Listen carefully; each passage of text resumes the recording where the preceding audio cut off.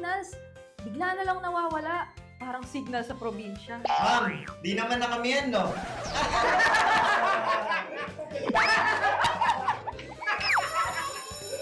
that's all, class. Don't forget to study your rivals kasi next week ay graded recitation math sa stage. Goodbye and thank you, teacher!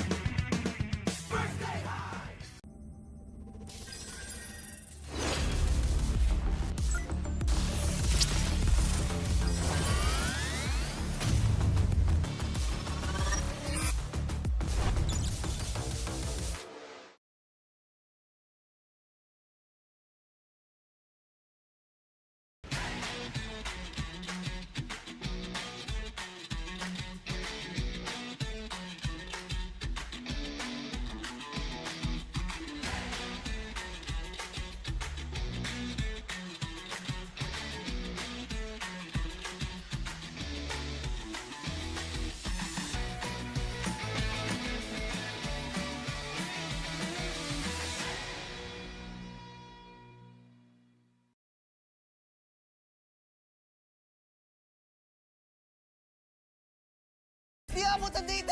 Defeat. GG, bro! Don't worry. The Only with Smart Power All 99. Hindi bitin with 10 gig data to power your games plus Only Facebook or Only TikTok. Load now. Foul! You know your scalp can get up to 5 times more dandruff?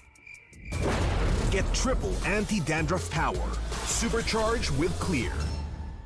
Hey, you! Did you know men have 1.4 times weaker scalp? Get a shampoo that's 100% made for men. Supercharged with Clear. Enemy alert. Your scalp gets 1.5 times greasier, causing dandruff. Get triple anti-dandruff power. Supercharged with Clear. Stop and pull over. Your scalp gets 1.5 times sweatier. For cooling power. Supercharged with Clear.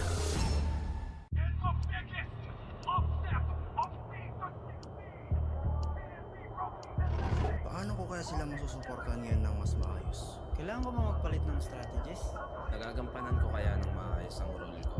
Will I be able to meet their expectations? We have to prove them all wrong.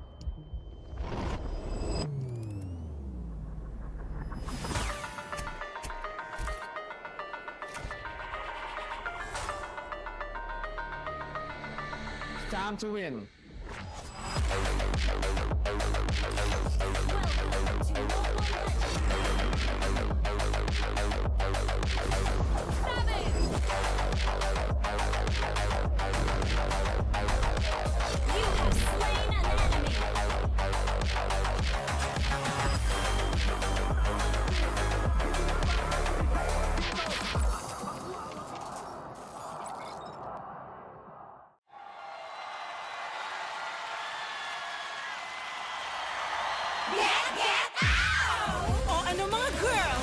Bago na naman tayo, ha?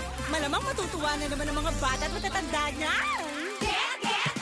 Maglaro tayo, di kami patatalo. Maski duo o trio, kahit 5 man pa kayo. Kahit pasabay-sabay, ang kalaban sasablay. Kung mag-rank ang pambilis, Sure na wipe out! Get out! pili na ng lane. At mag-pick ka na ng hero! Sa mid lane galingan mo. Pag nag-ulti dapat sakto! Push na ang turret, ready to attack the Lord. Para ube, summer bonding na ng todo! Laro, laro, laro. Bilis, bilis, bilis. GG na sila. Appear, appear, appear. Ay! Natali! Sige, push mo! Laro, laro, laro. Bilis, bilis, bilis. GG na sila. Appear, appear, appear. Ay! Natali! Sige, push mo! O ano? Sasali ba kayo? Lahat ay masaya. Pwede dito kahit sino. Nasaan ka man, nasa bahay o trabaho, pwede nyong laruin to. Successful tayo ay panalo! Appear, disappear, one hop, one court, one court, one hop, disappear, appear. Appear, disappear, one hop, one court, one court, one hop, disappear, appear. Appear, disappear, one hop, one court, one court, one hop, disappear, appear. Appear, disappear,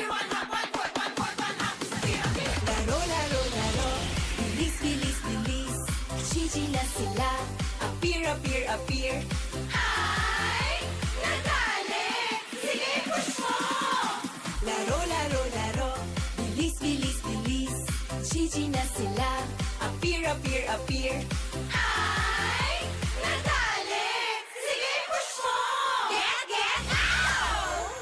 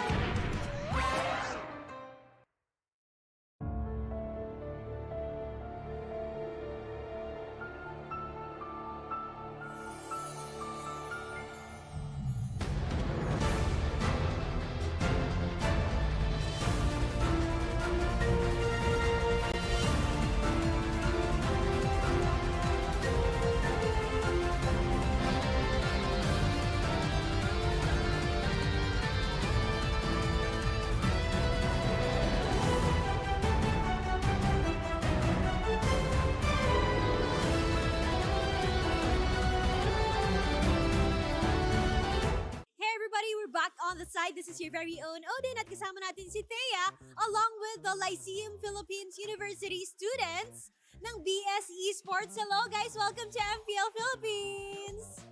Hi, my name is Fu. I'm third year and major in esports management po. Hi po, I'm Dwayne. Third year din po. BS Esports, specialization in esports management din po. Hi, I'm Reju. Dati po akong MDL player last season and I am taking third year also BS Esports. So guys, question, because a lot of people doesn't know about the BS Esports. Bigyan nyo naman kami ng overview kung ano ba yung ginagawa nyo sa LPU and ano yung favorite nyong subject. Ako naman, ang ginagawa namin sa course namin is more on the back end. Bali, inaaral namin kung paano yung tamang pag-broadcast related to esports and of course kung paano yung tamang pag-market when it comes to esports. And then, favorite subject ko naman right now is yung esports marketing, branding, and sales. For me, ang favorite subject ko right now is yung subject namin ngayong SEM is yung esports live event and production, where na-experience namin kung paano mag-produce ng sarili naming event from the start till the end. And just like here in MPL PH, ano ba yung realization mo nung nakarating ka dito? Super overwhelming, lalo na mapapanood ko live yung mga idol ko. Iba yung feeling like sobrang nakaka-excite manood talaga live. Gusto namin malaman, ano ba yung mga balak yung career after BS Esports? Anong work? Ako, I think more on the marketing side and the sales pagdating sa esports. Or if not, more on the creative sides like the graphics and then pag-create ng mga 3D videos meron. Right now po, ang inaay ko po talaga or mga nakikita kong trabaho ko in the future is baka nasa project management side ako or baka sa production side. To be frank, ang nakikita ko is like country manager ng isang esports organization. More on the back end ang gusto nila, just like what we are doing right now. Thank you so much to the BS Esports students of LPU Manila. Maraming salamat for being with us here at MPL PH, and we're calling all super fans. Stay updated on all things in MPL PH and connect with the most passionate community in esports. Join the MPL Philippines official Facebook group, the Super Fan channel, and the MLBB official Discord. Get your all-access pass to exclusive content, latest news, and community discussions. Lead the conversation and maybe get to be featured as the Super Fan of the Month. Be part of the MPL PH family. Scan the QR code now on your screen and join the conversation. See you there! Sawadee Krab, Thailand, welcome to the larger MLBB esports ecosystem. So happy you guys are here. You are the very first MSC champions. Finally, welcome back. To all of the Filipino players and coaches playing in MSC.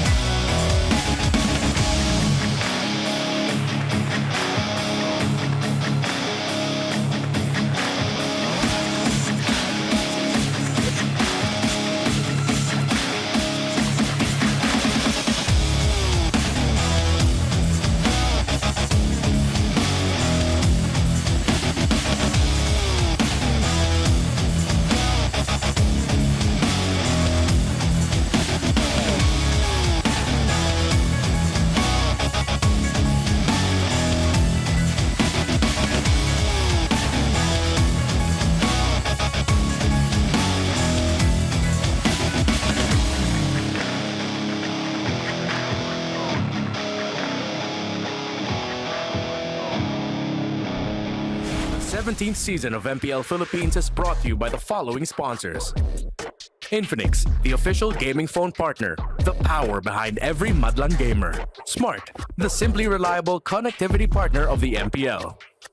Our partner in esports, Clear Men. And our strategic partners, TT Racing, Ferry, and SIP. Don't miss any MPL action by following our official Facebook and subscribing to our YouTube channel. Follow MPLPH on TikTok for more content. Experience the lakas ng Pinas of MPLPH Season 17 live at Victoria Sports Tower. Grab your tickets now via the official MPLPH website. MPL Philippines is monitored and supervised by the Games and Amusement Board.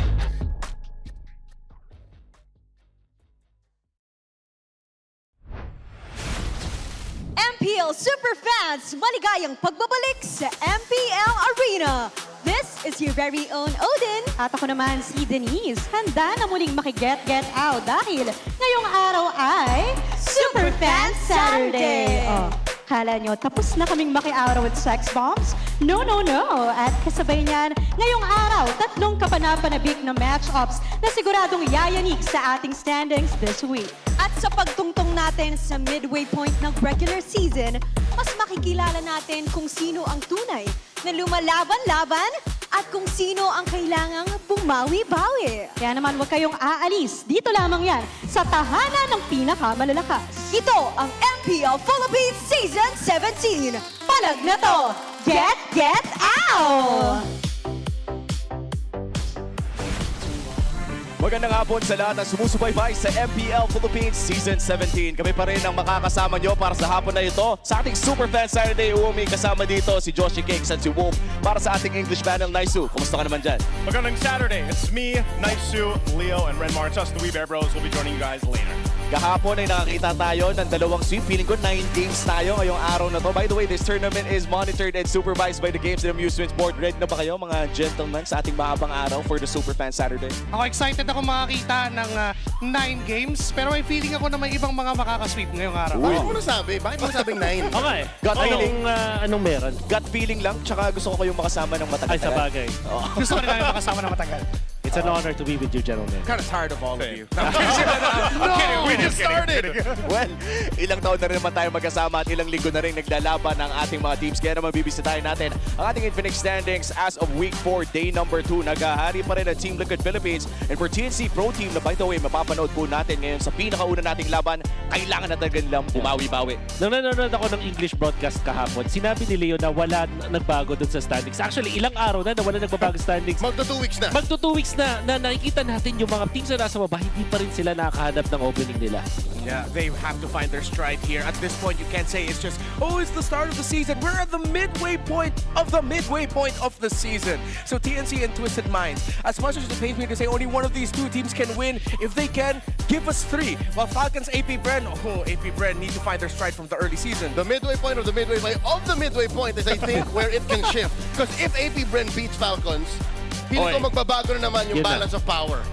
We have seen before where teams suddenly take off, like in the second half of the season. So maybe this is going to be the start of that here in the Superfan Saturday for one of these teams. And talk about Omega, no? Kailangan din talaga na mahanap ang kanilang identity o kaya ang kanilang playstyle, ang winning playstyle up against the defending world champions Aurora Gaming na hindi rin naging sobrang ganda ng first few weeks para sa MPL Philippines, pero nandun pa rin naman sila sa bandang okay pa ang kanilang sitwasyon sa ating liga. Nandun sa puntong struggling, pero nandun pa sa kaya pa talagang itaas yung kanilang lakas. And for our first series, TNC versus Twisted Minds, parehas tong dalawang teams na to na nagiging shaky yung mga start, tapos bandang dulo nagbabago, may tendency for a comeback, pero kinukulang pa rin eh. Well, for shaky starts and shaky seas, ang isa sa mga matatanggap at nating kapitan ng Twisted Minds na si Lanzo na ang ating Admiral ay talagang nagbibigay daan sa Twisted Minds na magkaroon ng kahit papano na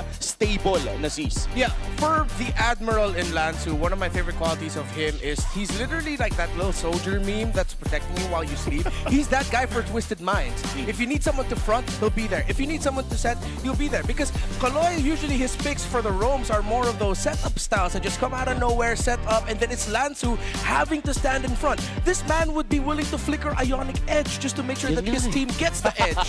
Pinaka-explosive na Ionic Edge eh. That's true. And looking at the stats as well, nag-a-agree yan. Number 1 sa damage taken per death. Ito yung literal na bubuhati niya ang mundo para sa kanyang team. Kahit mamatay siya, ay okay lang.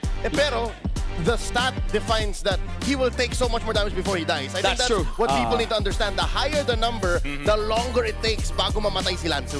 Parang maalala ko tong stat line niya na to. Parang last season, this season actually gumagamit siya ng mga heroes na pang setup eh. So yung parang nag-flicker tapos nagugulat na lang. But he's still topping the charge when it comes to damage taken per death. Which means na hindi lang siya yung matitindi pero nag-work around yung buong Twisted dito sa ganitong klase playstyle. Oh, nakakabilib talaga ang pinapakita ni Lansu sa loob ng Land of Dawn. Kasama ang Twisted Minds, of course, still finding their way towards their winning playstyle. And for Lansu in general, hindi lamang sa loob ng Land of Dawn ang binibida niya, kundi ang buhay na rin outside and even before MPL. Kaya naman para malaman ang mga additional na informasyon, punta tayo sa video na to. Yung dati, kasi wala akong pera nun eh. Tinatamad na akong mag-aral. Sumama ako sa kuya ko dyan sa Divisoria. Nagtrabaho kami and wala, nag-ipon lang ako nun.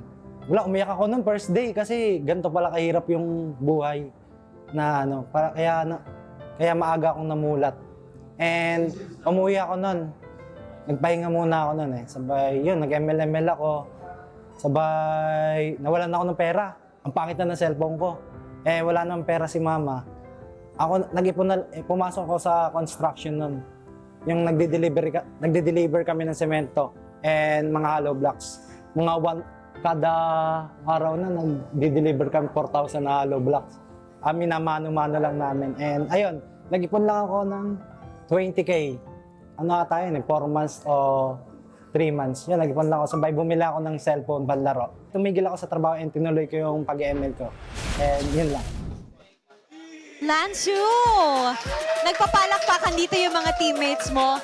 We are here with Lansu, the ex-billionaire of Twisted Minds. Anong nararamdaman mo na panood mo yung video mo?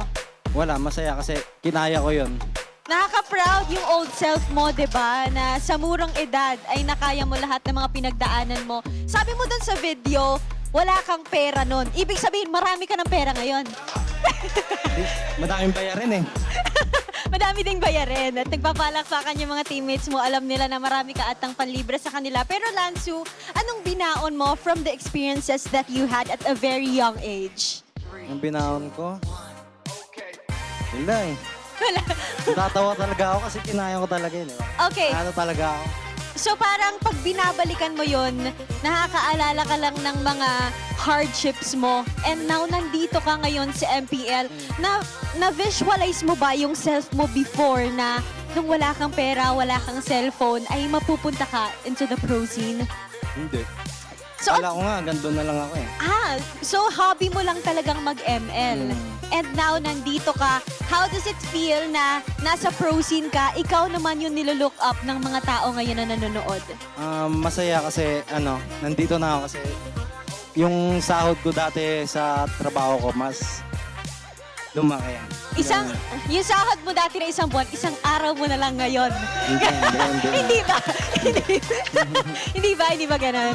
Pero darating tayo doon, di ba, Lansu? At kung babalikan mo yung old self mo, ayan, nakatingin ka sa camera, anong mensahe mo sa kanya? Salamat kasi kinaya mo. Yeah!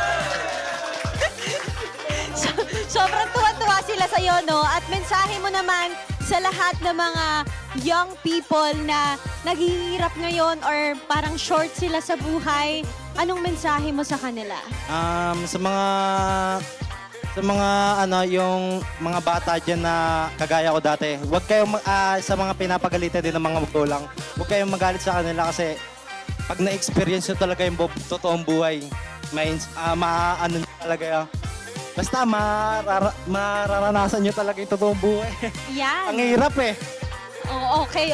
You're such an inspiration. Maraming salamat sa pag-abot ng whites. at laro nyo ngayon. Ano ang masasabi mo sa lahat ng mga nakaabang para sa match nyo?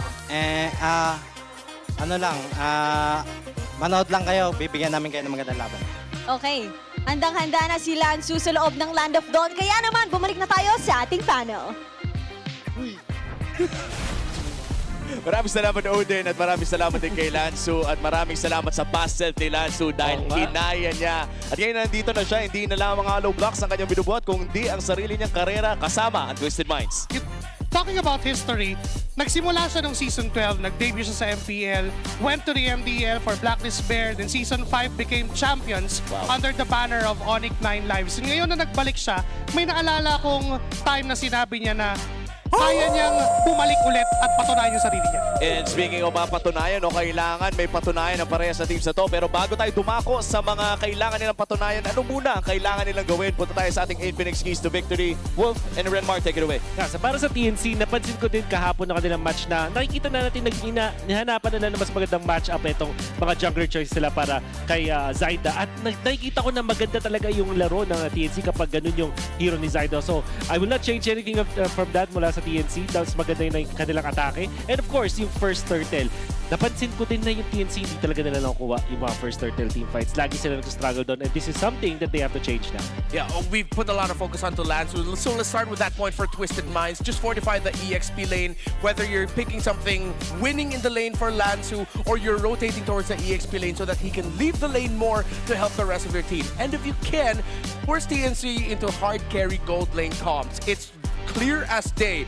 We haven't seen the Benny QD that we have been familiar with for the longest time of his career. So if you can force him into a playstyle that we haven't seen him perform with this season, well, that's going to be a good start for TNC. Oh yeah, looking back at yung mga I would say recent performances for TNC Pro Team, nakakamiss na nga makita yung tinatawag nilang dating Benny Cutie. Pero bago natin puntahan yan, ay i-ready muna natin ang ating sarili na i-level up ang ating mga game at pati na rin ang grades. The best students don't just study hard, they study smart. That's right.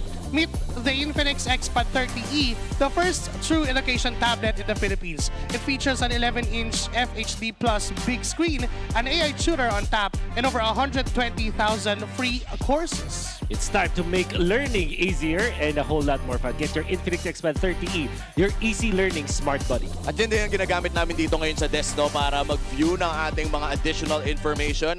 Spoiler alert, di naman kita sa camera ko anong laman yan. Pero nakakatuwa sa ating mga sponsors ay talagang gamit na gamit natin. Pati na rin yung mga maiinom at nauupuan natin.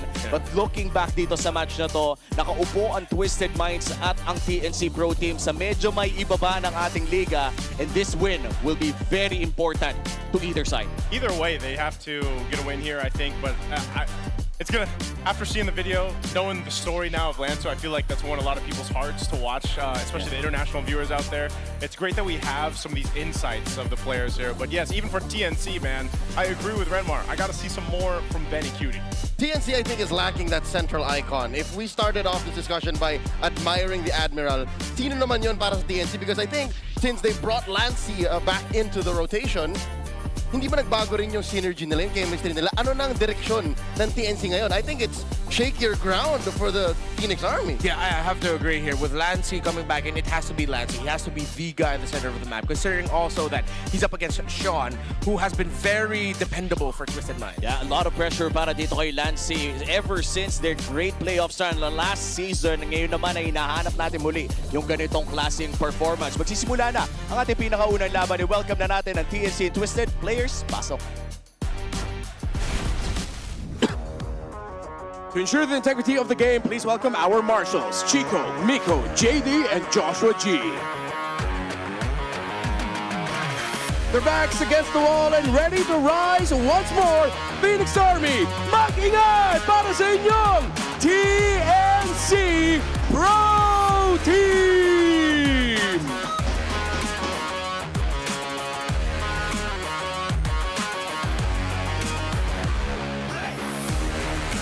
Hunting for a much-needed win. They are ready to turn the tides. Minds make way for Twisted Minds Philippines!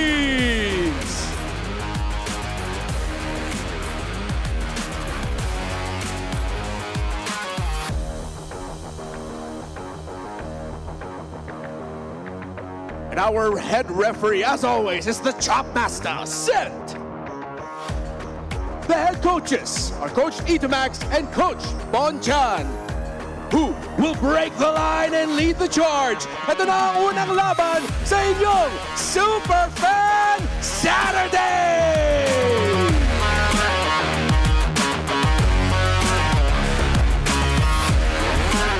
Here we go, and welcome to the English desk here. Let's go ahead and introduce TNC for us, Leo. Last night we saw glimpses of the same team that rocked the Cuneta Astrodome last year when they went deep, third place in the playoffs of C16. But just as quickly, they lost the Falcons. I wonder if they saw the weaknesses that caused that last night, and if they're coming in stronger today, because they're going to have to get back on the board. Would it not be interesting if Twisted Minds loses to TNC? It would be a very interesting result, considering that Twisted Minds, I have to say, have a little bit more noteworthy performances this season. They've been able to take some games, and even games they've lost, they've taken leads. But as we put a lot of focus onto Lansu, you can't help but put the focus now onto Kaloy and Al on the other side. For Kaloy, I know his signature is to get those pickoffs, but Lansu needs a bit more help holding the front.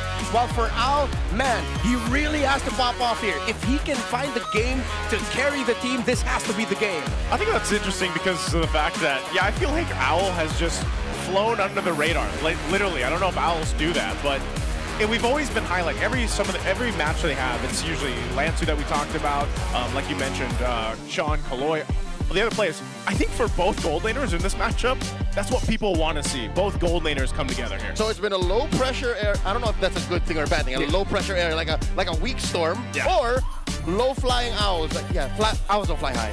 Could be. But before we get to the matchup here, we're going to have to go ahead and take a listen on in to our smart 5G ping test. Paano babawi? Paano nga bumawi, Tol? Matalo ba natin TNC ang lumaglag sa atin? What time is it? Ano, pre? Wala, guys. Ano lang. Sana makabawi. Puro na lang babawi, pre. Paano tayo makakabawi, pre? Wala ba ko pa si Idol Chuck? Makakabawi pa ba ang mga idolo? Ano lang kami, guys. Lock in. Lock in na kami. Kahit saan ang gulo tignan, talo pa rin tayo. Last match pa yung lumaglag sa atin, pre. Sabihin mo, ano message mo sa TNC? Hindi nga natin maganda laban yung mga fans. Sinabi ko na yan, pre. Bigay ng best, bigay ng best. Tingin. Hello, Tol. Sino mic check, Tol? Ikaw, Nak? Ayaw may pag-uusap po. Mic check si Bonak. So, yun guys, yung mga naging preparation lang namin sa laban, parang simple lang eh. Hindi namin masyado kinumplika kasi maaga kami gumising ngayon. Kasi parang yung adjustment talaga na magagawa namin sa in-game talaga. Ano yan? Mema? Score na, ano standing natin ngayon ko? 1-5, tied with Omega, no? Sarap manalo na ito, pre. Lucky na, game na. MPL, maganda na kayo. Lucky na kami. Inipon lang namin yung mga sinasabi ng tao.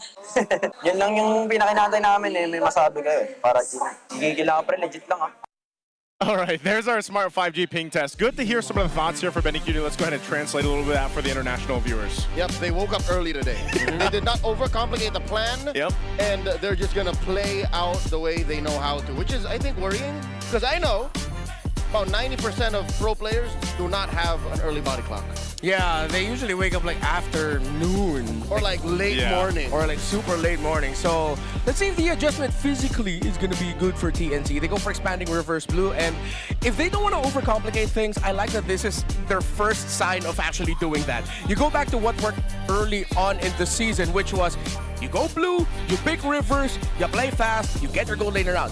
Which is making me think though, what if this means that TNC wants Benny Cutie to end up with a fighter gold again? Get a Freya. CC was his only MVP game so far this season, and if they are gonna go reverse, you can get the CC out by level 4 for first hurdle. That is the kind of Benny we were looking for when they started the season. It's the opposite of what Twisted Minds want to give them.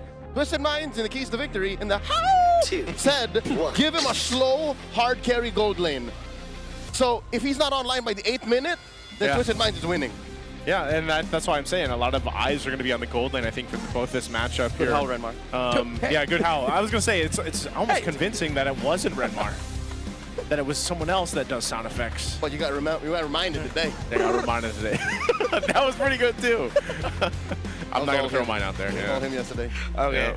So Twisted Minds are still respecting the fan of Zyda, of course. And I think it's going to be clear now, if you're a red side and you really can't deal with it, best just ban the Marcel to play safe. And considering that Twisted Minds one of the favorite picks of Owl is usually the Claude. Doesn't want to go up against the Marcel in that Valor regard. and royalty Plus, it's going to in be a harder dead for Kaloy body. to get those pick-off style roamers if he's up against the Marcel. TNC will take The away, of clouds course, are ever MP the shifting, King's but this heart marksman remains emblem steadfast. packing Leomord. It's so good. Yeah, really good. While they reduce the impact of 3-Mar, who was stellar yesterday in the Sora, we have to give him that. So they do get the Freya as expected here in the Rivers. But we cannot completely turn off the fact that this could still go EXP. Yes, last night Kirk played a mean Freya. Yep. Oh, look how quick the answer this is, though, on the red side here. We got the Jushin, the Harley. Still one of those picks. It's a go-to pick, especially once that Leomord is kind of targeted banned out here. Still a threat. Still a great threat in most of these compositions that we're seeing. Twisted will go with that. Now, the answer for TNC, they've already got the Freya, like Renmar mentioned. Could be Flex.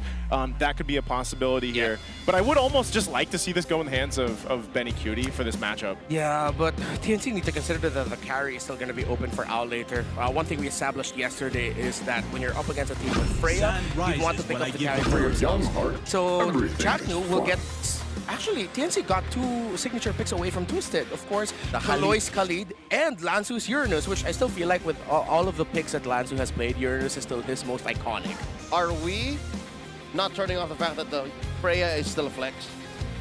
It is still a flex. Freya, yeah. Even the Uranus is still a flex. Exactly. That's the only reason why is because we've seen, you know, that once in a blue moon Uranus jungle in leagues all over the world in 2026 alone. So what if that happens? Isn't that kind of a waste of Zyda's mechanics? Yeah. Fight for the ultimate Technically, answer. but you know, we have seen some players play the Uranus very differently, even when it's parked in the XP lane. You know, there's like the shades of Uranus now. I mean, at Kyle, this point, you know, does a mean Uranus jungle too. Yeah. So here's the answer right now to finalize that first phase for Twisted. They go with the Hilda. This Hilda, too, I feel like just hasn't been able to get picked up as much as we thought it would, especially in the beginning of the season. But now this also, I feel like Hilda alone provides a lot of that potential space for MP to do what he needs to do on this Harley and also scout out. So if this is the Uranus jungle that we're thinking here, then you know, at least you have a Hilda to go ahead and kind of keep track of where things are going. You have to keep track of the Uranus, and it's also might be risky for Kaloy to play how Hilda wants to play, which is just constantly diving on the jungler. One pick that TNC, or excuse me, Twisted Minds might want to ban out here is the Kimmy. Kimmy in the mid here for TNC would be great, especially if they put the Freya in the gold. That means you already have another source of basic attack, and Kimmy is your marksman, the traditional marksman idea here. Very smart ban there on the carry. They got away with it, I'll tell you now. Yeah. I think the fact that Twisted Minds did not go carry 1-2 or carry 3 on red means TNC's like, whoo! Yeah, it's like the easiest ban of their life just to take it out here. For Lanzu, because of the damage profile of TNC, you might actually be able to get away later maybe with an Alice or a Glue, but if they just want to keep diving and just go for like full impact, if they get like a aggressive center fighter, that would be okay too. But the thing is, it's hard to pick your EXP at red 4 because you're not completely sure where this Uranus is going. But I think Twisted Minds are leaning on the idea that it's most likely going to be a assassin type hero for Zyda because that's why they picked the Hilda. I think to them, they're thinking, no way in hell Zyda's going to be playing this Uranus. Playing the Uranus, yeah. That's why the flex is incredible because it could still happen for TNC depending how they play it. But that's the most powerful kind of flex. Yeah, it's you never see it coming. Yeah, that's true, and it's a big way to go ahead and play out this draft. Now, the answer is going to be the Claude. It's kind of what I was expecting because of those targeted bans for the gold lane. Moskov and Carry already went out, so you most likely just see Al pick up a Claude. He does that, and so you know that he's going to need time to go ahead and build up. We've seen this so much with Claudes right now, that struggle. He's going to play solo to the ground. He's going to have to, man. He's going to be under the radar. Yeah, Benny's going to bully him, dude. So shake him up for his lunch money. Yep. See if it is going to be the Kimmy. I wouldn't want them to consider Eve right now because there's a Claude. Oh, what? Okay. Sure. Okay, Eve. But there's a Claude, there's a Harley, there's a Juicin. Your EXP doesn't really have a lot of crowd control. The Khalid really only has a Raging Sandstorm and he's a little slow when he kneels to the ground. So, but as expected, Twisted Minds read it perfectly. Zyda still ends up with an assassin. Yeah, gets his assassin, and they're going to get their R-Lot here for Twisted. Pretty rounded lineups, I'd say, on both sides, but this could end up working for TNC here. Real quick, let you guys go ahead and scan that QR code right now. The super fans out there, scan the QR get a chance to win 1,000 MLBB Diamonds by predicting the match winner. And you guys are here with us on Superfan Saturday, so you get 3 chances to win 1,000 MLBB Diamonds. And here's the prediction right now. It's heavily in favor of TNC, man. That is a massive favor for them. 76% right now against the Mines. We'll see if that all comes to place. Any last thoughts of the drafts here? Well, one thing I'm going to be looking for is what kind of Khalid versus Juicin game are we going to get? One where it's maybe a little bit more leaning towards Khalid, or Juicin once again proving to a lot of Khalid players as to why if you were up against me, you'd rather not go up against me. Which is why I'm partial to Twisted Minds lineup. Sure, Owl will suffer, Owl will struggle, but if you understand that going in, you can plan for it. And they have all the tools to execute that plan. We'll see who gets the better start here as we jump into the Land of Dawn. It's going to be game 1 in this best of 3 to start off our day 2. We're going to wait a little bit longer.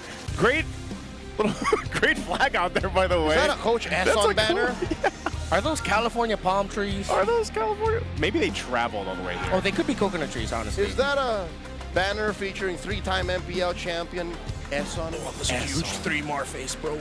That's actually probably the one of the biggest ones we've seen. Look at that glorious mullet. Yeah. It's the size of that woman's torso. Huge. There's more flags. It wasn't that big. It wasn't that big. There's more flags. Hey, you know what? It's great to see them here early on. A little bit of trivia. Kusei of is he in MPLMY? Yes. Yeah. Kusei is in MPLMY. Back in season 8, was bullied by 3-mar for rocking a mullet in 2021. And then you know what happened? 5 years later. It became a trend. That's right. 5 years later, it's 3-mar who's rocking the mullet. Dare I say our boy Womi was probably the reason why the mullet came back. Was it Womi? I don't know. It was someone, man. Full circle. He's Even MP the King has a mullet. Yeah.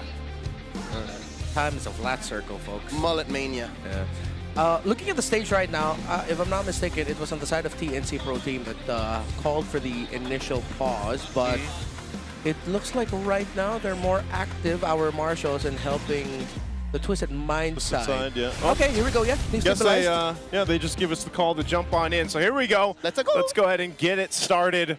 First one, and we're just ready for Superfan Saturday. I'm so happy, man. I'm so happy to be here with us. Yep. Really good Mario impression, Renmar. Yep. That wasn't me.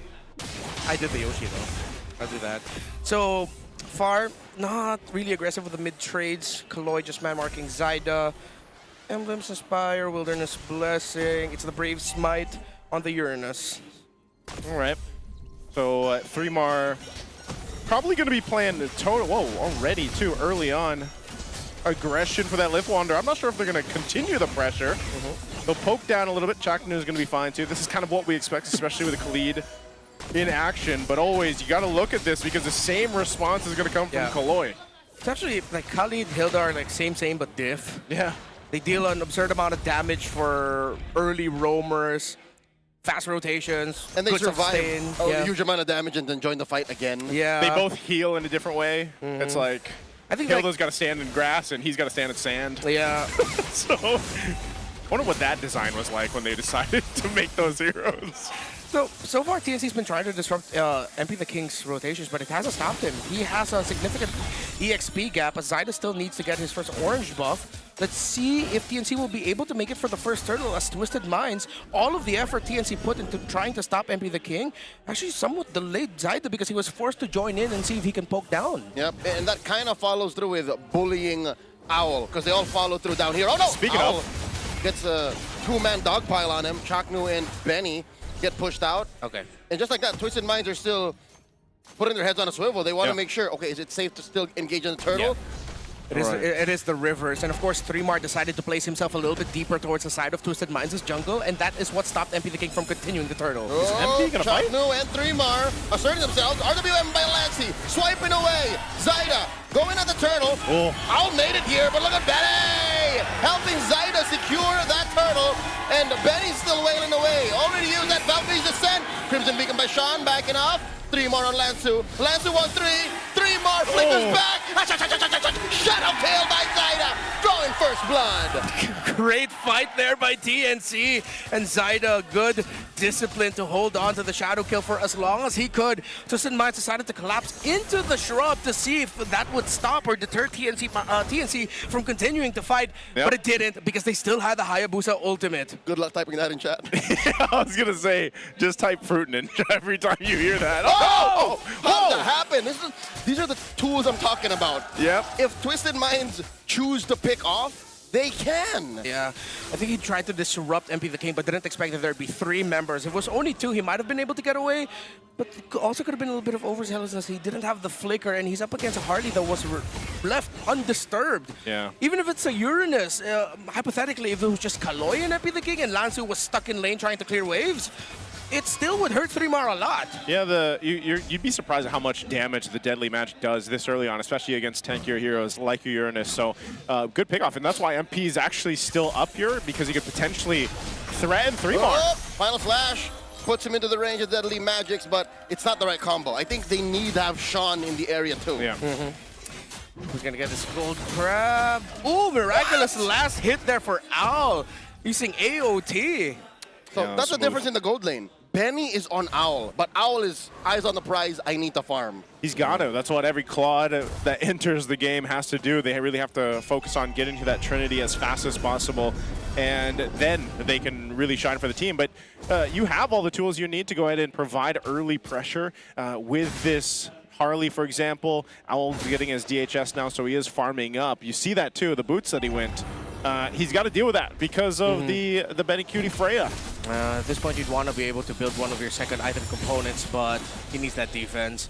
And considering the turtle spawns on his side, it's the right call because he needs to join this as well. He needs a little bit more damage output from him so that Twisted Minds has a chance to maybe get a punish, but getting the objective might be too hard. It's all in on the turtle. TNC are putting up a wall. Speaking of, there's the RWM. Zaida secures. They're holding on to the ults though, and they're going to continue. They're going to force the issue deep into the purple. Going in with a Rampage Sandstorm, Lansu on him, flicker, final slash, no one home! Down goes 3mar, that's enough damage! Vengeance, shadow kill on the 4! Unable to distribute it as Lansu catches all of it! And a big slam by Sean! Down goes Belay! Zaida gets taken down by Owl, he gets a double! Chapnu taken by MP! 4 for 1! Not worth it for the turtle. That's the revisioning we were looking for last week, man. What a slam down through Sean. 4 assists now on the Jushin. Carry Twisted Minds in the last fight by carrying the entirety of TNC Pro team. That's why you have to watch out for this Jushin, especially when the Crimson Beacon is up and you're not careful. Zaida getting Lansu looked like it was a big win for them, but as they tried to continue the fight, Sean said, I still have a card up my sleeve, and it was the perfect time to let go of the Crimson Beacon. Zaida doesn't have a first full item yet, decides to rush for the Sky Piercer, does not have the Hunter Strike as his priority, because he's still getting kills, so he's trying to see if he can get stacks much quicker. I don't know if that's a wise plan to do now. Yeah, at this point you need a little bit more penetration as well, but there's not a lot of defense to deal with other than the Hilda, because even Lansu is going for Oracle second after building Fury Hammer, which I mean, it's the typical build for Arlets anyway. So there, full build anti-Cuirass already for Kaloy. Oh, 3mar checks in, spots the take on the orange, gets bullied out, catches that Deadly Magic, in comes Sean looking for that choke, and flickers out. Okay, he flickers out. Sean also just... Oh! Dear Lord! Blazing the web by Owl, trying to protect himself, waiting for his allies. In comes Zaida. Shadow kill! Trying to take him down! Zaida with a shutdown! And that's a trade. 2 for 1, big win for TNC. Yeah, a lot of cross-map trades there. TNC, they saw the vision in the orange buff, and then they decided to just jump in mid because they saw that it was a lot more presence at the top side. So 3mar getting the info and TNC executing. This is the synergy that we were looking for from TNC yesterday. Okay, he doesn't have a retry just yet. They might come down to it. Oh, it's already used. Zaida gets the turtle. And they should just disengage from this, but the purple's up. I think they want to put pressure on this just like we saw on the last one. Zaida hit that clean with his katana. And again, after Turtle 2, they went in deep for the purple. Was it a successful shakedown? Yes, it is. Yep. I think TNC walk away with Grand Theft Purple. Yeah, let's double check. Maybe we'll see MP. Yep, definitely stolen away. Yeah. MP used it too early. RWM underneath tier 1. Quick choke. Up on one. Valkyrie's a set. In comes Bede. Swipe it away, and he catches the Deadly Magics. Looking for it. Crimson Beacon by Sean. Not enough damage. Benny's wailing away. Looking for that hit. And in comes Al. No, ult's here. And Bede blazing the wet to your face. Traded out for Lancey. Lansu, that is double kill for Zyda. Man is collecting stacks. And here comes TNC. Collapsing on a twist. They back up. There's the flicker. Lancey with the Void Crystal taking down Sean. And Al gets next. 3-mar. Serving up a kill. Kaloy, the only survivor. The Phoenix has arisen and awoken. They are swinging things in their favor, just like that graph.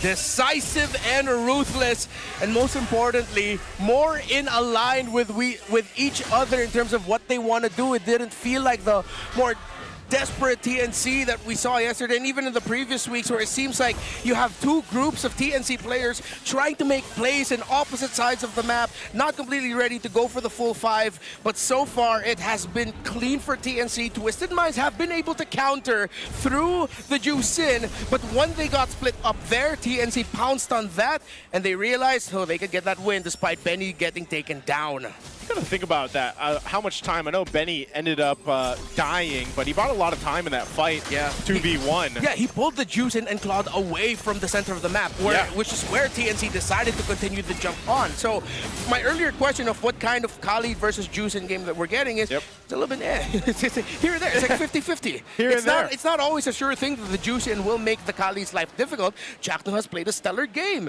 because he's sharing information duties with 3-mar. Even Benny Cutie with his aggressive plays is getting information for the team that sets up Raging Sandstorms. Oh no! Chakno catches all of Should that be alive? in the white brush. Yes, he lives! Quick sand guard into that brush as the turtle dance continues. Yeah, he's gonna be fine actually right now. They're fighting for this Lord at this point, but no one's got to commit to it. But there is, that's the flicker down now for Chakno. He doesn't have that. He's going to wait for the Raging Sandstorm most likely to come up. They don't really have to rush this either. And one thing they do also want to go ahead and take note of is Twisted is dealing with now a few stacks on this Hayabusa from Zyda, so they can't get a little overzealous and put two. Flicker, final slash by Lansu, displacing Lancey, serving up a kill, real-time revision. Flicker final slash too. Little overzealous, go for it then. Yeah, they need it. It worked out well. 20 seconds on the clock, they're going for the turtle. Kaloy just sweeping these brushes, Benny Cutie on him. Lord here at a third of its health, Chakno and 3-mar checking range. Zyda holding on to that shadow and shadow kill. Kaloy playing footsies, a tag, another final slash. They fight the Mamba. Chakno is falling, she's a shadow kill. Fights Kaloy, down goes one, and the retribution is good. Zyda licks the blood of the Lord off his blade, but Sean shuts him down, gets the double. Now Benny wailing away, gets taken down by Sean. One more time as Owl is taken down. Huge 3 for 3, but the Lord goes to Twisted. Okay, Sean's not going to be able to get the Maniac, but he does get 3 stacks on his Sky Piercer. Benny Cutie was able to zone out MP the King from that Lord Retribution timing as the Freya decided to jump straight to the back. Now TNC has their Lord marching up top, but their positioning, they need to have a slight readjustment because Lansu is not shy to commit those final slashes when he sees the angle. Twisted Minds are doing their best to stop the charge, and they will be able to stop the charge of the Lord in mid. MP the King decided to rush to the Divine Glaive, knowing that with these, with the Uranus, with the Khalid up in his face, he needs the magic penetration right away. He's got it. The fight is there on both sides from what we're seeing. It's just really who comes down to utilizing what ultimates or even the battle spells that they have. Lansu has been so on point with these final slashes, though, that sometimes gives Twisted a little bit of the upper hand. I'm just so surprised. They really need to win an objective retribution. I mean, you look at across the board there, 0-0-0. They've got no turrets, no turtles, no lords. Nothing. That has to change if Twisted Minds wants to turn this game in their favor and win it. Yeah, and the thing I've noticed about this Eve pick here by Lancey is that they're not able to maximize a lot of the real-world manipulations. However, the value coming out of the star field of the Eve is Twisted Minds getting forced to use their dashes to get out of it, forced to reposition, which makes things just a little bit more uncomfortable to them. But then when you have, again, going up against the Juicin with a reposition of the Crimson Beacon, and the fact that her ultimate means that if she gets closer to you with her trying to reposition, that's actually bad for you because there's a risk, again, that the whole team is going to get lifted up, which is why I was a bit here and there about the Eve. But still Lancey's getting value out of it, just not the max value you want out of that hero. Yeah, and this is one of the things too with the lineup now at this point. You know, even though Twisted is down, and this is why you see TNC approaching these objectives the way they are, because given the fact that now this is the power spike for Twisted's lineup. You see that, right? Trinity's already locked in for Owl. Yeah. He's trying to get a little bit more defense here, Wind of Nature when it pops up, but Sean is getting stacked up, and that's also something why Renmar has mentioned, even with the Jushin, you've really got to be on point with this. And so TNC has made the right choices of approaching the fights the way they have. And sometimes it could be Chaknu, as we see on the screen, to start a fight up if he wants to, like we've seen him attempt to around some of the purple buff steals and everything else. But it more likely is going to be Lansu with a final slash when we get to this next Lord here in about 10 seconds. Oh, speaking up. Final slash on the 3-mar. 3-mar about to get choked up and rhymes through it. Counterpunch. RWM, this TNC finds one. Sean forcing that Crimson Beacon. Shadow kill early. Pull on to the by Zyda. And found him in a while. It might be an orange taken the back line. Oh, firing away at Chaknu. Quick sand guard, no dice. Yeah, and it looks like the orange buff was taken away. Just having up with the, oh wait, no, there it is. Okay, so it still ended up with Owl there in the end. Surprise fight. I was surprised that Lancey decided to go with the RWM there. They won't have the Starfield up for this Lord, but I think after all the resources Twisted Minds used, TNC, are they gonna... Oh, they decide to slow it down because even they don't want to go for the full blitz. They can't because they know. I mean, everything on both sides was pretty much thrown at each other and no one was going down. So ultimately a reset. Blade armor picked up now. Yeah, massive. By 3-mar. Massive pickup for this Uranus. TNC's meat shields are just too big. RWM catches Kaloy and Sean at the tail end. In comes another attempt by Zyda. Lets it go. Shadow out. Twisted Minds, this is a deadly dance. This is a whole lot being thrown. Still, it's both sides just throwing what they have at each other. Yeah, and now Twisted Minds can play aggressive for this Lord. They still have to mark Zyda. Lancey will still be able to deal damage. They're trying to drag this out as long as possible because of the Starfield of Lancey. They're just waiting for the RWM. Good position, by the way, by Chaknu and Benny QT. Great flank angle, but I think Twisted Minds acknowledged that and decided to hold the mid bush. Also because they want to threaten the push of the minion waves in mid because they still don't have a tower taken down in mid. This or is anywhere. tough for Owl. He does not have a flicker. So if he gets jumped on, he's dead. The blitz by Twisted. Who's going to take it? In comes the Retribution and the Raging Sandstorm. Crimson Beacon already used up. RWM defensively used, trying to keep Kaloy down. Kaloy might have to face the wrath of TNC. No one gets punished. Twisted Minds with their first big objective. I said they needed to get some objectives. Well, they finally got one, and that was a crucial one to win out for them, to turn this map towards their favor.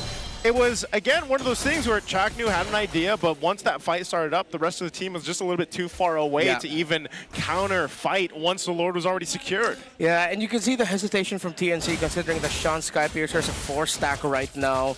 They know that they have to get the good perfect dive, bring down that Jushin fast, and then they can go all in. That Lord take was Blacklist brilliant. I think Bonchan was clapping in the back seeing that happen. Yeah. This reminds me of their takes from 2021, 2022 with no punishes at all. Yeah, even there in the end, Lancey committed a final slash to help feed the potential kill onto Sean, which forced out a flicker, I believe, from 3-mar or a dash out. Look at the angle by the Mamba. I think he's waiting for the rest of TNC to be ready.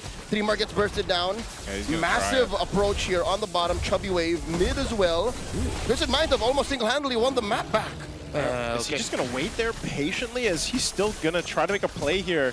Towards the answer, no. It looks like it's just information. So information given, granted for the team. They clear out the Lord. That's going to be fine. A little bit of that damage from the push up top, though, did do some damage to the base turret of Twisted. So TNC doesn't come out completely with nothing out of that exchange.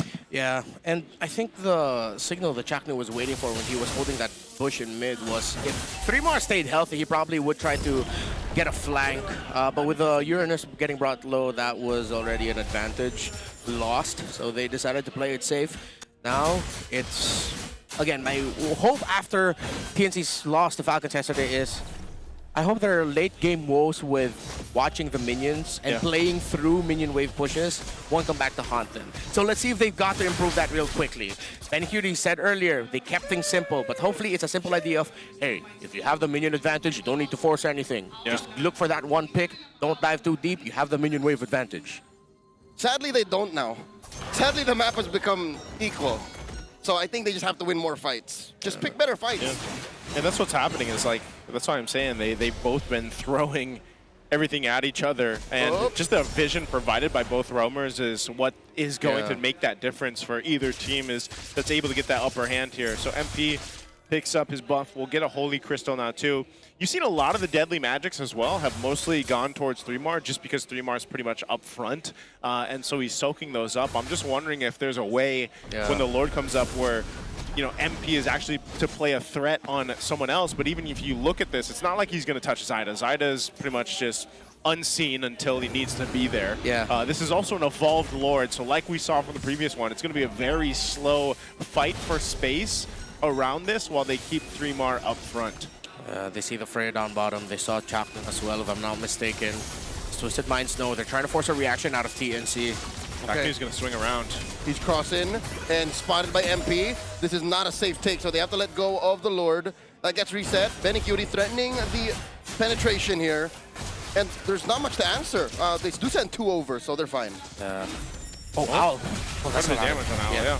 A lot of damage by that Uranus. That's going to be the continuous threat of the Freya down bottom.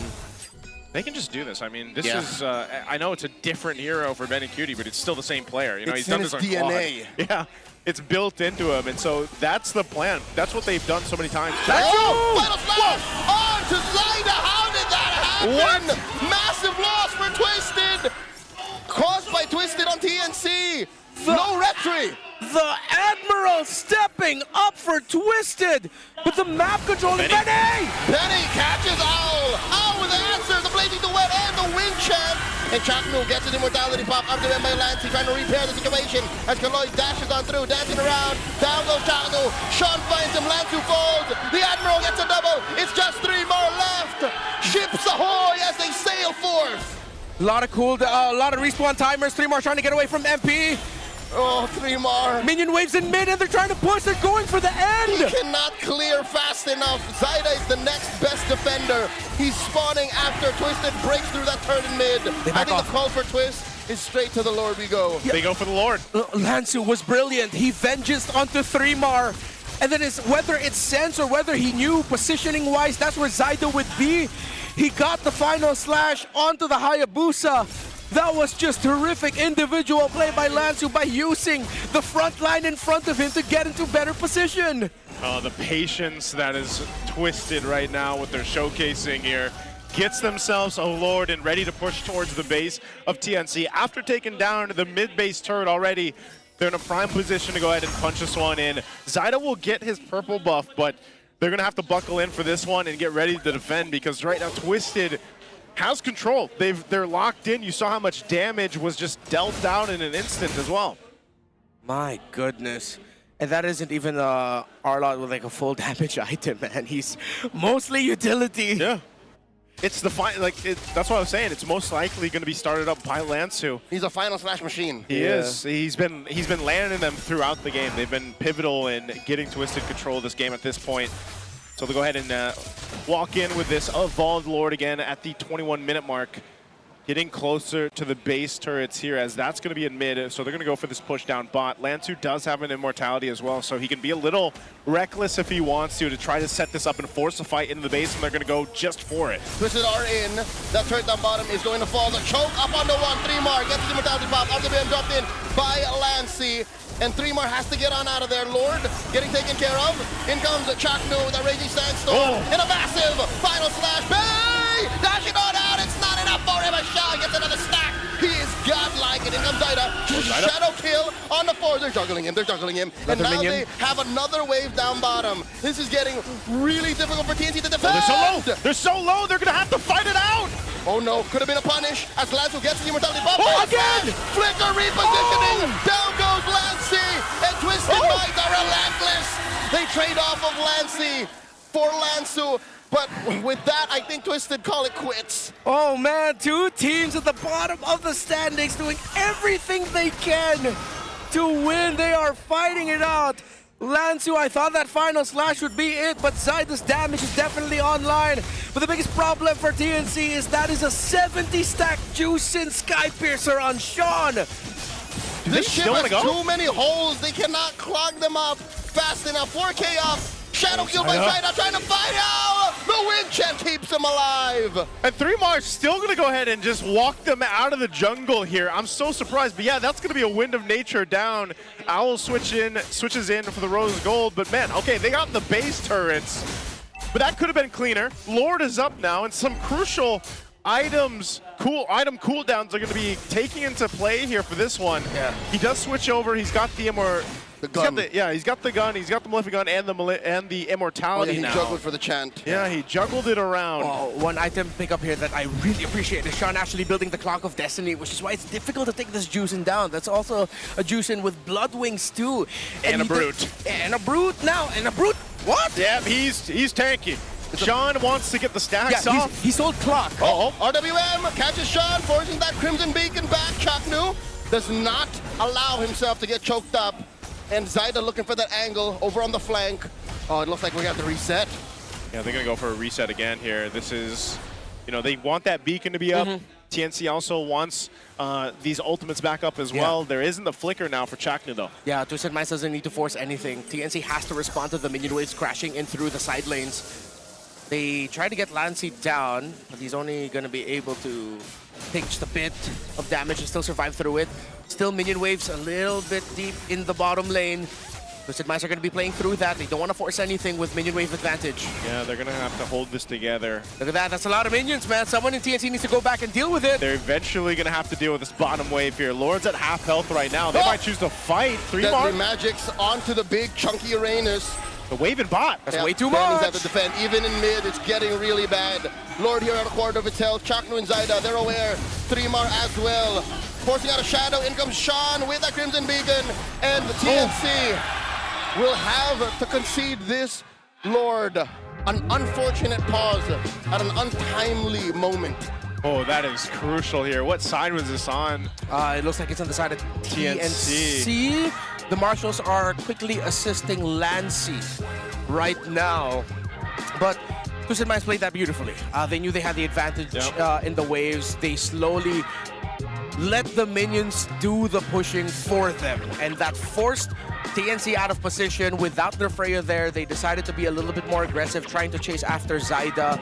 Zaida did everything he could and he was able to get away. I don't know if the last thing we saw is that there was still a member of Twisted Minds close enough to him. He was able to shadow out and he's in the bush by the wall, close to where the second turret would be if it was still there. I think he's far from retry range, but he's not going to die. He's not going to die, but he won't be able to retribution as well. He's also out of shadows from the last thing that we saw. Yeah, he was definitely being zoned out right before we got to that break there. So unless something miracle happens, they're going to be able to secure the Lord there and then get ready to push in. There was just, again, that's one of the disadvantages of having all the base turrets knocked down. Yeah. We got a thumbs up sign from the members of Twisted checking. Okay. Excuse me, from TNC. On the Twisted side, it looks good, but our Marshals are working hard to making sure that TNC gets all the assistance that they are getting with their tech issues. Looks like we're about to go back in here, so we'll see. Yep, there it is. All right, let's catch up here. Did they get the Lord? Yeah. Back? I believe they got the Lord. Get it back. Yeah, it's untwisted. It's untwisted. Three Lords, got it, still a lot of minions. Yeah. So they basically what it chalks up to is TNC on the defense here against a major push. Lansu and Owl both picking up defensive items that they really need to go ahead and solidify this. Lansu gets to win a crown. Expect him to make some fancy moves here, and Owl will pick up the Wind of Nature now. During the break, I think Lansu popped his flicker. Yeah. I think there was an attempt to engage. To try to make something happen. Or single-handedly. Oh my Lord, Owl here! Answer to the Blazing Duet, wind check off the shadow the juke. And massive range by Zaida. And he's still buying time. He's going 2v1. They're still going. They need to defend in mid, and Zaida here gets taken down by the duo. The tag team up top. They're one man down for the defense. The RWM by Lancy swiping away at the minions and at the waves and at the Lord. And they're trying their darndest. They need all their members, but fortunately they lost Zaida. Now goes 3mar. 3 defenders left. Twisted Minds, they know that the win is just around the corner. Benny Cutie gets outranged and hit with a vengeance. The double for Sean. Twisted Minds take game 1. Twisted, the Lord that they ended up winning through the help of MP, the heroics of Lansu, wipe away the lead that TNC had. Another heartbreaking loss, but you can chalk that up to one man putting the team on his back. Ships ahoy? Ships ahoy. Twist ahoy. Twist ahoy. Twist ahoy. The Admiral leading the charge. That final slash was sick. Yeah, he had so many of them here. We're going to be taking a look here at that game 1. And, you know, we talked about it. Early game, it really was, depending on how the roamers went through this, you know, Chaknu and also Kaloy. But eventually, Lansu just came in, and he was able to utilize his final slash in so many good ways. Sean stacking up as well in this Jushin. Gentlemen, I am at odds with myself. I'm emotionally in turmoil. I don't know who my MVP is. Yeah. Is it Sean or is it Lance? Yeah, it could be either of those two. The 4 stack that the Jushin got at a crucial time. After that, it's like TNC, you saw the gears turning in their heads in every fight of like, guys, we can't keep giving kills to this Jushin or we're cooked. Which caused a lot of moments where there'd be members of Twisted Minds who are low, but since Sean played a great defensive game as well, they really couldn't crack their formation. Twisted played around their Jushin incredibly well. He was like the tankiest mage I've seen in a while. Like the tankiest build on a Jushin that we've seen in a while, just because of the nature of this lineup that they were playing against. And let's take a look here. Our MVP is gonna be final slash. Him out of the way, man. There you go. The deserving MVP, Lance. It was hard to decide as well. Yeah, that is a highlight. The Clippers got a clip. Vengeance onto Uranus. Final slash as he went behind the Uranus to be in range of the Hayabusa. Take him down, smack him, spank him, get the kill.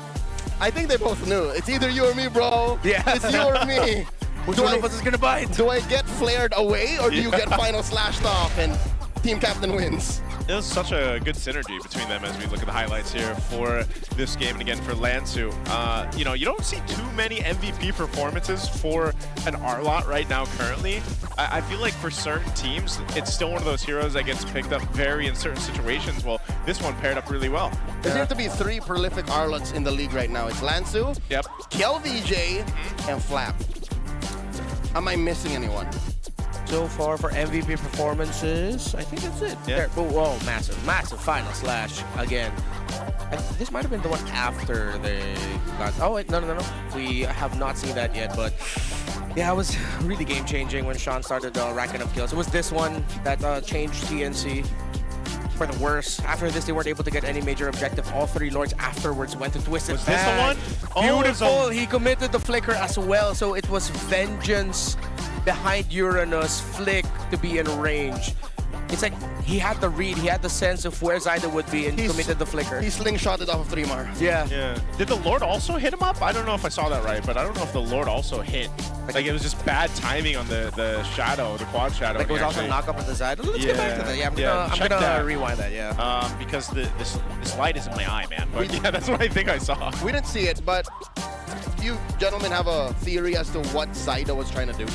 Maybe just, was he going for a steal? Did Wasn't he even know low enough? No. Like when he tried to tag team Kaloy and Owl. Like I get how he committed everything to Owl for the win champ, but what was the end game? Did he think he was gonna get away with it? Yeah. Or was it all in just, I'm buying time, gentlemen. Extra 10, 15 seconds under the Lord defense? Oh, you're talking about the last sequence, right? Yeah, the very last. I'm thinking it was them really just trying to buy time because they dropped, once the Lord got in, they dropped RWM. But then at that point, I think Zyda was dead.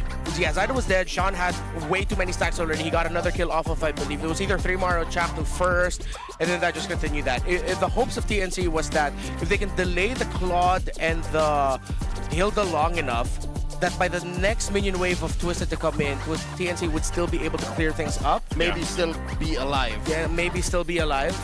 But like the base. Yeah, this is why I was iffy on this Eve pick. Gotta give it to Lancey. He played relatively well as he could have. He still ended up dealing the most damage for the team. But there were some moments as well that people have to realize that even though it really looks good to drop the RWM to initiate, sometimes the best time to drop the RWM is after your opponent's dash. Not to force out the dash, but it's once they're trapped in there and they have no way out, then your team can maximize it. There were a lot of times where RWM was popped up, they just dashed out, and suddenly Lancey doesn't have anyone to swipe or tap on because the other members of Twisted already backed off. You know, maybe Lancey needs the triggers right now because he can outplay the rest with the Infinix GT30 featuring the GT trigger for lightning fast reactions and MLBB certified 120 FPS for ultra smooth control. Dominate the game with Infinix GT30 right there, the power behind every Madlang gamer. That's what he needs. Maybe, I don't know. I don't know if that'll help. It would help me, though. You can also dominate the land of Dawn. You need a connection that never lets you down. From scouting rotations to tracking the pros, stay online and in the zone. Power up with the Smart Power All 99. Get 10 gigs of data for MLBB and your favorite apps, plus unlimited FB calls and texts. Share every G moment with Smart, the simply reliable partner of the MPL. That's like if I went times 1.25 while I'm watching. That's what you sound Now like. they can afford to go times 0.5 and it would sound normal. Well, you know what? For them, the clock is ticking. And the seats are filling up. Don't miss your chance to witness Team Falcons versus APBR right here in the MPL Arena here at Victoria Sports Tower. Head on over to the website, guys, right there. ph-mpl.com and get your tickets now. Don't forget to use the codes too. We have there's codes everywhere. If you watch any of us casters out there doing our content streaming, there's a chance for you guys to go ahead and get some discounts to get some tickets and, of course, watch live here. And so far, it's been amazing throughout this season. 4 weeks so far, I feel like almost every match has been packed here. I think the standings will not tell you how interesting and how intricate the scales of power here in MPL. You have to watch the games to get it. If you just look at the scores and like the standings not moving, then sure, that looks stale. But in this match alone, in game 1 alone, there was so much going on. Yeah, a lot of our sweeps ended up that way, wherein it would reach 20, almost 25 minutes, and then it becomes this long chess match of minion wave management, trying to look for that one little advantage. So definitely, if there's a match that you're surprised why that was the result of, and then you go back at it, you realize, oh wait, this is actually a more interesting match. However, we have been seeing a lot more of the upper half of the standings stomping the lower half. It's what's happened. It's a food chain. Yeah. It's a food chain. Feels a little different this season, I would say. I know we've had like some really good matches, but even on Saturdays, like we've seen a lot of sweeping Saturdays now. We're currently on a sweep streak. Yeah, the whole last week, if I remember right, week 3 was all sweeps. Yes. It was all sweeps. For the first time in the league's history, if I'm not mistaken. First time out there. Well, for our audience out there, you guys can put your game face on and make your smart power pose right there. This one is probably one of the more complex poses we have out there. Yeah, because you're supposed to be pointing at an emblem, not making it look like you're done with this world. Yeah, the young lady was tilting her head a little too much. Chin up, chin up. Chin up, chin Make up. like Owl or Nausea with no glasses. Chin up. The little kid looks like Owl. The little kid. Don't stick your tongue out. Oh, like Nausea. Excuse me. Wait, that's Owl. No, that's Owl. Yeah, sorry. Owl and Nausea look alike. Okay. Congratulations. That is our smart power pose winner. There she is. There you go. Congratulations. Do they get a flag or no? She brought the flag. She brought the flag. All right. She's from the Phoenix Army, dog. She's from the Phoenix Army, so she's got. I'm colorblind, so that the flag color is kind of throwing me off. Phoenix Army 1, mine's 1. Yes. But Twisted Minds 1, TNC 0. Well, this guy's winning right now because Superfans, did you guys know that men are 5 times more prone to dandruff? Don't let flakes ruin your focus. Power up with Clear Men. Its triple cooling power gives you 100% dandruff-free air for that ultimate fresh feeling. Supercharged with Clear. There you go. Yep, put it on display for us, man. There you go, no flakes at all. Imagine, have you guys seen the massive, like the big bottle that Clear has? You know how long that lasts? This one alone will last you months, by the way. So if you guys want to grab some Clear. What? That thing lasts me like a month. Oh, a month? Yeah. Well, you've got way more hair. Do you wash your hair every day? Yeah, you must wash your hair every day. Yeah, like maybe twice a day. That might be a bit too much. I've been told not to do that. My thick, luscious hair would beg to differ. Okay. All right, see, if you got that kind of hair, it's going to last you that long. Well, let's go ahead and review this because the Admirals Arlott steers Twisted in game 1. And then Arlott, I'll tell you what, that was in the hands of the Admiral. We'll see what this time he ends up getting. They are going to go, Twisted's going to go blue side this time. We're going to Flying Clouds now for map 2. And TNC, man, I don't know. This was one of those matches where I really feel like game 1 itself could have gone either way. TNC really had good control in the early game, mid-game even, I'd say. Yeah. But then it just slipped out of their hands. And I feel like that's kind of a reoccurring story for some reason for TNC currently. If you showed me a clip, a still from 13, 14 minutes, I would have told you TNC won. Yeah. That should have been their game. You would have came back and been like, what? It would have been one of those games. What the hell? Yeah. It's really unfortunate, too, that it wasn't... As much as I want to put focus on Last Days Eve, I wouldn't even say that like that was their biggest problem. The biggest problem was one dude literally said, I don't want to lose. My name is Lansu. That was probably what he said verbatim to the team. We do not lose today. We do not lose today. I am Lansu. I am Lansu. Let's look at the all-time matchup stats, by the way, for this. Oh, all-time matchup between them. Also counting during the time that Al was in Blacklist International. Okay. Benny Cutie versus Al here. Yeah, this is a bit of a throwback here. Dude, I'm going to be honest. I'm having a hard time reading the numbers here. Yeah. I'm forgetting where. Is this in SMX? Yes, Oh, 11 was the one in SMX. SMX. Okay, cool. Right. Yeah. S11 SMX, S12 we were in EVM. Yeah, so this was in S11. Yeah. Grand final stats. Of course, leaning towards Benny Cutie, but I think we really can't shy away from the discussions happening online. We saw that TNC decided to and tried to put Benny Cutie on a Freya that should dominate, and to the credit of TNC, they did until they didn't. Twisted Minds hit their power spike. Sean was playing beautiful defense. A lot of the scrims and beacons were actually used after the Freya entry or as a means to escape. So it's really tough right now if you're TNC of like, how do we set up Benny for success? There's been a lot of eyes on him, and rightfully so. Like the W word is getting thrown out. Okay, I'll say no. People are saying he's washed. It's a critical. I was like the W word, like W Benny. No, people are saying he's washed. Straight up. I'm not saying I agree with that. Critical gaze. Yeah, it's a critical like look into his performance, but it's at this point is getting harder and harder to defend. I'm not saying I'm also saying, hey, Benny's washed. You're echoing what you see online. Yeah, it's more of like, where's Benny? That's my W word. Where's Benny? Where's Benny? Not washed, but Benny where? Y. I am a daughter of Northern And you know Vale. what? I swear to The protect it Freya till my was last working, breath. I would say, for a while there. It was. But then all of a sudden, it was just like, it fell off hard, and maybe that's one of the things, too, where Claude just hits that power spike, and then you just get to that point where you could really help turn around fights. But that was also because you had the Jushin to be a part of that composition. Yeah. So we'll see what happens here. They are going to be on the blue side. There's the bans coming through for this first phase.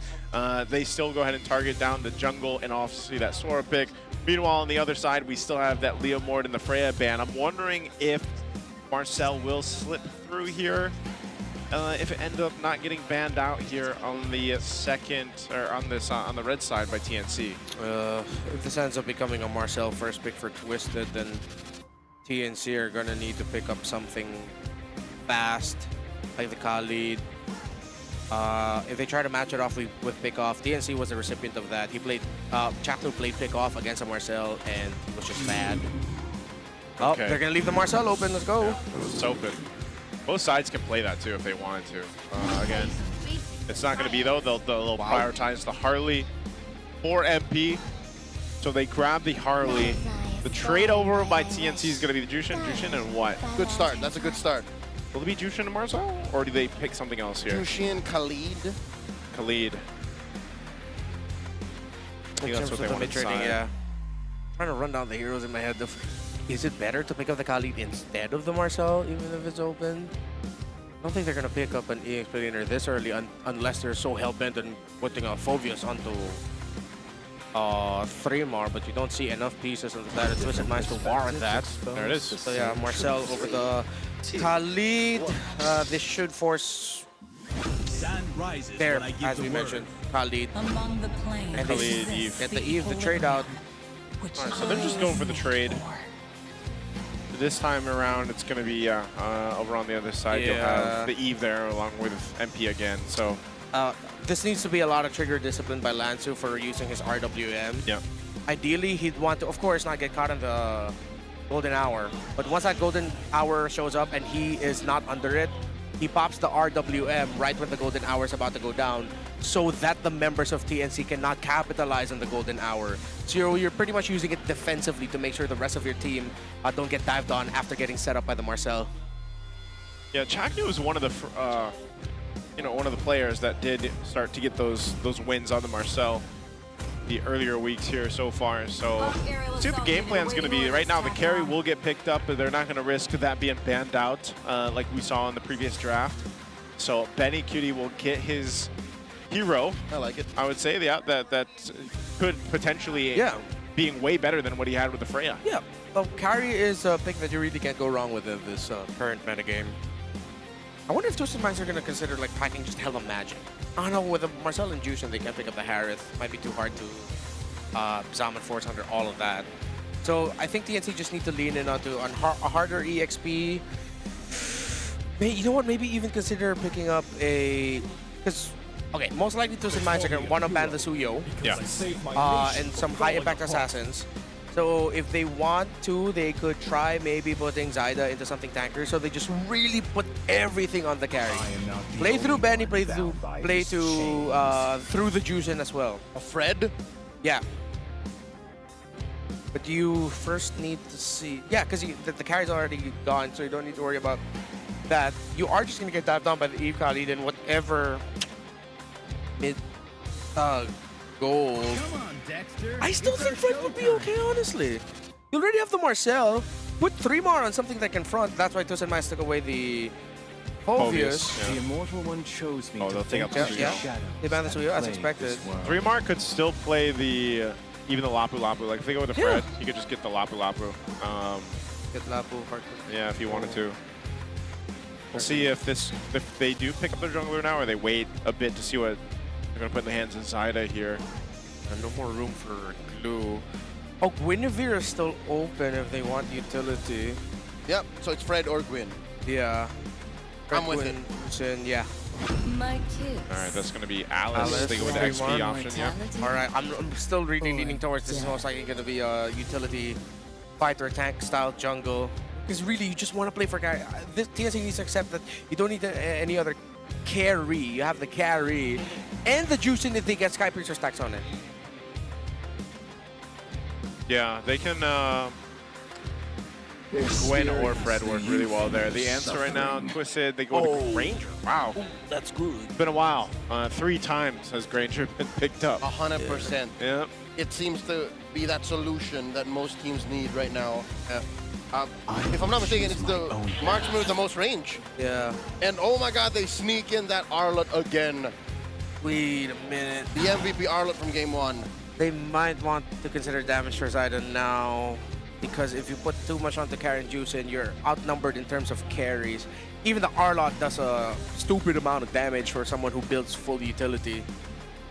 Oh, this is a really tough call for TNC. Ooh.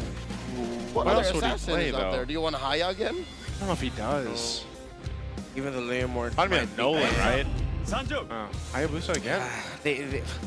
They decided to play the damage route. I can't blame them. With the literal firepower coming in through the Granger, the last pick of the Arlot, they were lacking damage output, so they decided to go for the Hayabusa instead.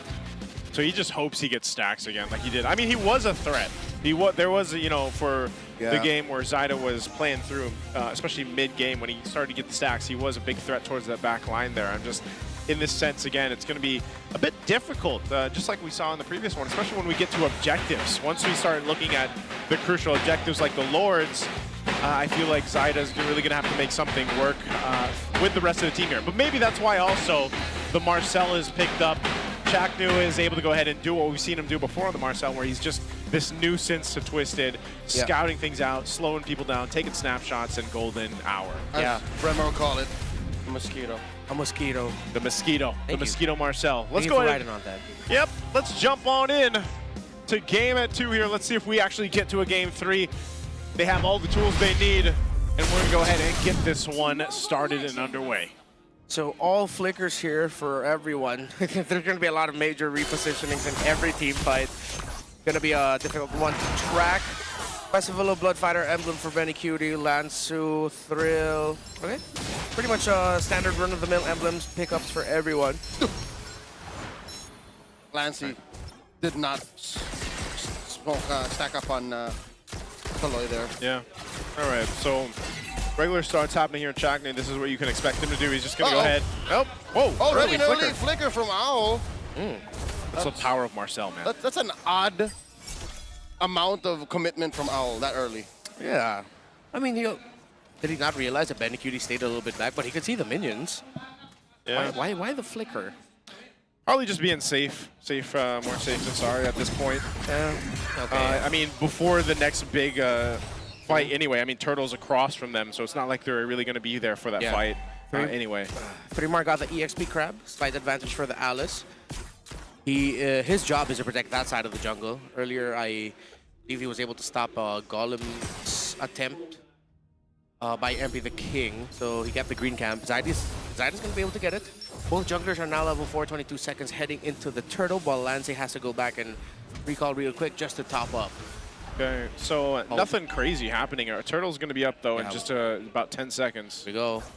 Oh, MP's he's not there. going to try. Yeah, he's not going to try. I think it's better just to be safe, rotate up. That Turtle's there.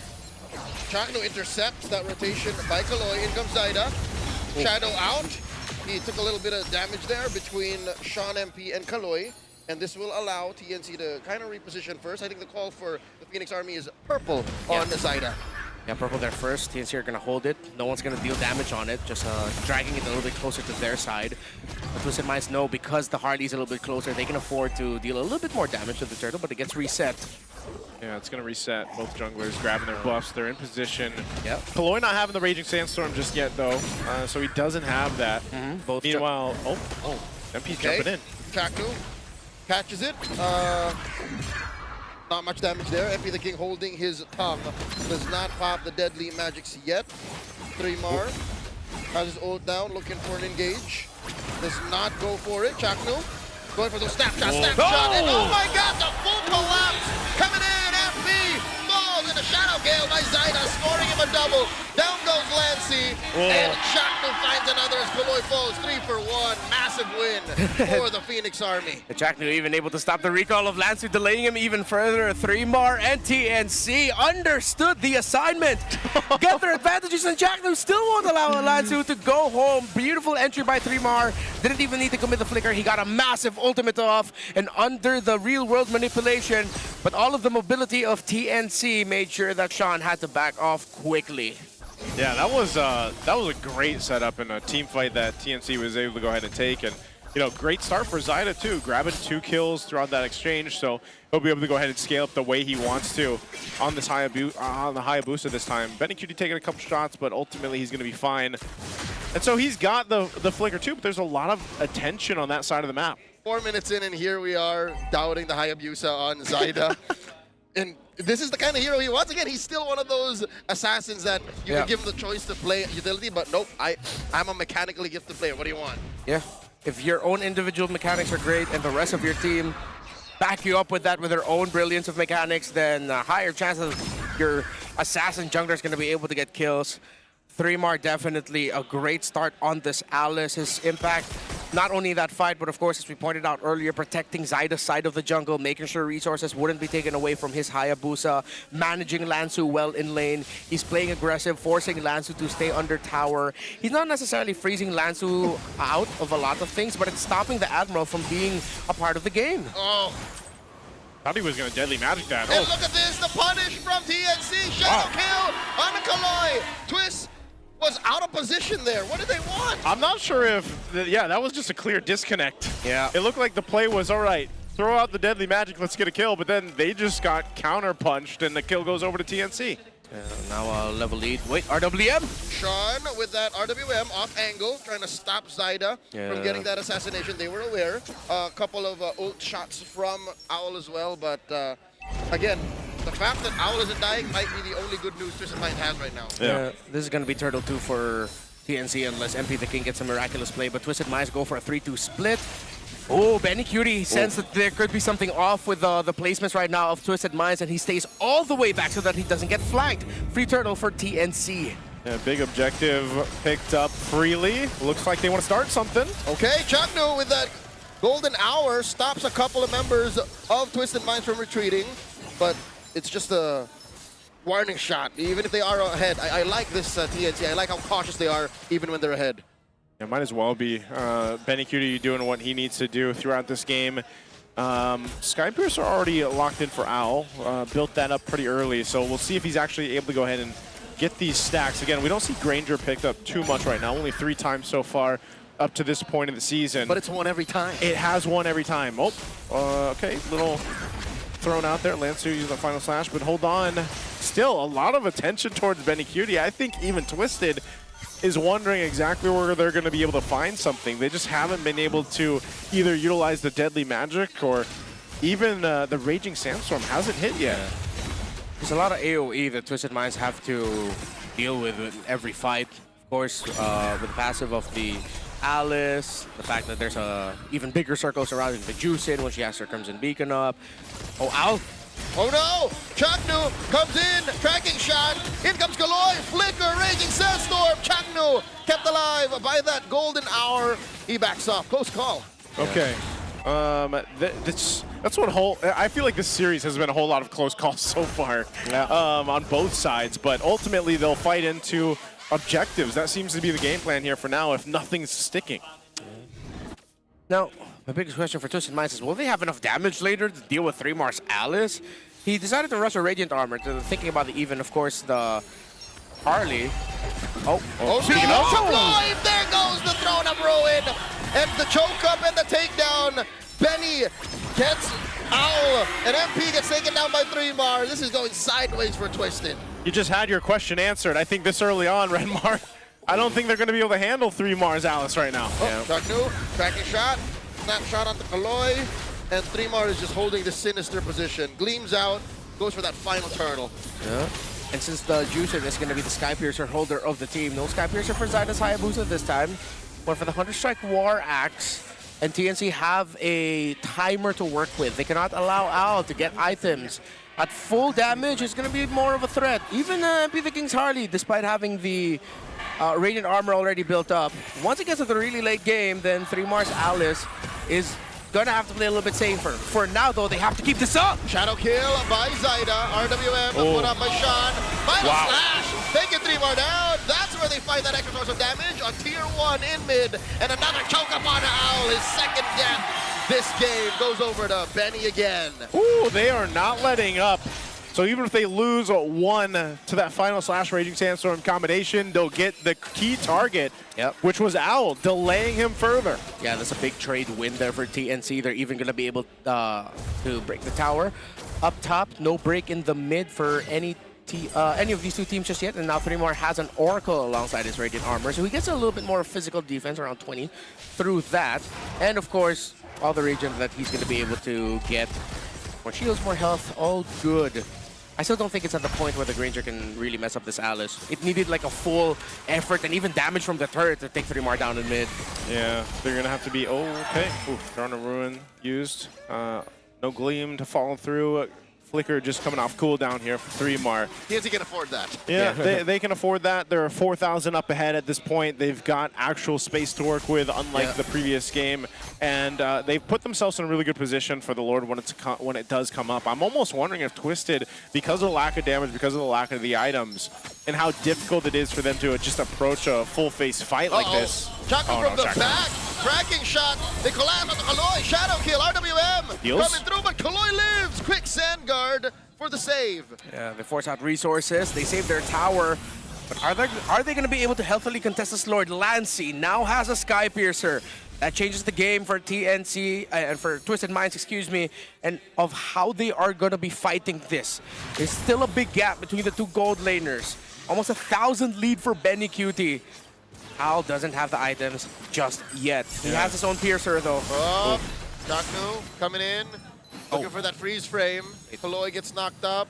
Prolific roar for the Granger. I wonder if they know that TNC is going this fast. Okay, Kaloy says, yep, they're going for it. Chaknu, golden hour, catches one on the back end, and Zyda secures the Lord. Just, might as well just throw that golden hour out, buy enough time, cut off the team from actually trying something. I don't know if they should have. Chaknu might have been doing them a favor. Yeah, simple and clean zone out. Just if that golden hour was Chaknu telling Twisted Minds, I'm helping you guys. Just don't even try. Please. Just give us this. We'll break your towers. You can try for Lord 2, but you're not getting for Lord 1. There doesn't have to be bloodshed. Yeah. Well, it's why I was going to ask earlier, like, how long is Twisted away from actually being able to win a team fight? Because I'm almost worried that in this time, even if you get a final slash off, you might be doing the team a favor of TNC to actually put them in position to collapse down. Oh, Chaknu threatening the freeze on the 4. RWM by Sean. It's 3mar on him. 3mar taking a lot of turret shots here, and they do not get that final slash as the golden hour stops too. Benny happy with the push. Perfect golden hour by Chaknu, man. He saved TNC there.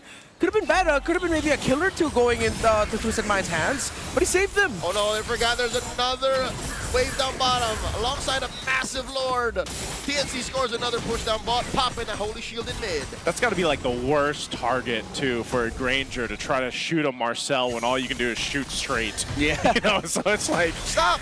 Yeah, stop moving!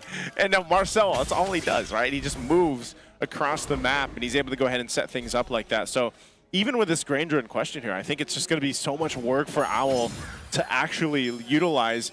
Even itemize, he's getting there. Still needs to go ahead and cover a lot of ground. You saw, even when 3mar jumps in on the Alice, like he's able to tank up so much damage, and that's why it's also just allowing the rest of the team of TNC to shine so much in these team fights. Oh, 3mar feigning that engage. Chaknu played footage to Kaloy. Back off. All signs point to we're going to game number 3. TNC, if you flub this, this is gonna hurt. Anti-Cuirass already for 3mar, and with that, even the impact of this Granger still will be delayed until level 15, until he's full stacks, items, everything. He does even with up to the Malefic Roar, it seems like there's not a lot of damage coming out of this Granger. I think he's going for, is it gonna be a Sea Halberd? It looks like he's going for Sea Halberd, Might be a Sea Halberd, yeah. It's surprising because it just doesn't feel like there's damage anywhere else. Yeah, because the problem is, look, yeah, they already have 3 items of the Harley, but at this point of the game, you wish you had that much sooner. And Sean only has 2 items. He's only up to the Lantern. He needs Glaive. He needs Crystal, man. Oh, Chaknu running through 3 more! And they answer back with a massive attempt on that throne. And he's still going up. The choke by Lancy. The reposition, MP the King already fallen. Golden hour, Chaknu running around like Quicksilver from X-Men Apocalypse. And they do fight Sean! Serving up the kill to Lancy. More stacks, baby. 2 for free. Yep, we're going to game 3. Yep, it's we're going to game 3. TNC, just, if you can't get it now, get the Lord, and then come back, and then end the game. There's nothing else that, I feel like, because watching them team fight, nothing's going their way. Yeah. There's nothing happening for Twisted in these team fights. They don't have the tools, man. Yeah. You know, 3mar and Zyda set the tone early. Chaknu's aggressiveness. Ben Cutie deathless. They decided to play not only for the carry, the swerve to pick up the Hayabusa. It could have been bad, but then they made it great, starting off with a double kill for Zyda's Haya.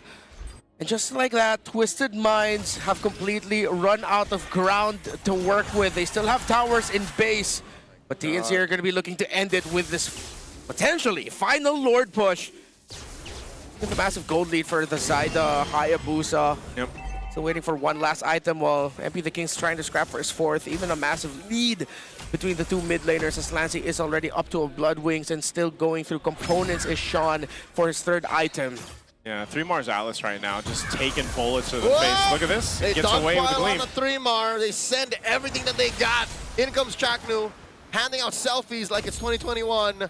And they go ahead and escort that Lord in mid. Bottom lane has a massive wave that Lance wants to deal with the old-fashioned way. Oh, golden hour! Wow. Into that spot behind the tier 1. TNC are all inside the base. Really good uses of that golden hour right now, and a lot of it's just to go ahead and buy those little windows of time for TNC and the way that they're approaching the base now. I think ready for this top push? Yeah. Can they still push in? I think they should try. They have 2 minion waves that are going to crash in. Sort of separate from one another, but they have the Alice. In comes Zyda, shadow kill. Kaloy catches a majority of it. Sean helps out. And with that, Twisted Mind still alive. Just viewers a little bit too safe. For TNC? Yeah, I feel like it's a little bit too safe. Yeah, it might be. You want more. Yeah, but then they were probably looking at the fact that it's still a relatively healthy tower up top. If that was any lower, 3mar might have decided to dive in, as Chaknu and Zyda also decided to push back the members of Twisted Minds through the closer to the center. Yeah. But this is just buying more time for Twisted, which is what TNC doesn't want. Okay.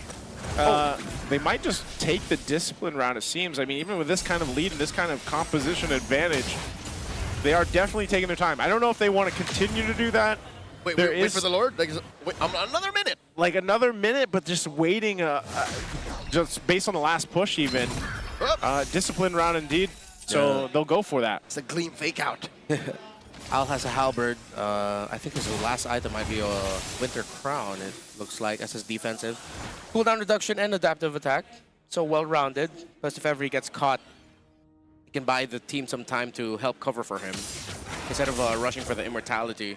Where is the chance that Twisted's lineup can actually turn things around item-wise and damage? I mean, you see a Winter Crown being picked up here. He did build that Sea Halberd for Owl now. I think it's the 4th item on the Eve. Once that's locked in, then they should be good to go. Even with the Divine Glaive, there's enough threat there. But 4th item on the Eve is like, yeah, go time, even though it's still like more than 5,000 gold lead they can fight. Oh, they spot out Chaknu. MP the King forces a massive long-way rotation for the Mamba. And this has turned into a Lord dance. Impressive how Twisted Minds are still making this quite competitive, despite being down almost 10 Gs. Yeah, there could be a potential here, just even in this Lord fight. If Whoa. MP? Okay. Oh, he smelt it. Yeah, he gets back. But yeah, this is going to be a Lord. So it was a good attempt. I mean, they were showing face on that side of the jungle, but ultimately won't take too much of the risk on themselves. So Lord goes over to TNC. Massive lead at 10,000 up. They've already got a base turret down, and now they can get ready to go ahead and knock some more. If it wasn't the last one, it has to be this one. Because if you wait any more time after another failed attempt and we're going into Lord 4, at that point, Twisted Minds would be ready to go and counter. Yeah. But the problem is, well, again, there's still a lot of towers to work with. So their goal right now, if you're Twisted, is let's just survive this. Yeah, just let's survive this. Get to the evolved Lord dance that we potentially have a better chance of winning. But even then, when that happens, I think if this extends, that's destiny. Twisted Minds might even be able to come back. Yeah, let's see what TNC can do again. We gotta end now, y'all. Yeah, massive lead. Lord making its way down to the base now. Chaknu spots Kaloy, counters that initiation. MP the King pushing away. No one home for that throw to ruin. But TNC have taken down all of the inhibitor turrets. And just like that, Twisted Minds clear out the waves and the Lord. All right, I would say, given the circumstances, that's a successful defense not to have the game end there with that kind of disparity. 11,000 for TNC. I mean, the tough part here right now for Twisted is, yes, they survive, and yes, they'll finally have time to get that 4th item, Sean, is that tower mid up, tower bot still up. The minion waves might be too difficult to handle in the objective fights. There could be a threat of a TNC split push. TNC can play this through so many ways. They don't even need to 5-stack for this next Lord. They can send one, even send Zydo off to try and peel away a member of Twisted Minds, which will most likely be MP the King or Lanzo.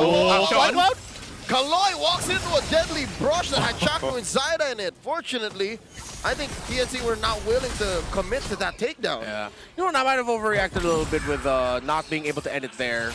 Because again, now thinking about it, there's still so much to deal with if you're Twisted. Okay, are we changing our tone?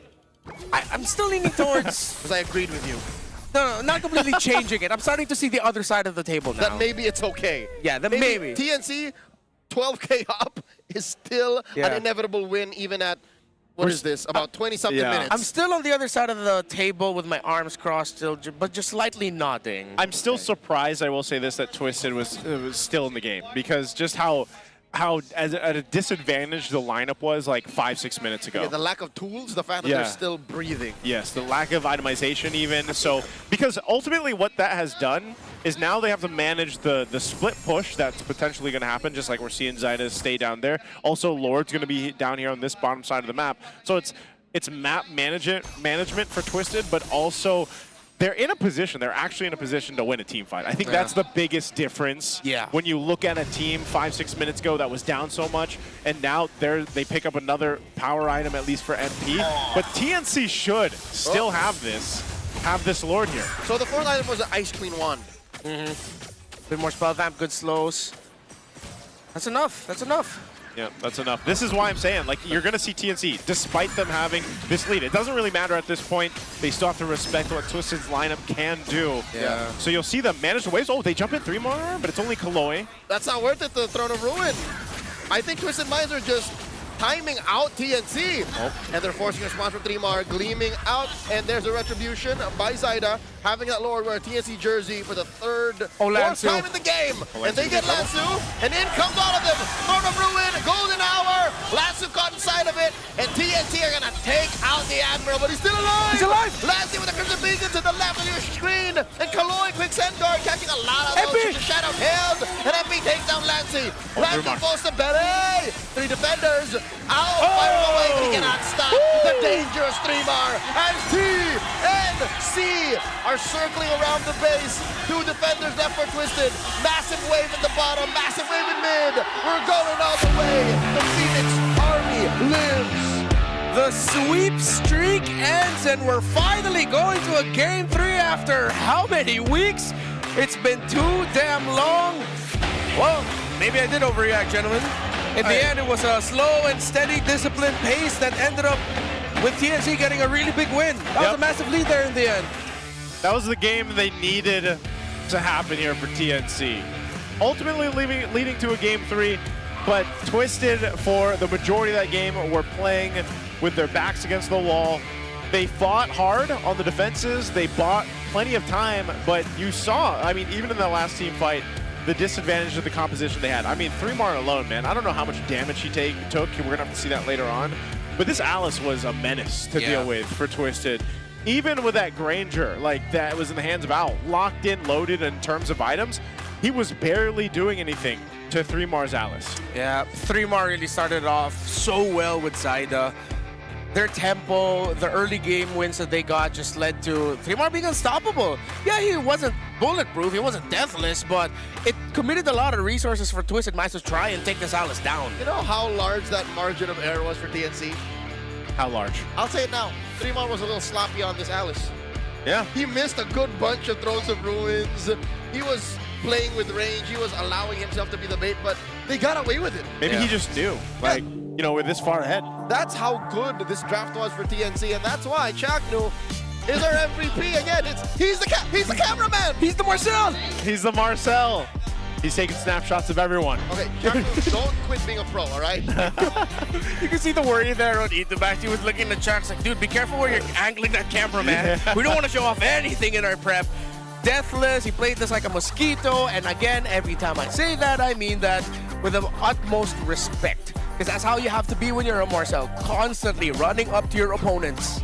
He's like Quicksilver. Like Quicksilver. That's a better image in my head. You don't like the mosquito? It's kind of weird. You know, it's, you know, Quicksilver, yeah, Quicksilver can work. Yeah. X-Men Apocalypse. Hey, mosquitoes can survive nukes. Wait, no, those are cockroaches. Those are cockroaches. Those are cockroaches. Okay, would you rather say Marcel is a cockroach? Nope.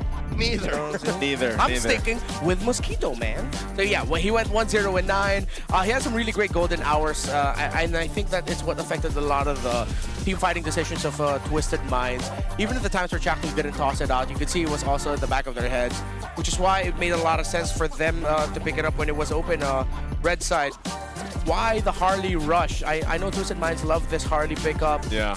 They center a lot of drafts around that, but the fact that you give up a Marcel, you picked up an Eve after seeing the Marcel and Jushin, and then the Alice comes in later, it's a recipe for disaster. Yeah, I don't know if they're going to actually prioritize that again for Game 3 for MP, but you know, there is a lot of targeted bans towards him though too, and you know, I gotta give it up to Zaida as well. He's one of the players that still brings up this Hayabusa when it necessarily hasn't been picked up too often. And there's a reason for it. You know, you really got to be able to go ahead and move around the map a certain way with that hero and to be able to pop off in the team fights. And even this time, like you highlighted, Redmar, he went with a different build, right? He went that Hunter Strike and the War Axe build instead of like the previous one in Game 1 where he actually went with the Sky Piercer. But so this just ended up really working, I feel like, as a team. And it also allowed Benny Cutie to play, like to be where he needed to be on the carry pick here. And although he really shined later on, it was just the damage profile that TNC's lineup they were able to utilize, basically. Yeah. You know, looking back at it, I mean, I already said it after the draft, but it was a good decision that instead of going for something more stable, they decided we need more damage. We can't all just let it be on the Jushin as the carry. Zaida being an assassin was a big factor to them getting that early lead and ballooning out of that. Even with Lancey building up the Sky Piercer, I don't think he was able to get a stack out of that. Maybe just one. Yeah. can't recall exactly when he got that kill, if it was before or after the Skypiercer.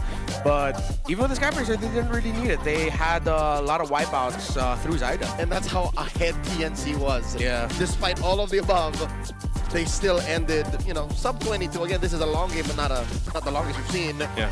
With these clean of a stat. What was the final gold lead? 12K? Yeah, 12K, like yeah. around 12,000.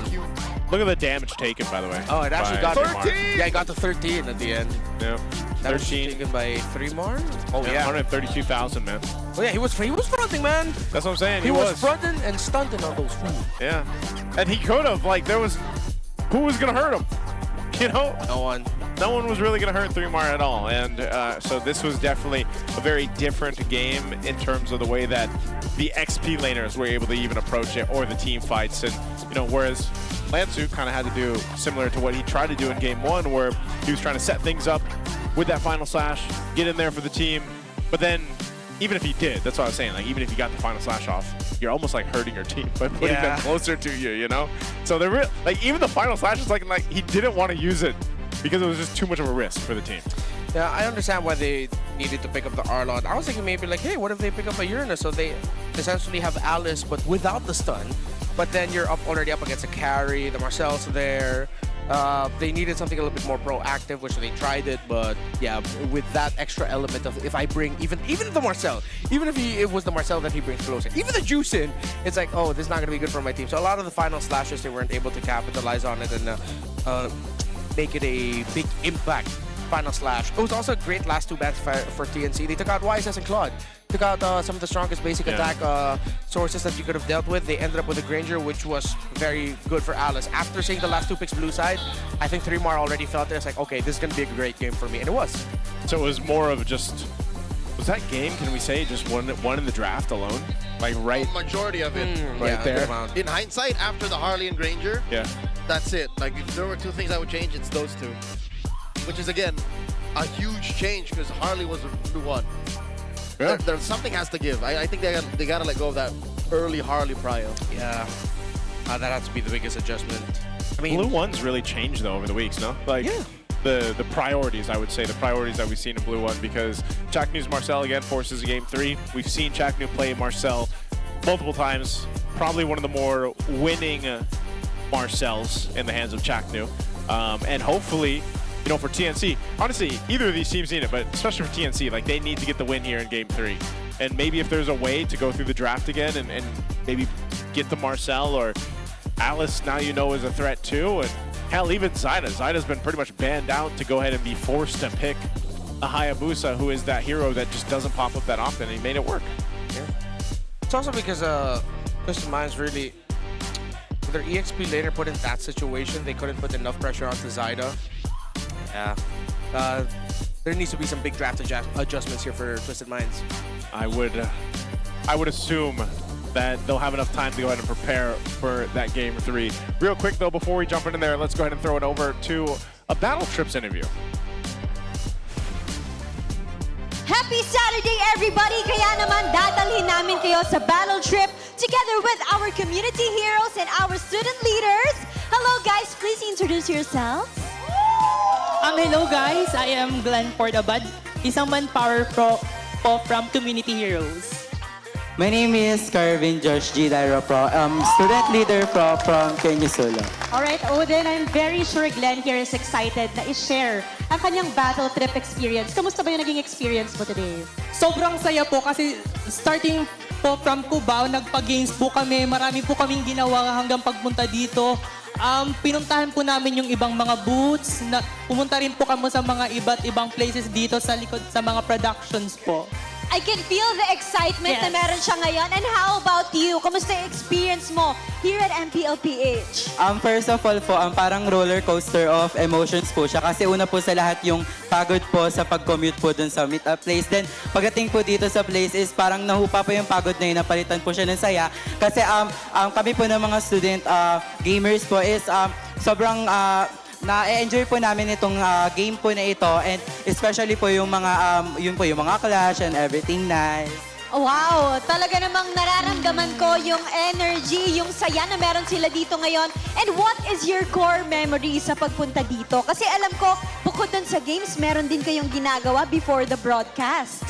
Siguro po yung sharing po with the director kasi marami po kami natutunan sa kanya from his past experiences po, and with that po is parang mas na-inspire pa po kami na mas at anuin po namin or explore pa po namin yung mundo po ng esports. Wow! Ikaw naman, Glenn, ano yung core memory mo sa hinaba-haba ng In experience addition po sa sinabi niya, lalo na po yung ang binigay sa amin yung experience, ano nga ba sa likod ng mga taong ito, yung nagpapatakbo ng MPL, mix pala sila ng iba't ibang grupo ng mga experiencedong mga empleyado na mag-produce ng big na play dito sa ating MPL Arena. Gusto ko yung may Yes. conviction siya, Yes. ha? Pero kung ikaw ay magiging part ng MPL, gusto mo ba sa production o talent? Gusto ko po talaga talent. I love, Nag-sign up ka ba? Oo nga. Ay, Meron hindi tayong po. audition. Mag-sign up ka. Gusto mo maging talent? Mag-sign up. Okay, diba? okay. Why not? Oh, Di ba? Speaking of sign up, paano ba mag-sign up sa Battle Trips as a community hero? Pumunta lang po kayo, it's either sa page po ng MLBB PH Community Heroes or pumunta po sa Munton Student Leaders PH. Nandun na po ang posting natin, i-click nyo lang po doon at meron na pong kayong chance na makapasok bilang ang participant nitong MPL Battle Trips. Alright, Thank you, Glenn. Ready siya sa camera, ready siyang mag-spill. Alam mo na, abangan ka Mukhang namin. mapapasign up nga din ako, Yes, Odin. that's But right. For the meantime, maraming salamat sa ating community leaders, community heroes, everybody in the community. But for the meantime, balik muna namin sa inyo, casters. There you go, Odin, Denise, and of course, all our community leaders out there for Battle Trips. We get to see them every Saturday. We're always happy to have them out here, new faces every single time, and it's what a wonderful time to have them experience this. Again, to check out what it's like to be here in the MPL Philippine Arena. And we've been doing this, Battle Trips has been going on now for Years. Gosh, how many years? How many seasons? When did we start the first Battle Trips? I don't even remember. It's been a long time. Season 10? Something like that? Has there been battle trips in Shooting Gallery? There was. There was, yeah. Okay, Yeah, so yeah. as far back as 2023. Yeah. 2023. For 3 years. 3 years. Well, all right, game 3. We're going to the dangerous grass. Renmar loves grass. I love grass. Renmar loves grass. Why are you saying it so aggressively? Because that's how you say it, man. What do you That's mean? how- That's how you that's say how it in the back. That's how much you love it. I say it. I love grass. No, you don't. I hear it differently. I hear, I love grass. That is your own internal monologue.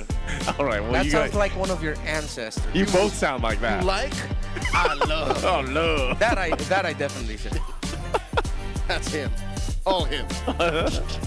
All right, well, was that also TNC going on the blue? Yep. Yep. All right, so TNC is going to be on the blue Which is side. a conundrum for the minds because they're the ones who are on the back foot and they're the ones who suddenly have to think of a answer. Answer to that prio. Fortunately, Bonchan is a red side coach. Yes, he And prefers. Being in red with a 2-pick swing forces them to switch it up from the blue prio Harley. So Yeah. I think they'll be fine. But also, being red this season is quite terrible. Close to like a 60-40 split, almost. Instead of the 40. instead of Yeah. the 51-49 we had last season. Yeah, this season it's clearly blue wins. Not to mention whenever you're blue or against home, you get to pick the map. Yeah. So I was gonna say, how much does that percentage skew based on My the last map breath. picked? That's what I would like to know, and I'm not, you know, I don't know those numbers, so I can't look at the stat sheet, look for the number, and then also do this. So I think I'll do this first, and then I'll get back to you on that. It's It's a compounding impact. Oh, yes. wait, whoa. Whoa, look at the bands here. TNC's orange. Wait, red. TNC's red. Okay, Hold on. TNC's. Twisted Minds went blue. That went over our heads. Yeah. So I guess they just, yeah. Okay, they're still on that blue prio Harley. And they still went on the Harley, and this is still going to be the Jushin and the carry. And Are we just TNC running it back? Are on their way to running back, save for Marcel. the MVP, Marcel. Marcel. Different thing. No, but now they can play for pickoff. Just pair that carry with a Kalea. That's true. Got that Kaka combo. Yeah, get the combo. Twisted, I think if I'm Twisted, just take the Kalea away now. That would be like the second Kaloy is a win. mean Kalea anyways. Yeah, Shanafov is good. All right, and they get the Claude. So this is, he's like, I don't want to play the Granger anymore, so gets the Claude early on. okay, I mean, it's the matchup for the carry. If there's a carry, it's the safest bet to do is to get the claw. In game 1, they planned around the losing the gold lane anyway, so they can. I could never get too angry at the Phobies, but okay. Roamers are what's going to be fought for later. This draft has gone in a way we did not expect. Yep. Yes. It needed to, I feel like it needed to be, though. Like for game 3. Like it had to be a little different. Not in this order. Not in a way wherein it's Twisted Minds that's on this blue. Or at least not addressing what got them in game 1. Okay. Or sorry, rather, game 2. Oh, she's still open. No one wants to. Wow, they're just playing off of like what really worked in the last one. Is the Claude going to be better here against 3 Mars Alice? And then Twisted Mind, and the TNC just starts banning out mid laners that can kill that Alice. Yeah. Because that's the only place you can find the damage now, because Harley's in mid, or rather Harley's in the jungle, Claude's in gold. Like, where else do you find damage? You wouldn't want the Eve here, right? Like, I wouldn't want to pick up the Eve here again because you have a lot of dive front. Again, so far all the Eve games that we saw this game. There's one hero that could take down the Alice. Valentina. Is that a lot of their RWMs were forced down super quick. So good ban here for Twisted with the boxer being open. Who else? Kimi Farsa? I was going to say Kimi Farsa. I'm still looking for one of these to pick up the, Sean and Kimi Farsa Kag. Kag and more Farsa. I don't know if I'll go with this, but there is potential that Sean picks up a Gord. So they'll try the Gord Harley combo again. Since Sora has been banned out now. Yeah, so lesson learned. I'm going to put that there. Yeah, you heard it here. Unless they save the Roamer pick for last, and then suddenly it's a Kaja last pick for Chaknu. Yeah. They'll have the suppress. Remember, you need an advanced crowd control ability to be able to stop them. Actually, is it just really suppress? Because that doesn't stop it. It needs to be suppressed to stop the Mystic Gush, right? Yes. Yeah. Okay. You need the suppress. There you go. And there's a Farsa man. So there's potential there. Because other than that, like, what would you want to? Yeah, aside from the Kimi Farsa. Kimi Farsa Kag. Those are the reliable damage sources that could stop. Zyda's going to have to play something different this time too. Doesn't get the Hayabusa. The Yo is out. The Yo. Yep. The Yo? Suyo. Oh, Suyo. Yeah. Oh, yeah. Thanks. Said it at the same time. But even then, there's a Phobius and a Harley, and you still don't know what's in mid. Yep. Well, there's the Yo. There's the Yo. There's the Yo. Yo. Oh, Yo. Suyo gets picked up. Yo, I think you gotta put suppress on the chop. Either put him on a Franco or a Kaja. If it's the aforementioned Gord. Yeah. Will Twisted Minds once again do our boy a solid? Joseph, it's not. It's the Eve again. Why did Which I don't get it. I mean, Brazil's been itching for a it's not real a fight. and then you can collate it. So like, I'm just gonna earlier. say it. I like TNC's lineup a lot better here in this one. Yep, same. I think TNC, yeah.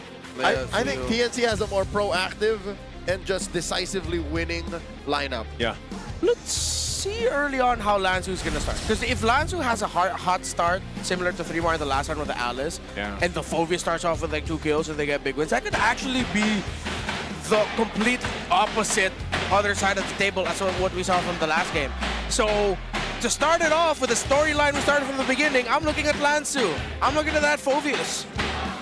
It seems that many times we watch Twisted play, it comes down to what Lanzu is able to do and make it work or not. And I think this is going to be a bunch of work cut out for Twisted to get this game 3 under control. You guys can let us know in the chat as well who you think is going to win this. Don't forget, earlier on, we had that QR for you guys to predict this match to get a chance to win 1,000 MLBB Diamonds. That'll be later on today as well. Let's jump into the Land of Dawn. It's game 3. Will TNC win this or Twisted Minds? Owl coming in with that Purify is clutch. Yes. Expect a lot of pressure on him, whether it be, of course, the Tsunami Slam, the choke by Lancy, a catch by Zyda, 3 Mar in his face. It's going to be important. It's going to be key. TNC, of course, more aggressive on the mid-trade, playing through the Juice and Kalea. By the way, get your ticket for Onyx PH and Twisted Minds if you haven't yet. ph-mpl.com/tickets. Oh, Lancey's taking a lot from MP. Lancey's down to 1/3 of his health, and he stays, pops that regen, helping Zyda secure the litho. Yeah, are they gonna get this golem? This might be a heavy fight for Zyda. Has his retribution. New holding it down. MP the King has a retribution. Still so close to the orange. Oh, it's Kaloy coming in. Quick sand guard. Still keeping himself up top and ready. And that's it. Flicker by Chaknu coming in. Wow. Not a pressure on MP the King. MP drops on a Zyda. Twisted Minds with the counter engage, punishing TNC, and they're still going. Chaknu finds Kaloy. MP, he's going to force Chaknu to cross the river here. MP with a hack. Space escape, plus a takedown. All of that to try and delay the Harley actually helped the Harley. The blade surge missing from Zyda, and the fact that he uses retribution so early on that golem. I think the golem reset at the worst possible time because I heard the retry noise. I looked at the golem expecting it to be gone. It's still there. But it was full health suddenly. Okay, what an early start, by the way, to game 3. Whole lot of pressure, but gets a couple kills to MP the King. So what we saw from him in the previous game most likely won't happen this time. A lot better start on the Harley. Now this turtle's up, they'll fight for positioning. TNC is gonna have to respond. 2 free kills at 2 minutes. That's gotta be a springboard that helps MP get his mojo back after what happened in game 2. Still very close though, but after that, 200 gold lead for MP the King. Not that massive. Suyon still needs to go to the purple buff, but MP the King will get his purple buff as well to focus on that. Oh, we might end up seeing a big fight here as both roamers are trying to hit level 4. MP is a full level up. He has the retribution superiority advantage. RWM by Sean. MP the King with the retribution. Throne of Ruin. Chaploy! Catches 2! 3 more. Helping Clancy get the choke up. That is the quick sand guard still holding on to by Kaloy. Smashes away with a scimitar as Chakma gets taken down.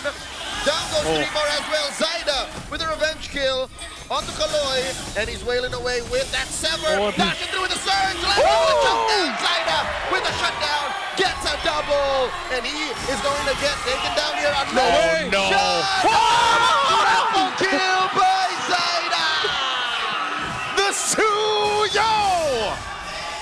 That is what we were talking about yesterday. Yes, there's a lot of magic damage that hurts the Suyo, but Suyos today would rather just look at the outplay factor, and Lancy gave so much space for Zyda, helping him out.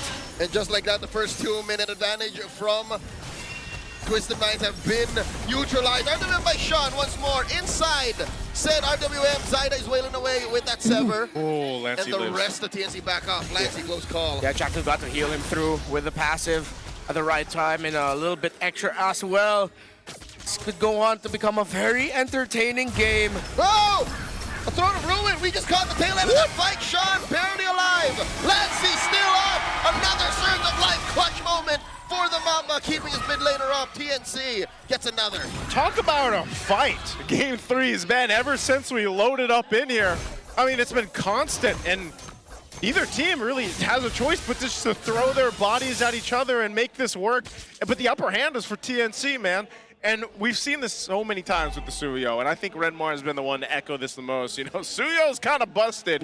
The mobility and the damage is insane. That's what I've been saying almost 2 years now. 2024, December. M6, Suyo was broken then, still broken now. Sean with the glowing wand. I think this should still be a turtle or a fight win even for TNC. Unless MP they can get a massive start onto Lancy's health bar. Trying to, but TNC are blocking for their mid laner. Okay, turtles up. This is the fight. TNC in position to respond here. They are going to keep Benny down bottom while Owl rotates up. So, actually, no, he's going to make his way back down bottom too. They're just going to fight for the turtle. Okay, Trima repositions, gleams on closer to Twisted Minds, and he's setting up. There's a Shabloim! Throne of Ruin, but still internal scored by Twisted. Chakmu finds one, Sean falls. Didn't even get the flicker away as Streamar gleams once more closer to Twisted Minds. DNC are calling the shots. Yeah. If not the turtle win, then maybe the fight win. Still Twisted Minds got an important resource. Owl, good blazing to wet in the mid to clear, and he's gonna be going for the double lane. Lancy almost got caught out by the Deadly Magic earlier. Oh, also Kaloy did a good job of zoning outsider. Oh, here comes the rest of the Phoenix Army. Tsunami Slam on the Kaloy. Lancy gets another. Chaknu is locked in on this Kaleo right now, Yeah. too. This seems to be a response, though. Deadly Magic thrown out. And Lancey will just Crimson Beacon away. MP the King, space escape out of that surge charge from Zyda. And here's a 1v1, Lancer versus 3mar. Lancer, Infernal pursuing on, but it's not effective. 3mar is just too chunky with that early Radiant armor. Yeah, he did the same thing last game. It picks that up. Makes him quite tanky to deal with his composition. He's a distraction right now. Can he gleam out? Yeah, he can. Oh, tail end all the other way. Forces a flicker. All right, with the flicker. Oh, that might have been desperate, but then, hey, it's 2 big resources. It's a longer cooldown for the flicker, so let's say that Sean made a right call there. Half win. Half win. 500 gold lead for Benny QT's carry, so I'll try to catch up in terms of the items. So 2 turtles went to Twisted Minds. Gotta give it that, but TNC have the advantage with their lineup early on. Once that Claude is locked in, let's see, maybe that's what they're waiting for. So a similar story as the last one, TNC are playing off of a timer. Yeah, they've got the timer here. TNC with a nice comfortable lead as well to go ahead and help that timer. Turtle's gonna be up here, last one of the game. We'll see if they actually contest this one or take it in their favor. Owl up there on the top side, and P in position, and they're just gonna fight for this space to work now. Turtle up, TNC in fighting position. They've got everything they need. They're gonna actually rotate down too. You see both roamers making their way for the fight. RWM! Lancey gets a lot of damage on him after Deadly Magic traded out more with Sean. Kaloi. And in comes the rest of them. Kaloi going to hunting, fight Zyda. Oh, that is the Raging Sandstorm closing off the exit as Zyda falls. That's a shutdown. 2 for 1 the trade. Twisted Minds just make a beeline for the Turtle. Yeah, that's a mishap there. That's 3rd for Turtle. And TNC lost their jungler and their mid. That's a terrible trade. No, not even a trade. Nope.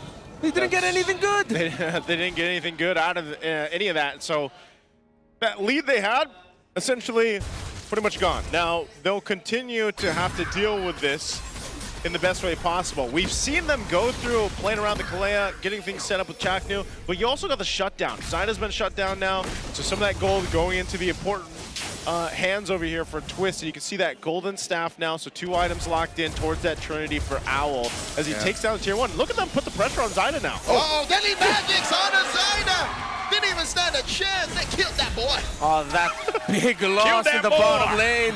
That is gonna haunt Zyda in TNC. Another death, and they're just trying to equalize. Sean with the real world manipulation. 3mar right on his face. The rest of TNC trying to make their entrance into the Starfield and looking for it. No one home. That's your boy. Throne of Ruin to nothing as Kaloi picks that guys underneath. Tsunami Slam. Chakra flickers back. Defensively, 3mar gleams on out into the damage from Twisted. And Sean gets that final hit. Wow, Chaknu actually survived that Deadly Magic. I thought he'd actually die there, but able to go ahead and stay alive, but it was 3mar that goes down, but they'll also lose their mid-turret and this buff here going to the hands of MP. The advantage they had in terms of their lineup, in terms of their resources, their gold wiped out. They lose tower in mid. Twisted Minds have made the right aggressive calls after getting the big win in the bottom lane. They go up top. Kaloi has been man-marking Zyda. He's 0-4 and 7. But a lot of those 7 assists came through him, coming off of weird angles, constantly marking the Suyo, leading to Zyda's second death up top, and Twisted Minds getting even more wins. Yeah, that's, I know we mentioned TNC's lineup coming into this game and saying that, it was pretty strong. Well, the way that TWIS has been playing, whoa, there's a setup again. Tsunami Slam onto Kaloi. Free pickup, RWM, the answer. Suddenly Twisted back. Twisted snaps back. Down goes Chaknu. 3mar gonna be up next. 3 down for free. It's all just for Kaloi. Huge trade for Twisted. As I was saying, and then TNC decides to fight. And once you expend the Tsunami Slam, then you're forced to fight in the real world manipulation of Sean, and you lose the rest of your firepower. That was not worth it. Yeah, a lot of your outs are dashes, which is very good for a Phoveus who is happy to chase heroes who love to dash away, who love to blink away. They put too much onto that Kali that after that RWM, TNC were dead on the water. Literally, that happened in the river. Water, river, same thing right now. They're gonna have to go through this, The elements, man. Bodies of water. Bodies of water. Chastise Pauldron for Chaknu to try and help, and Dominance Eyes. Chloe went for the more offensive route, but of course, the typical route for Khalid was just Thunderbelt Chastise. Did they just trade purples? Yeah, they just traded purples. Lancy just built a Sky Piercer. Not the best time or situation to do so. It's now or never, man. I mean, he committed to the bit. Like, he bought one claw, and then another. Like, I gotta do it, gentlemen. Even the early lead that Benny Cutie had is wiped out. He is 900 down, almost 1,000 down compared to Al, who has the full Trinity. While Benny Cutie is still waiting for DHS. Catches a lot of damage. Close call. Yeah, able to survive through it. Lord marching. Oh man, Twisted Minds can build a big lead through this, or at least just pop Holy Shields. Yeah, the whole map is theirs. Yeah, After the sequence, no matter what happens. 3-bar, looking for it, does not commit the oath. Gleams Clearing out back the Lord. Oh no, Deadly Magic used again. Lancey will pop the beacon.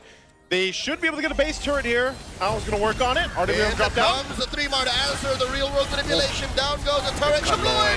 There's the Throne of Ruin! They pay the price of Kaloy for the inhibitor. I think Twisted Minds are happy for that. Yeah. They got the turret. TNC are also happy. They're not going to be able to lose. They don't lose any more turrets. They didn't lose any members, so they have to take this moment now to try and push out. The thing is, Twisted Minds are so good at this. An understated factor about them is that they take fights at the right time. Look, any other team maybe TNC would have found a chance to break towers on the sides because their minion waves are pushed. But no, Twisted Minds have the minion wave advantage. And even though TNC didn't lose any members and they could go out, they couldn't really go as deep as they wanted to in the map because Twisted Minds had minions pushing in. Look at the kills by MP the King. 2 of them have been on Zyda, and it's been an even split. He still hasn't been able to catch Benny Cutie yet, though. Yeah, Benny, it's this time into the game where Benny's got to be able to go ahead and utilize the carry. You know, I think he's having a difficult time actually getting into these fights, though, because a lot of it has been led by Chaknu starting up Tsunami Slams. And once that is done, and then the real-world manipulation is dropped, that's where it's a little more difficult for Benny to move around on. Does he have the Malefic gun yet? Not he yet. does yet, right? Yeah. We haven't seen either of these gold laners be part of anything. Yeah. Conceal? Chaknu, what's going on? All right. Plan. What was the plan? Yeah, that's... It's Lords. I don't know if TNC was just trying to make a move. They were freestyling. Yeah. No conceal, though. That's actually something they really could have used around this Lord fight. Who conceals then Crip Walks? An improv initiation. All right. Cynthia. Twisted knows this, too. Oh, Kaloy. Oh, if Zyda steals this, crazy. Zyda's got to be able to steal this. Chaknu coming in. RWM. MP the King secures. There's a retribution. Massive Throne of Ruin. Taking down Kaloy. Zyda very low. Sean keeping at bay. Lancey gets taken down. Lancer! In the pit. Lancer with the Infernal Pursuit after Infernal Pursuit. And they trade out gold laners. Oh, gets taken down by MP. 4 for 2. And it's just Zyda left. The Admiral leading the charge, Twisted, after a massive win down bottom. Now look to win in Game 3. The minds in the arena knows it's endable. Zyda defending the inevitable. Twisted Minds on the base with a Lord in tow. 6,000 gold up. Twisted Minds take the series 2-1. What a massive miscalculation, capitalized on by the Minds. You saw the tides shift instantly. After that loss in bot, Twisted took control. Twisted took the series. Twisted Minds are going to feel good about that one. They went back with the Harley, but this time a bit different with the XP lane. Lansu again coming through as the Admiral. And just as a team to make things happen. And again, questionable on some of the decisions there from TNC. I don't know what happened in that last team fight. TNC are teasing us in week 4. 2 matches in a row, we saw glimpses of what made them such an entertaining and threatening team in Season 16. But they just cannot close it out. Yeah. Zyda also was stuck in immortal form. He didn't decide to dash in until he saw members of Twisted were low. Yeah. It's as if they thought, okay, we might not be able to get this Lord, but let's just go for the punish and get the kills. But I don't think TNC expected that Phobius to survive as long as he did. He was the difference maker that led to Benny Cutie's late entry, turning into nothing. That was such a key point because Benny was not a part of that fight. when it broke out. Like he just really also just couldn't be there. And again, even with the concealer not being used, it just was not a team fight for TNC. I want to see Lance's build. Yeah. Because my phobias don't last that long. So I want to know. He's built diff. He's built diff right now. Twisted, hard-fought series. We got 3 games. It was an amazing one. We're going to be thrown over on stage to hear for a winning interview. And it's Twisted Minds securing that win in a maxed out series. Oh my goodness. Alam nyo, kinabahan din lahat ng mga nanonood sa inyo. Marami na ding supporters ng Twisted Minds in the MPL arena. And I wanna ask you, Lansu, dahil dun sa Game 1, sobrang ganda din nung Arlot pick mo. Nag-MVP ka doon with that performance. Kwento mo naman sa amin kung paano mo na-timingan yung Hayabusa with your final slash. Humaharap po kasi si Dreamer yun and nakita ko po may dash ako. And ang lapit po talaga ni Saida yun, kinumit ko na po. So, sino nag-call nun? Wala, ako. Okay. So, instinct mo na lang na kunin talaga siya doon kasi kailangan nyo na talaga ma-secure Kasi yung... nape-pressure na po kami kay Benny. Oh, okay. Lumilate game na, no? Parang nararamdaman nyo na yung damage. And Lansu, alam mo, sobrang sakto rin nung tawag namin sa'yo na Admire the Admiral. Yun talaga yung headline namin for today. And Lansu, kung may headline ka rin with that match. And gusto ko lang din tanungin sa'yo kasi pareho kayong gutom ng TNC sa panalo recently kasi kailangan yung maghabol ng points. Ano sa tingin mo yung difference ng Twisted Minds versus TNC kaya kayo lumamang in this match? Siguro po yung tiwala namin sa isa't isa. Sabay yung samahan po namin, di kami nagtotoksikan talaga. Oh. I mean, reset lang talaga pag nagkamali. Yes. Coming from Lansu, no, di sila nagtotoksika. Do you agree with this? Kamusta yung dynamics ng team so far, Sean? Nagsisinungaling po si Lanzo, nagtotoksikan po talaga kami. Pero hindi kita kasi grabe yung chemistry nila. Ano ba yung naging challenge kanina though, nung Game 2? Siguro masyado kami naging passive nung Game 2. Well, kahit sabihin natin scalan yung labanan doon, sobrang passive talaga namin to the point na hindi namin lumaban till the end. Kaya nung Game 3, bawing-bawi kami. But 4 weeks in, Sean, if you're gonna rate the chemistry, the team from 1 to 10, ano yung i-rate mo at bakit? I'll rate our chemistry 9 po. Kasi grabe po talaga mga down-to-earth na tao, hindi po sila toxic. And Parang may gustong sabihin sa MP the King dito. Agree ba? Agree? meron po. Agree. Okay. Okay.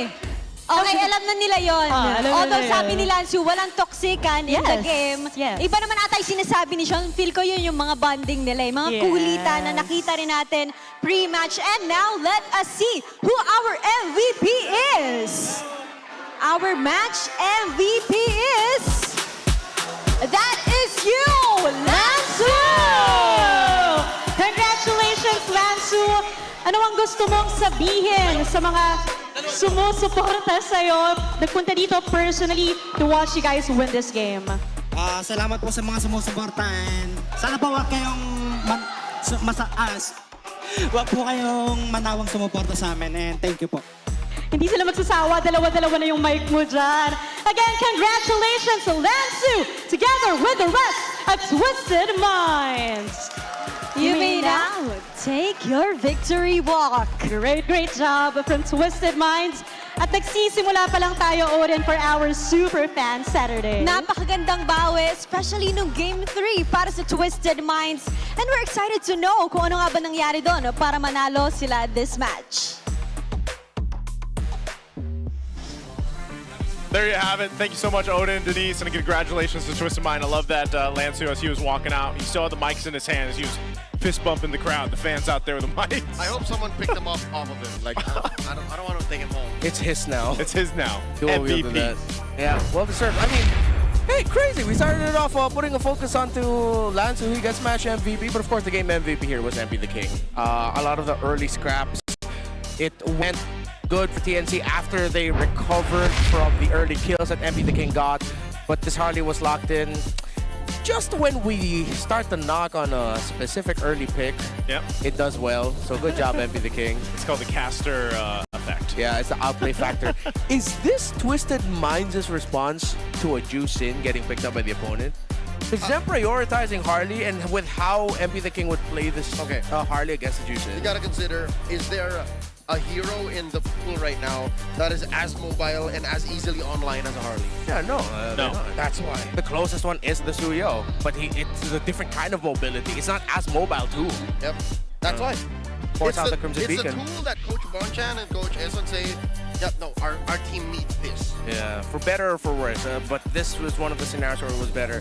The very first highlight was unfortunately the turning point of the game. After that, there was no recovery. Lansu surviving this really was game-changing because he was able to get some more hits onto Benny QT. I think Benny and even TNC expected that they'd be able to take down that Fovis faster. Yeah. When that Fovis survived even longer, it bought more time for a slight readjustment and reposition for Sean and MP to finish off the carry. I think there were 2 or 3 major breaks of the game. That early sequence where Twisted punished TNC's early invade, and then Zaida getting a triple on the upper corner of the map. Yep. Remember that? Yep.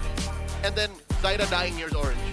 That's where it all just ended up going sideways. Yeah, because TNC had like the control and they had the lead again, and Chaknu was setting things up like we were seeing with the Tsunami Slam, but it just got to a point where they weren't able to deal with that. And you were asking about the build from Lancer. I mean, there's the build right there. You know, he had Radiant Armor, Dom Ice, he had the Chastised Pauldron, and then he had the Winter Crown. That's it. That's it. That's all he needed.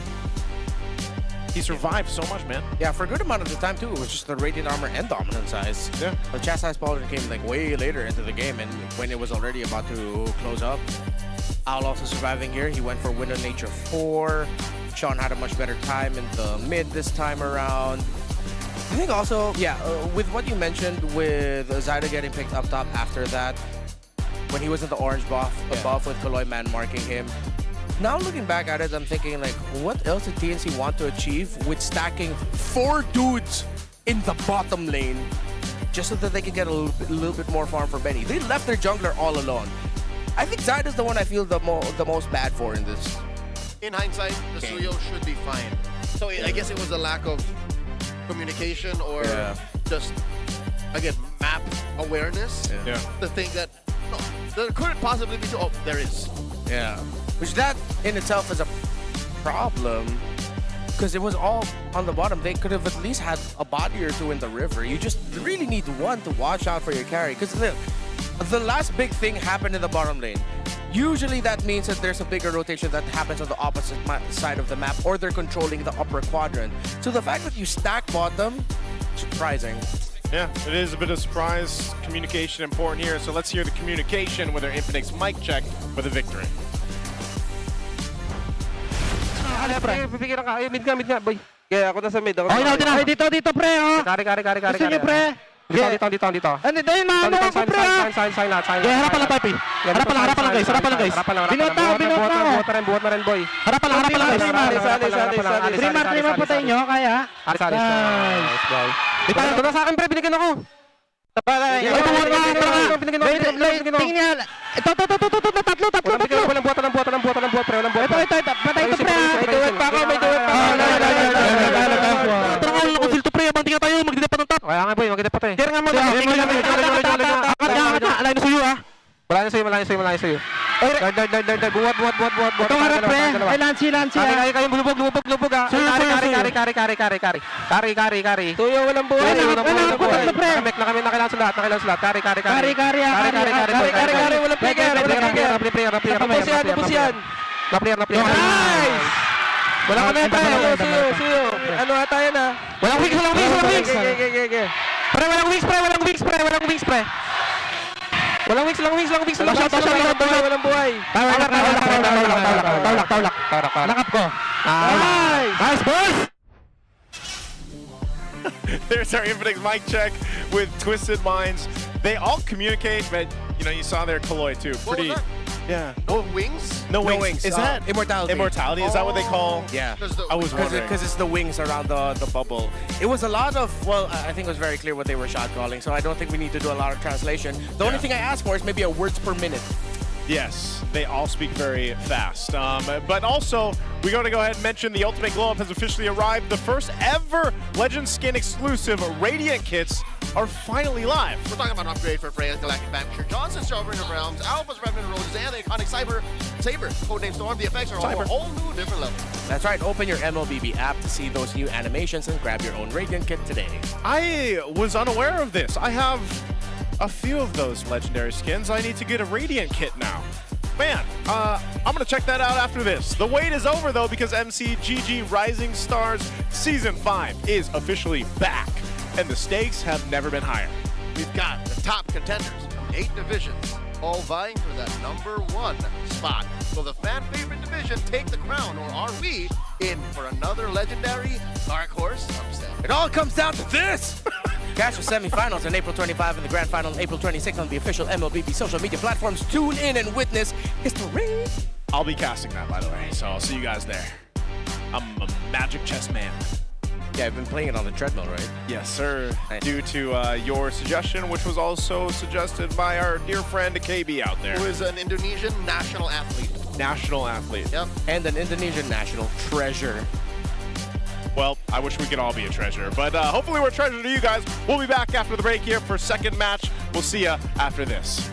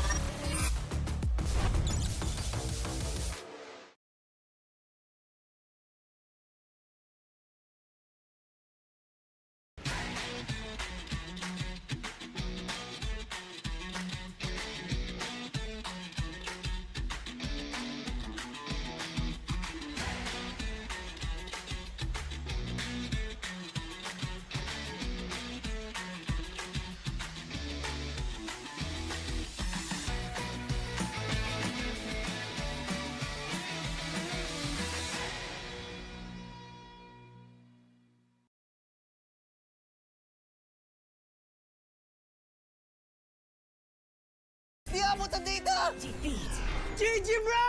Don't worry! Be only with Smart Power All 99. Hindi bitin with 10 gig data to power your games plus only Facebook or only TikTok. Load now! Foul! You know your scalp can get up to 5 times more dandruff? Get triple anti-dandruff power. Supercharged with Clear. Hey, you! Did you know men have 1.4 times weaker scalp? Get a shampoo that's 100% made for men. Supercharged with Clear. Enemy alert. Your scalp gets 1.5 times greasier, causing dandruff. Get triple anti-dandruff power. Supercharged with Clear. Stop and pull over. Your scalp gets 1.5 times sweatier. For cooling power. Supercharged with Clear.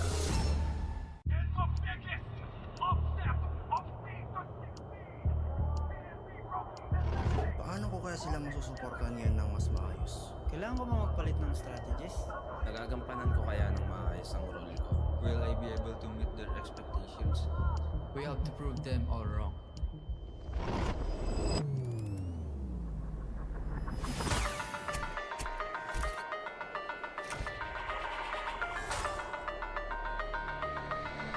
It's time to win.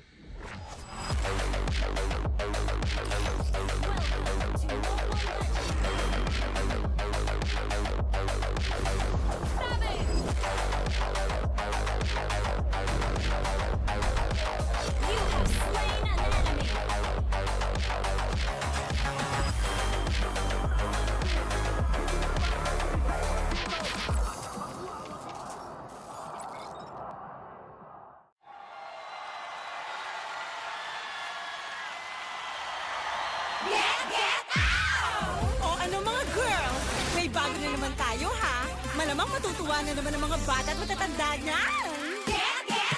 Maglaro tayo, di kami patatalo. Maski duo o trio, kahit 5 man pa kayo. Kahit pasabay-sabay, ang kalaman sasablay. Kung mag-rank ang pambilis, sure na wipe out, get out!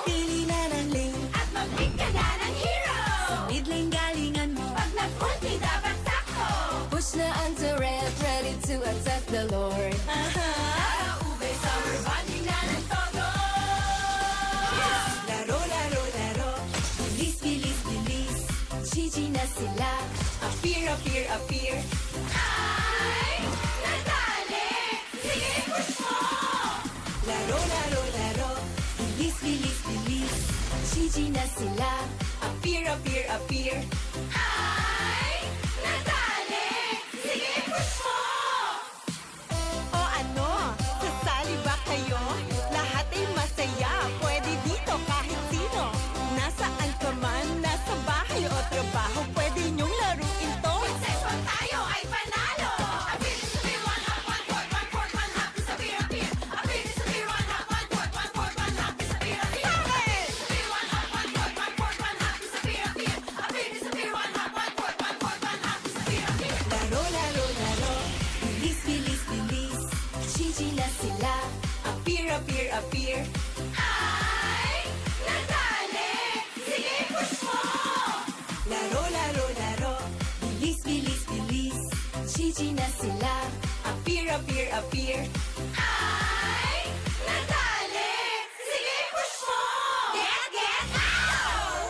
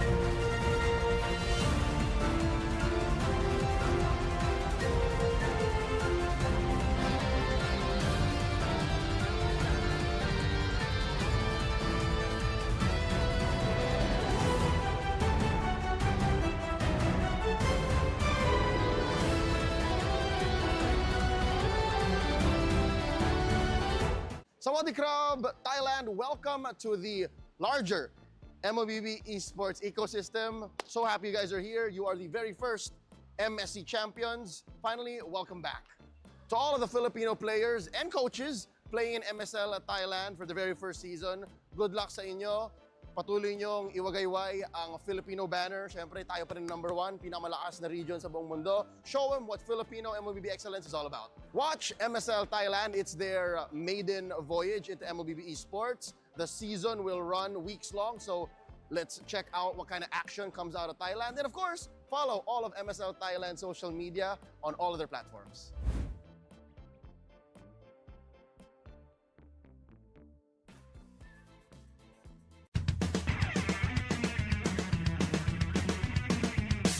Usapang Meta for today's class. Excited na ako! Meta? May itatagos kaya? Good morning, teacher!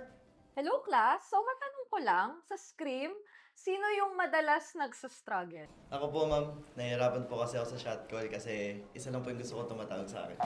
Oh, shit! Teka, class. Tama. Importante ang comms. Mapa in-game o relationship, di ba? Relate ka, ma'am? Secret. Anyway, next question tayo, guys. Tingnan nyo itong draft.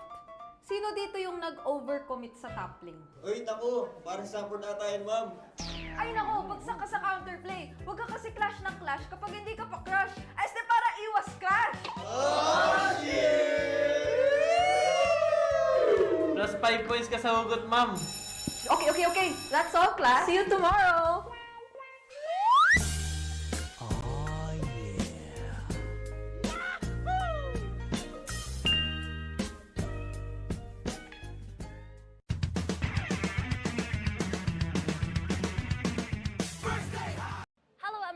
Thailand. Welcome to MLBB Esports family. We're glad to have a new family member. Hope you enjoy. And of course, good luck to Filipino players who will be playing in MSL Thailand. Ipakita nyo na dito talaga nanggagaling ang mga pinakamalalakas na players. And of course, you can catch the MSL Thailand on the MSL socials and keep up with everything MSL Thailand.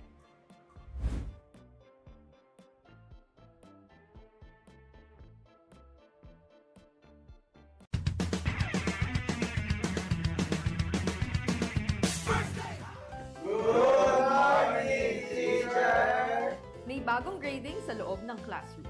Sino kaya ang bagsak at sino ang may palag? Okay.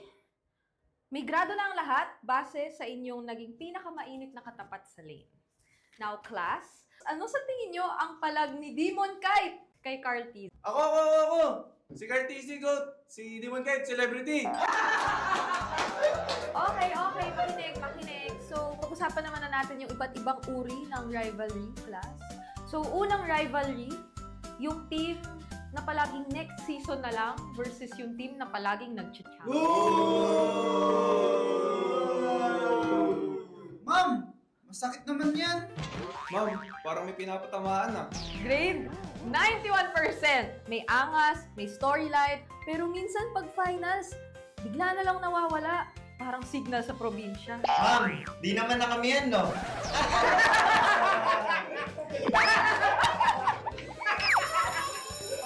That's all, class. Don't forget to study your rivals kasi next week ay graded recitation na sa stage.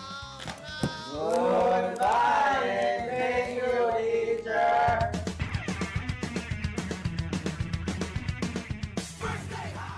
Hello Thai MLBB fans! Welcome to the MLBB family. And sa lahat ng mga Filipino sa maglalaro sa Thailand, good luck sa inyo sa first season ng MSL. And sa lahat ng mga fans ng MLBB, especially dito sa MPL Philippines, please support MSL Thailand as they are going to be running their first season and supportahan natin ang ating mga Filipino players. So huwag niyo kalimutan na manood April 18 hanggang April 19. Abangan niyo kami dyan.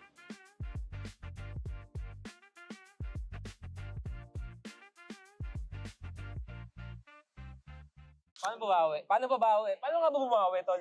Matalo ba natin TNC ang lumaglag sa atin? What time is it? Ano, pre? Wala, guys. Ano lang. Sana makabawi. Puro na lang babawi, pre. Paano tayo makakabawi, pre? Laban ko pa si Idol Chuck. Makakabawi pa ba ang mga idolo? Ano lang kami, guys? Lock in. Lock in na kami. Kahit sa ang tignan, talo pa rin tayo. Last match pa yung lumaglag sa atin, pre. Sabihin mo, ano message mo sa TNC? Bigyan natin maganda laban yung mga fans. Sinabi ko na yan, pre. Bigay ng best. Tingin. Hello, tol. Sino mic check, tol? Ikaw, Nak? Ayaw may pag-uusap po. Mic check si Bonak.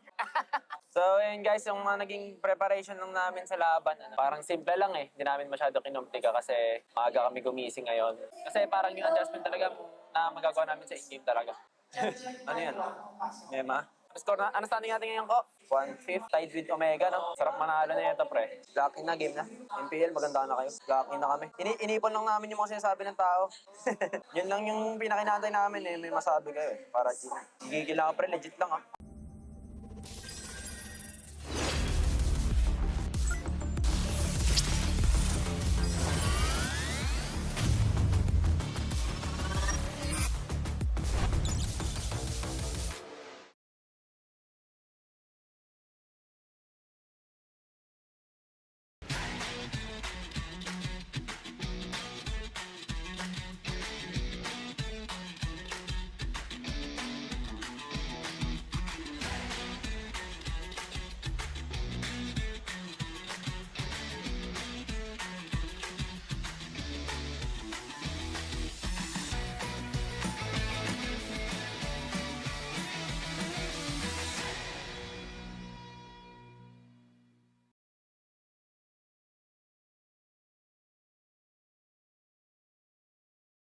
Di abutan dito! Defeat.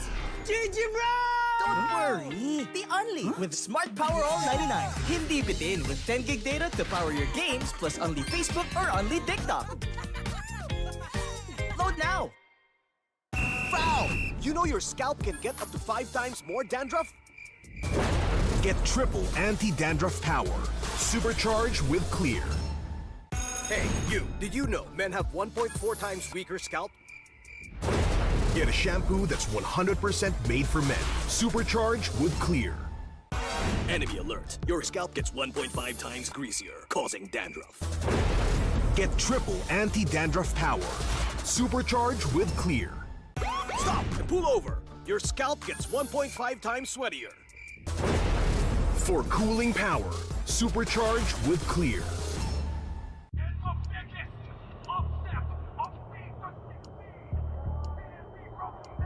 Paano ko kaya sila masusuportahan ngayon ng mas maayos? Kailangan ko ba magpalit ng strategies?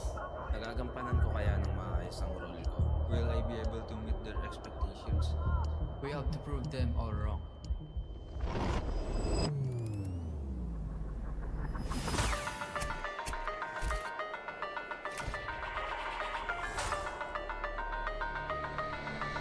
Time to win.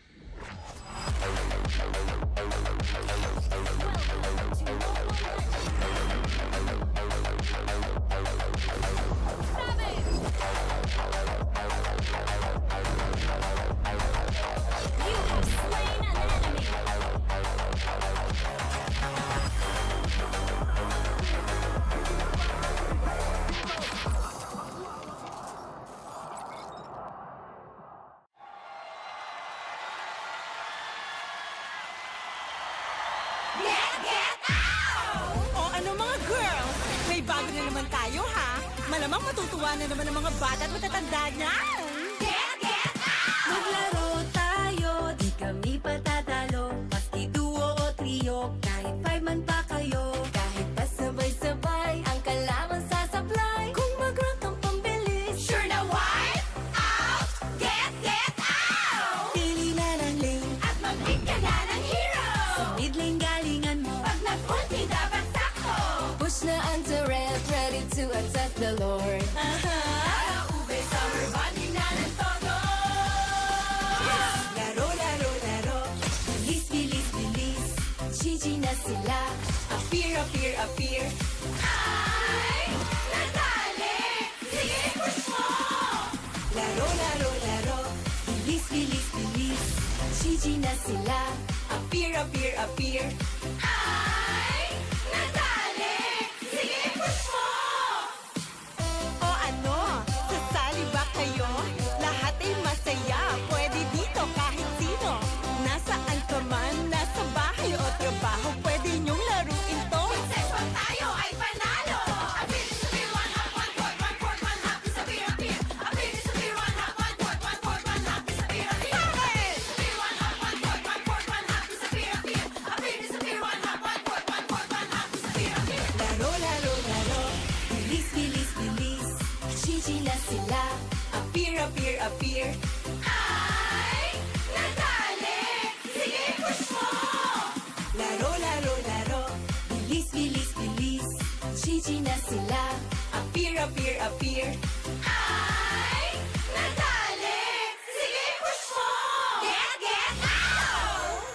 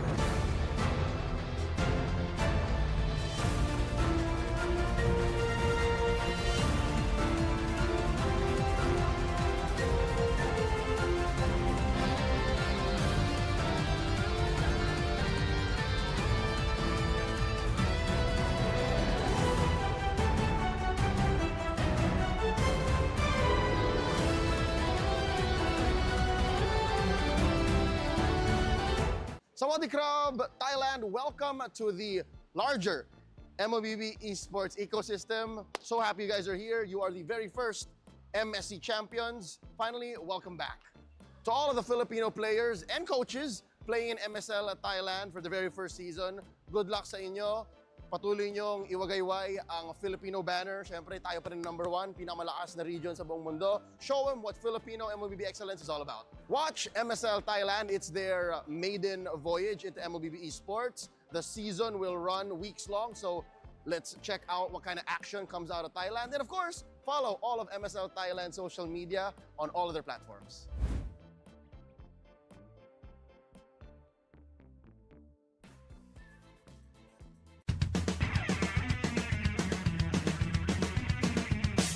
Usapang Meta for today's class. Excited na ako! Meta? May itatagos kaya? Good morning, teacher! Hello class, so matanong ko lang, sa Scream, sino yung madalas nagsastruggle? Ako po, ma'am. Nahihirapan po kasi ako sa shot call kasi isa lang po yung gusto ko tumatawag sa akin. Oh, shit! Teka class, tama. Importante ang comms, mapa in-game or relationship, di ba? Relate ka, ma'am? Secret. Anyway, next question tayo guys. Tignan nyo tong draft. Sino dito yung nag-overcommit sa top lane? Uy, naku! Parang support ata yan, ma'am. Ay nako, bagsak ka sa counterplay. Huwag ka kasi clash ng clash kapag hindi ka pa crush. Ay, para iwas crush!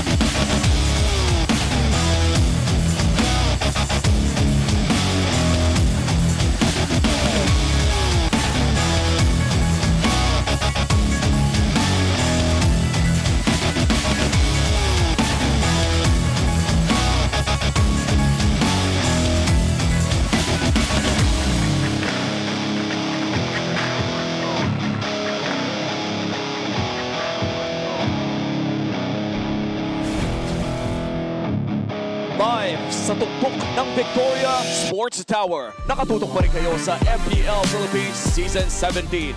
Narito na tayo sa pangalawang laban ng ating Superfan Saturday kung saan magtatapat ang Team Falcons and APBR. Magkikita ang dalawang generational junglers natin na si Kyle ng Team Falcons at pati na rin si James Max ng APBR. Mainit ang naging laban natin sa pinakaunang laban ng Superfan Saturday at mukhang magpapatuloy ang aksyon dito sa Victoria Sports Tower. Kami ang inyong makakasama para sa hapon na to. Uwamig pa rin kasama si Joshi Cakes at si Wolf. At para sa ating English panel, Naisu, kumusta naman kayo dyan? We're doing great over here on the English. It's going to be us, the Wee Bear Bros. It's me, Naisu, Leo, Redmar will be joining you guys in a bit.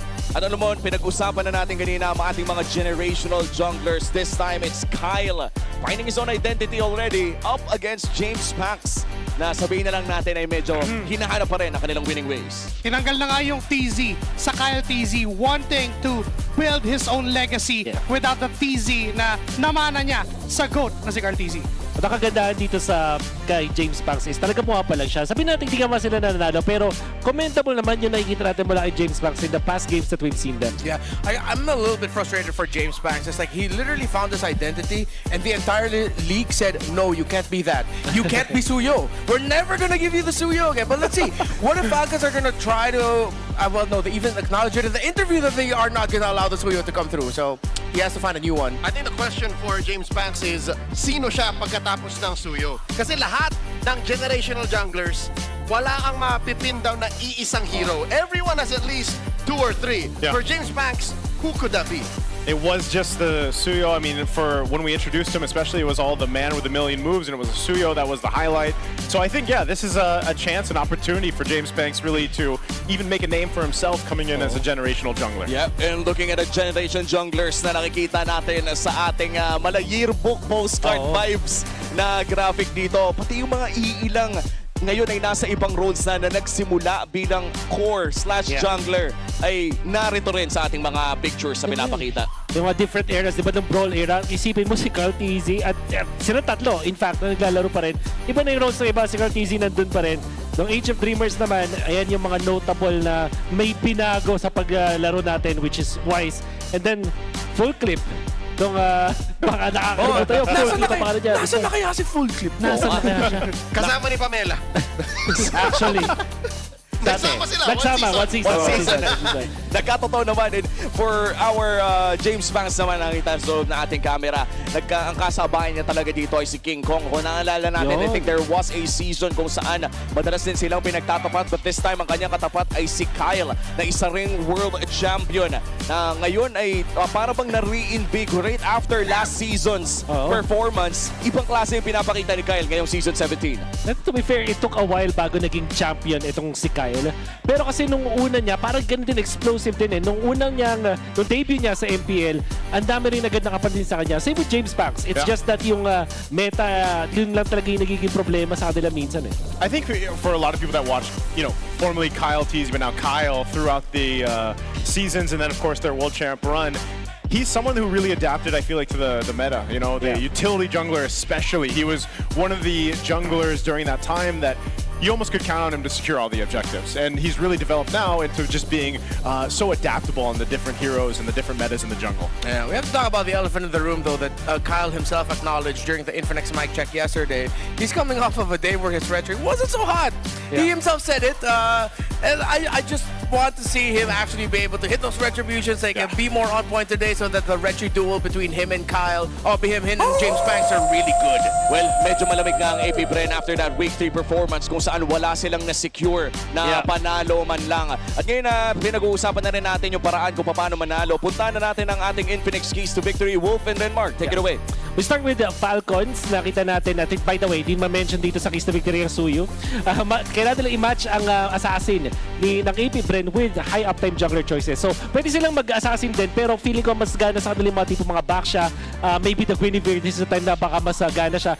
Dahil palagi siyang online, parang lagi may ambag. And then you also have to make sure that the side lanes have natural advantage. Napansin ko din kasi madaling hanapan ng butas ng APBR kapag naglulugi yung gilid nila sa draft pa lang. Yeah, and for APBR, I know I get it. Uranus works in lineups when it does, you know, if it looks good, pick up the Uranus. But I don't want to see KelVJ at the Uranus anymore, man. I want to see him in a very proactive EXP laner that can win lane, snowball, be aggressive, be there in the first to third turtles. It's an important part of the AP Bren recipe for KelVJ to be active. While for James Banks, maybe turn things around, go on the more oppressive junglers. If it's available for AP Bren, pick up the Baksha. If it's not, make sure that Falcons don't end up with it. Yeah, and I like that point, Renmar. No? Parang gusto ko nga makita si KelVJ on those playmaking XP laners. Katulad na lamang na nakita natin sa ating match MVP in game number 1 or match number 1 na si Lansu na nakapaglaro ng Arlot and other playmaking XP laners. And in fact, ang tapatan ng XP natin dito, medyo all-star, ha? Oo,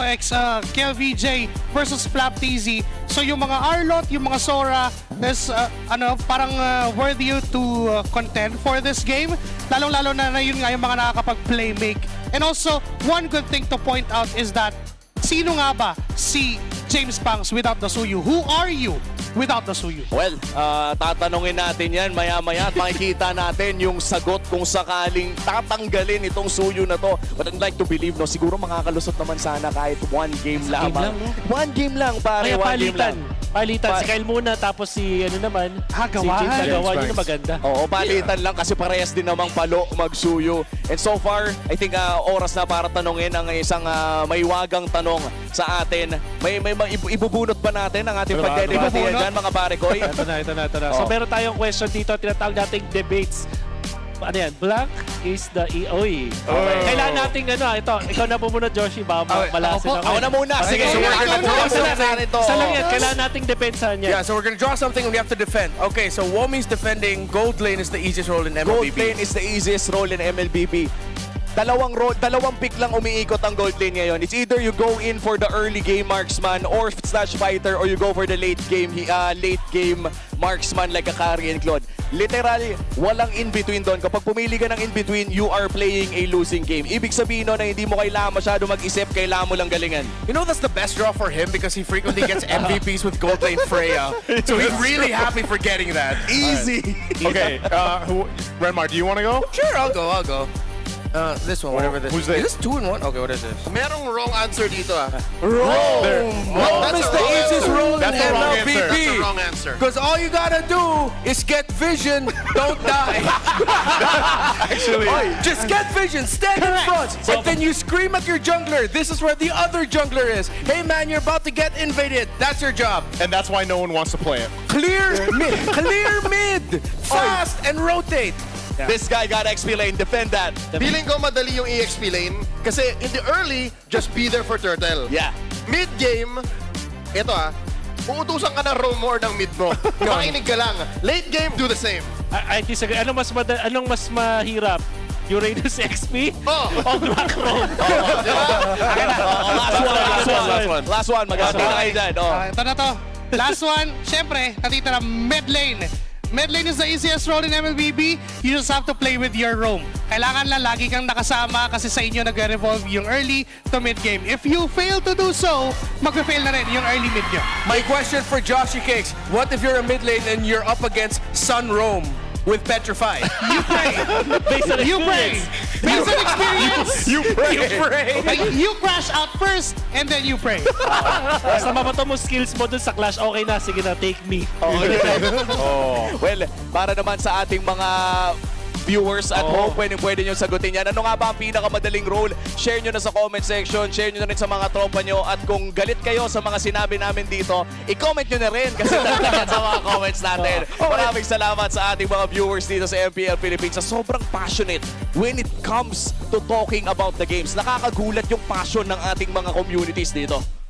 I hope to find this in one of the official groups later on. Okay. I hope there's a thread, no? Yeah, there's a thread because the community is great and they're great for that. Well, malapit na nga natin makita kung ano nga ba ang pinakamadali at kung sinong mananalo sa laban na to. Maraming salamat sa ating English panel. Magsisimula na ang laban na to. I-welcome na natin ang players. To ensure the integrity of the game, please welcome our marshals, Miko, Dojin, JD, and Luis. Riding a 4-match win streak and hunting for number 5. Make way for Kyle and the soaring Team Falcons!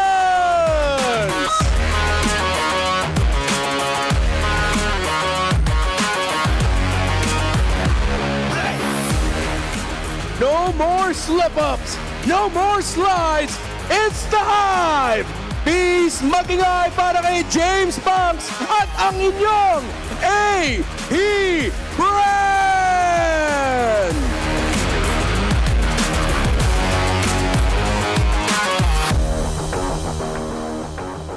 Our head referee is the Jump Master Sent. The head coaches on the stage are Coach Moody and Coach G. Will the Falcons' flight stay flawless or will the Hive reclaim momentum? This is Team Falcons and AP Brand. Alrighty, here we go. This is going to be a great matchup. Let's go ahead and walk through it. Team Falcons first. Remember you mentioned how yesterday Kyle's retribution wasn't on point, and we're talking about hard rolls. I think him not having the better retribution is fine because they're such a macro-centric team that those little slip-ups are recoverable. They still win regardless. Yeah, despite not getting major objectives all the time, they find wins because they're winning majority of the time in the side lanes. It's something about this lineup that Team Falcons has brought to this season, and maybe that missing puzzle piece to bring in for Haji that has made it work so well. And let's see if they keep up the flight, the soaring for Team Falcons. Let's see, across from them, it's Team AP Brent here. Take us through the lineup. Well, we've talked a lot about KelVJ and James Banks. I want to see Aqua show off his Unk knowledge yet again. Unk knowledge? Unk knowledge. It's like old man strength. Only years of experience give you this. And he did that a lot in the earlier weeks. It's just lately he hasn't been able to because they keep losing the center of the map. You know what I've been hearing from the community recently? Yes. Aqua needs to catch up. So it's either Unk knowledge, oh he knows everything, or he's just not performing. He's outdated, Unk. Like that can happen too. Yeah. I mean, it's really hard also for Unks, you know, when there's a lot of the... We're Unks, by the way, so we're allowed to talk we about are this. Unks. Coming up to you and just being aggressive. It's like, a lot of the recent losses of AP Brand, again, will re-echo the fact that if Aqua is uncomfortable, if Nova is dying early, then it just crumbles. Everything crumbles for AP Brand. Because their side lanes, as talented as they are, also need the help. The EXP lane can only do so much to try and win lane. If you overstretch and you get ganked, you have failed at your job. Which is why sometimes you need to call in your roamer and mid laner to help you out so that you can go out more. So if Nova can just be a little bit more stable in this one, and then if the coaches can also help him end up with a pick that's good, then that's going to be a good start. For the past few minutes, we've been talking about gameplay, we've been talking about performances, but what about the nagging problem of AP Brand that's been with us for about a month now? What's that? Since they got exposed.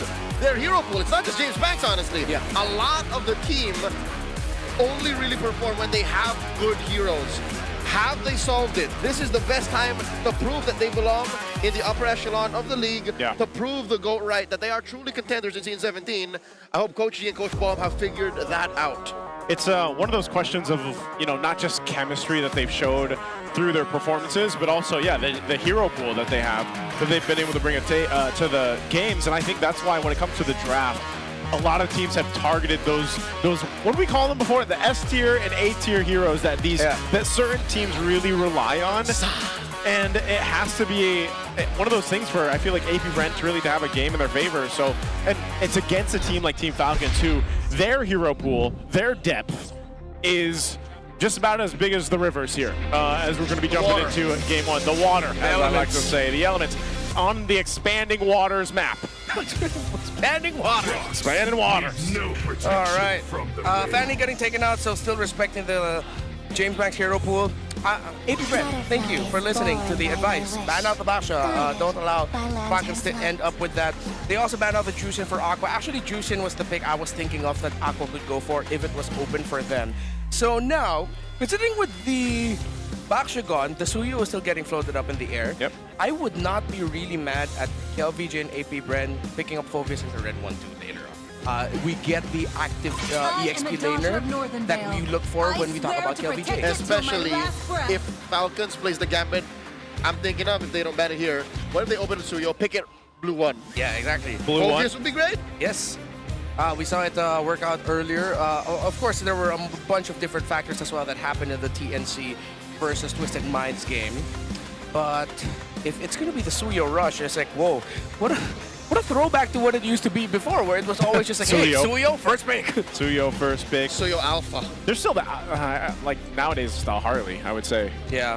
Some teams are doing that. Some teams. Suyo Harley. Yep, Suyo Harley. Leomord. Oh, Leomord. Well, I actually also wouldn't be that surprised if Falcons decide to do something like Twisted Minds does and actually pick up the hard. Oh, nope, never mind, they banned it. So yeah, they're opening up the Suyo, so it's AP Brent's decision. Okay. Then, would you even rush the Suyo here? I mean, Falcons probably will because it's... They want to take it away from James. Unless Falcons say, pick up the Suyo, we'll deal with it. Yeah, so I'd rather not. It's just a cleaner approach to not and to steal it away. But what's the worst case scenario, right? You get Fovius, Valentina for AP Brent? I think that's Because Sora's open. good trade. Yep, Sora. Yeah. Because even if Valentina gets first pick by Falcons here, Fovius is great. If it's the Sora, Fovius is also could do also an okay job against Sora at that time.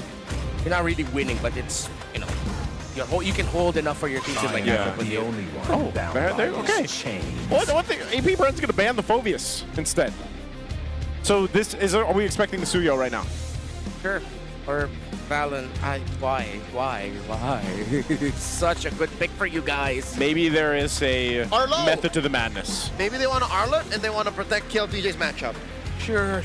So they're willing to trade Suyo. I'll look at it that way instead of crashing out. So of course, obviously, it's going to be an easy Suyo pickup for Falcons. I know my Falcons, yo. Yeah? You're not even a Falcons guy, man. Dude, I'm at least tied with Renmar as a Falcons guy, and I'm being very generous. Okay. People call me bias online for predicting for Falcons. If that's bias, then you take it, man. You're predicting the draft. Everyone on the internet, you're right, I'm wrong. AP Brent.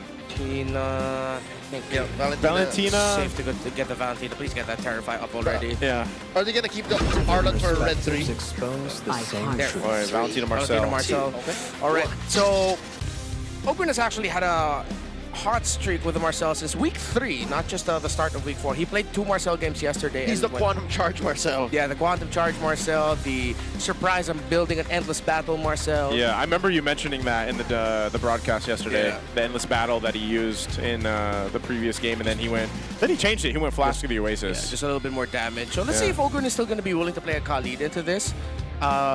With Valentina, you can still opt to pick up a Farsa for Haji if he wants to, or the Kimi even, but then with the Suyo, depending on what the remaining options are for your front, I'm thinking of Glue Roam, but then Marcel is so much faster, might be slow.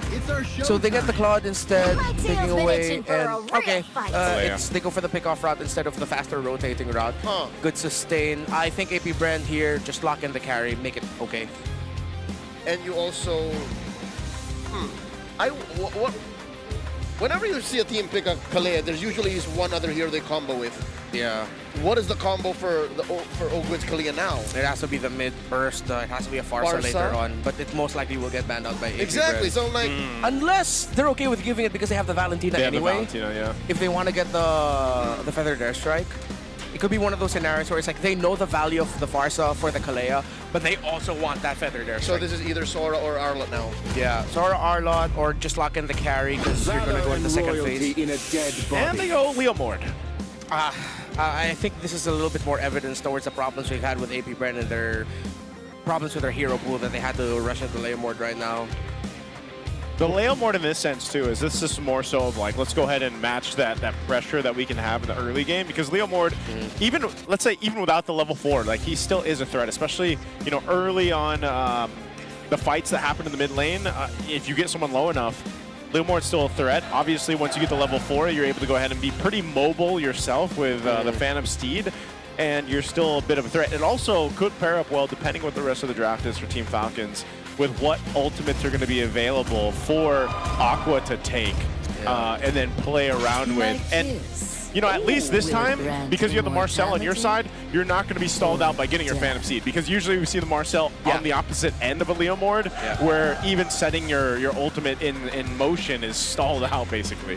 Good read, actually, on this Alice ban. So when it comes to the very proactive EXP laners, there's only a few that can deal with the Alice. However, Depending on the Alice not picking up for themselves, they could have picked up a Lapu at red 4, and if the Alice still ended up with Falcons, you at least win lane or make it really difficult for the Alice to be active. But then I think they just decided to play it safe and say, we'd rather not deal with the eventual mid to late game power spike, considering that their only source right now of continuous basic attack damage is a Leomord that has to be under the Alice's sphere of influence, and the Valentina's burst, which is also close to mid-range. So it's a very safe ban. Okay. Now, part of that Harith being taken out. Yeah. That's a Shizo special. That's a Shizo special. He's Yeah. he was one of the most winningest Hariths in the league And Falcon last season. Falcon should take out another Shizo special in the Moskov. Moskov, yeah. If they really just want to press hard onto making sure the Shizo doesn't end up with anything comfortable. Could he still play fighter in the gold lane? I mean, the Freya, they banned that out. What else is... Chi-Chi is the only one left. Yeah. Chi-Chi's the only one that I actually really like in terms of the fighters that you can put in the gold. Yeah, we don't see Lapu or Yuzhong in the gold lane. Yeah. Other than Freya, of course, but Freya's banned out. Yeah. So if it is a CC gold, but then their Valentina's mid, they're all close range. If it's not a CC, if it's not a fighter, what gold? What other gold could we... Because, like, for example, we saw the Granger earlier. Yeah, it might just be the Granger. Because they already have the continuous basic attack coming up from the Leomord. Okay, they can just pick up a Moskov if they want to. For EXP, I'm still gonna subscribe something high impact for KL. The Arlot's still open. You don't have to worry about the Fulvius. Arlot or Lapu Lapu? Yeah, Arlot or Lapu. Any of those two is okay. And it's going to be the carry. Oh, right. Carry was open. Excuse me. Yeah, we prescribed that earlier. Yeah, Wow. I mentioned the carry earlier. Yeah. So they can keep their playmakers pick for last. What is the combo still? I'm wondering, like, why would you Kalia so early? What are they bursting with? What if they... Again, ever since it got banned out randomly, I've had always this tinfoil moment for Selena. Yeah. Ever since it got randomly banned out. For Hodge. Yeah, for Haji. It is Haji after all. Isn't it only like Team Falcons that gets the Selena band down towards them? Yeah, the only time it happened, I think. I think the only time, yeah. I know it happened a couple early weeks here. I think it was Omega that banned it away. But Something like that, yeah. just burst. Anyone with burst. We could just see Farsa, honestly. Yeah, I was gonna say, if Farsa's there, Arlot. They steal away so the Arlot. they get the Arlot. So does that mean KL only has the Lapu Lapu as a good choice? Or what about the big dragon, y'all? Yeah, Yuzhong would be... Yuzhong. Pretty alright, yeah. They really wanted to wait for it because they could have taken the Arlot in Red 4. Yeah. But they decided to go ahead and just see what Team Falcons was going to pick for the last two picks. Can he go Gila and go for something weirder in the EXP? But what's our Tagalog term for Gila? Baloo. Baloo. Can he just go Baloo? Baloo. Can he just go Baloo? The crowd is cheering for this pick, I think. Yeah, it's hovered for a Lapu Lapu, and yeah, it goes along with what we were thinking about. Yeah. So they still ended up with the picks that we prescribed earlier. It's just that they want a slightly different route. Wait, what? Zetin? So it's an XP Valentina. It's an XP Valentina. Uh-huh. Oh, wait. We have only really seen that against the Sora. Now, real quick, before you share your thoughts, We saw one last night. We did see one last night. Superfans, go ahead and scan that QR code. Let us know who you think is going to be the winner here for a chance to win 1,000 MLBB diamonds. Let us know in the chat as well. What's going on here? James tried to play one last night as a Phobius cosplay. Yeah. Did not pay off. Now it's going to be an Arlot cosplay. Same question. Will it actually pay off? Look at that prediction right there, right now. That is very, very heavily favored for Team Falcons We've right seen now. worse. Yeah. We have seen worse. What's the worst we've seen? 95? 91-9. Yeah, 91-9. 91-9? That was yesterday, right? That was last night. Yeah. Was that last night? All right. Well, this is going to be a tough one, I feel like, for AP Bren specifically. But it was a swerve. It was a bit of a swerve there towards the end. It was. To see that picked up. Maybe that's why, again, everyone was really cheering for that when they saw that, yeah, those were the mid laners being hovered over. I thought they were going to switch it at the end, but they end up going with this. They pick in the range, but they also have the Valentina. But it's going to the XP lane. Let's jump into the match here. It's our second one of Superfan Saturday, and it's game one between Team Falcons and AP Bren. So for people wondering why Valentina EXP is popping up more often, if you missed the M7 World Championship, that became the response to Sora EXP. But now it seems like it's expanded to Phobius, Arlot, theoretically the worst heroes you can face if you're a Valentina, but hey, somehow something about early game damage, having Brave Smite, and even Tenacity. Yeah. And the basic common emblem for KLVJ, packing Inspire as well. The pros have said that it's pretty easy to match up. And Flap is actually being cautious as KLVJ is holding the advanced shrubs. Gold Crab goes to Super Marco still. Okay. Super Marco grabs that. Super Micro. Super Micro. That indeed. And now, with this Marcel in the hands of Nova, which you said he has played the Marcel a couple times now, right? Nova and both Ogwin, I believe so. But for Nova specifically for this matchup with this kind of lineup, where does the Marcel fit into all of this? Is just the plan, other than being the Mosquito and annoying that we kind of call this hero, is it just the golden hour setups to work with this kind of composition? It's pretty much that. As flexible as you can play him, he's also, funnily enough, one-dimensional. But the thing is, those dimensions also have their own little mini dimensions. You run up, stack up your own defense, you go faster, you get those little bit of moments of stun off, you get a big one with the golden hour. There's a lot of ways to play him, but he has, like one very clear idea. Yeah. Okay, well, right now Nova's seeing 4 members of Team Falcons. This turtle is up for the taking. Kyle's going to start it up. James Panks is in position, and KLVJ holding on to his own Tsunami Slam. They see this. Yep, this is before Ogwin has his own. Yeah, this is, that's not fair. Oh! The flicker and the engage. Feather Dare strike answered by the Beauty of the Phoenix. They're swiping away. Kyle still gets in there and takes it. Falcons take the turtle. Well, his retry definitely looks sharp today. James Banks, it wasn't like he was disturbed. I think it's a 1 second difference between the two retributions. That was just a good retry win for Kyle.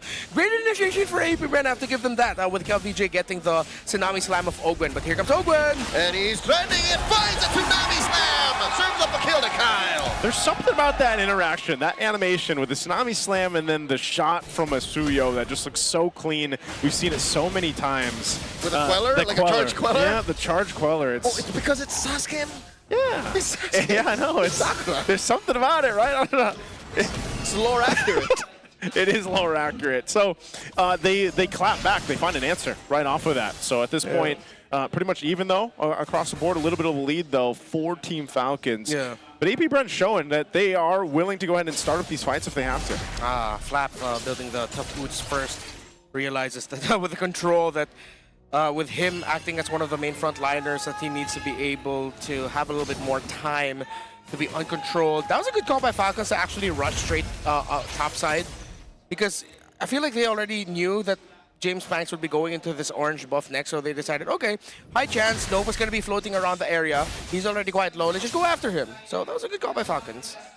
Well, this patience here from Kyle. I didn't know if he was actually going to hold and go in there, but they decide not to. They disengage from that XP lane for now. While they wait for this turtle to come up, there's still a bit of ways to go on here, but KLVJ, he's going to be holding on to the Tsunami Slams, I feel like, for the majority of the game until eventually he decides to go ahead and switch to the feathered airstrikes at some point. If he can find Haji. Yeah, that's true. We usually see that, no? Like with Farsa's kind of just staying away. Yep.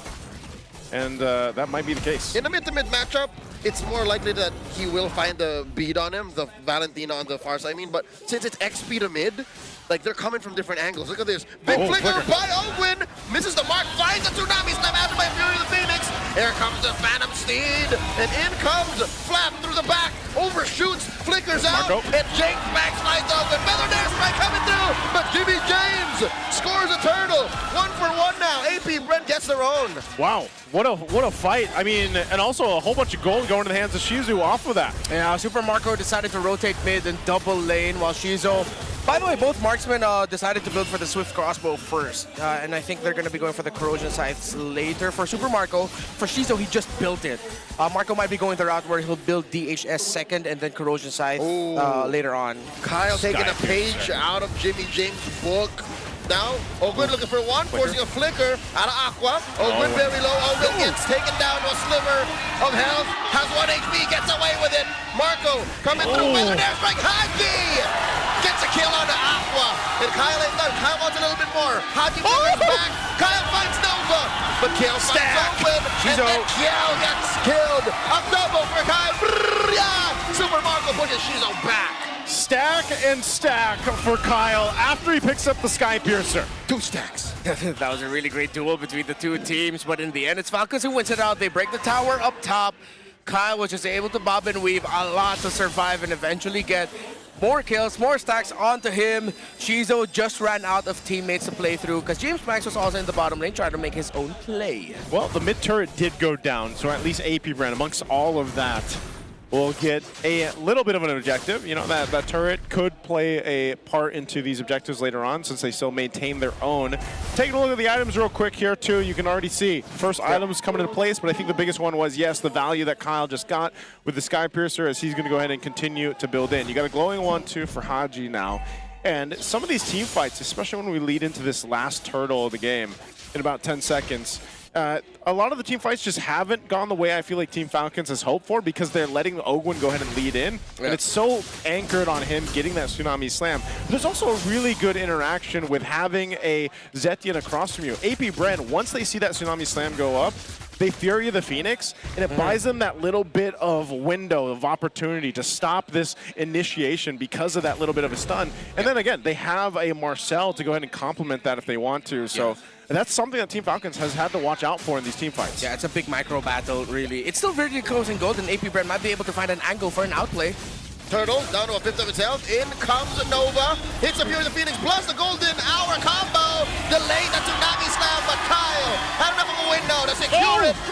Coming in, Super Marco! Assisted by the feathered airstrike. Gets a kill on the Nova. Kyle ain't done. Get over here, Kel. Weller charged up. Misses a little bit of that. Kill walks away. Blocked by Ogwin. Tsunami Slam onto James Banks to zone him out. That golden hour was perfect. They're wailing away at Jimmy James. He calls it Miguel, but it's too late. Kyle gets another stack. That's BMW. Better micro wins. And Falcons will lead the charge now with macro as well as they finally get to take down the tower in mid after APBR took theirs earlier. Well, they're still going to go put pressure on this side of the jungle, man. It just feels like Team Falcons was, they hit into high gear. They are soaring ever higher at this point. They're going to take a purple buff as well. And this is kind of what we see, especially with lineups built around having a Suyo. It's this momentum, it's this tempo that really changes. The graph is usually a really good representation of exactly how that happens throughout the game. Because you're thinking about this last 2 minutes or so, that last turtle that happened, and even with the Fury of the Phoenix trying to delay things out, again, it was a capitalized objective, then kills, and now ballooning to this lead. Yeah. So this isn't a Valentina cooldown reduction build. It went for the Chastise Pauldron first. Most likely the Oracle. No, it wouldn't. It's not going to be the Oracle. It's probably. What does he want to build? Athena's for Magic Burst? Just for Haji? James's Valentina XP last night was also very defensive. True. Flap here. Couches kill as he tries to enter. That's a very low. Marcellus Nova gets picked off for free. Fury of the Phoenix forced out of Aqua already. Falcons refuse to back down. They might go. Strike coming in, but the final slash from Flap. Using that flicker to reposition. Kill BJ taking a lot of damage. Oh my god, Falcons over the below. James Banks finds Haji, but Kyle finds James. Blazing the wet, fade away. Falcons wins the trade. Big money blade surge. Kyle got the block. It seems like James Banks now, two of his biggest missed opportunities come from him just getting crowd controlled. Earlier it was Ogwin, now it was Kyle. Yeah, and you saw, he saw the moment that he had with the Phantom Seed. Tons of low health bars, but just unfortunately couldn't capitalize on that. So they traded out, but then the Lord goes in the hands of Team Falcons. So it's still the same story. It seems like APBR is having some fight in them, but I think they're just trying to hold on at this point, man. And now they approach these holy shields, these holy defenses on these turrets. They got to wait for that Lord to make its way here, but Team Falcons is hovering around APBR. And look at this kill, VJ. Finally, we'll take a little bit of a different ultimate because that's what he could grab. He grabs the final slash. Kill VJ has nigh infinite possibilities. Yeah. Final slash, Tsunami Slam, Feathered Airstrike. Like, he's literally drowning in choices, but sometimes APBR has to consider, like, how do we use this? How do we utilize what ultimate he takes? But not only that, but also just being able to capitalize. I mean, Shizu, you know, he's been farming up. He's getting to where he needs to be. But he's not dying. He's not dying, that's true. Oh, there's two Chastised Pauldrons picked up now for Team Falcons. Oh, Tsunami Slam, Feathered Airstrike, still waiting in the wings. The Fury has already been forced out. Haji, wait, Haji forces them all back off of the golden hour. Ults on ults, baby. Kyle goes in. That is a charge surge. No one home. Nova stunning them all. Get a flash.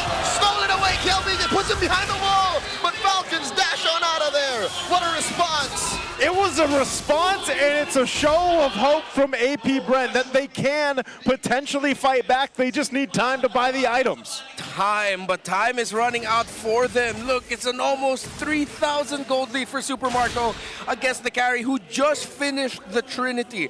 Marco already has wind of nature at this point. Haji, feathered airstrike just to clear the waves and helps Marco take it down. Permanent damage done to AP Brent's base. Yeah, AP Brent in a position. They still hold on to the 2 shields for now, up top and in the mid lane, but I don't know. I think that's the biggest potential for them is, number one, what ultimate's going to be taken, using it effectively. We did see a little glimpse of that. And maybe in a base defense, there's that potential, right? That they could actually have that setup, turn it around inside the base. I'm just thinking if they actually want to contest in this Lord when it comes up, they still have about 30 seconds for that to happen.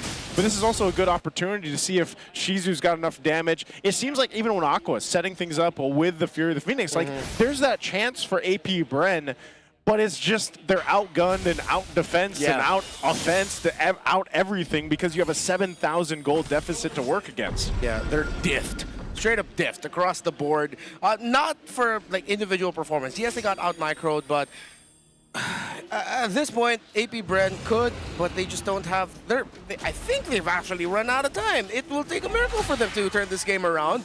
Perfect setup. Somehow I think number one is get Kyle super low and then hope that you have enough dashers in you to be able to escape Super Marco coming in with a blazing duet. Easy Lord Blitz for Falcons. Even the Lord got tipped off. Flicker, Tsunami slam. Fury the Phoenix, the response AP Bren has been having this whole time. KLVJ! Saved by Nova. Golden hour, but Haji still finds him. Defensive. Phantom Steed by James Banks. They've already drawn blood. Falcons happy with the Lord take. Yep, KLVJ couldn't escape that one. Flicker still up, but just got picked off, you know, and that's what you kind of expect with a Kalea across from you. And now down KLVJ for another 10 seconds. They got to try to hold on while they can. Oh, that's pressure across 2 lanes. Mid will fall. Top will follow soon. KLVJ still waiting to respawn. It's just a bare base left for AP Bren. Gonna have an ultimate to pick up. He's up now. They're on a full defense. Lord is still up. Feathered airstrike by Haji, and Nova trying to stop it. Does get that snapshot, and they're already on the base. It's getting too much for AP Bren to handle. Falcons take game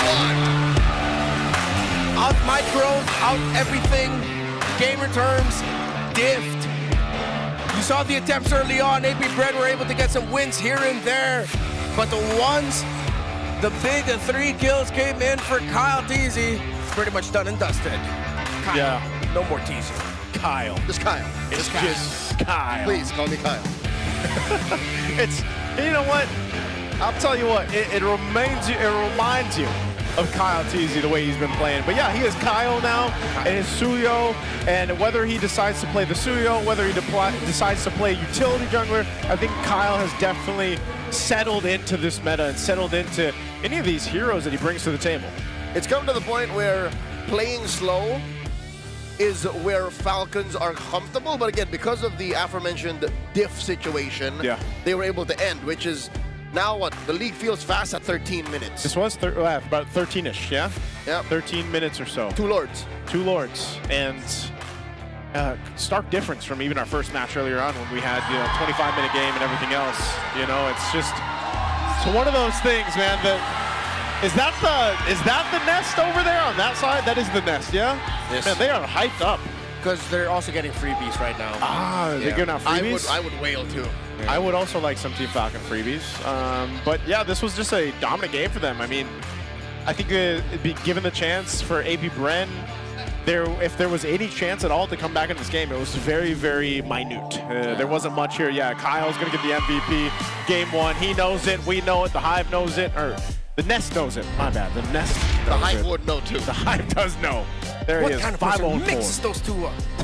I've also done that in the past. The hive in the nest? When I was hyping up the crowd, it was really embarrassing. So 100% kill participation. They played around in their face. The Suyo in their face. The crowd was confused. On the speaker. Like, why is he calling us the hive? We are the nest. So at one point they were the hive. They were, but it's like it's so tough here for APBR because they clearly allowed the Suyo to come through. They thought they could deal with it. Yep. But then they couldn't. I think this was also like a little bit of a turning point 5 minutes in. Great positioning by Marco. Another surge. I think that was it. Kyle had big money blade surges all game long. That when you thought like, okay, they got this or they're gonna be able to get something, blade surge will connect.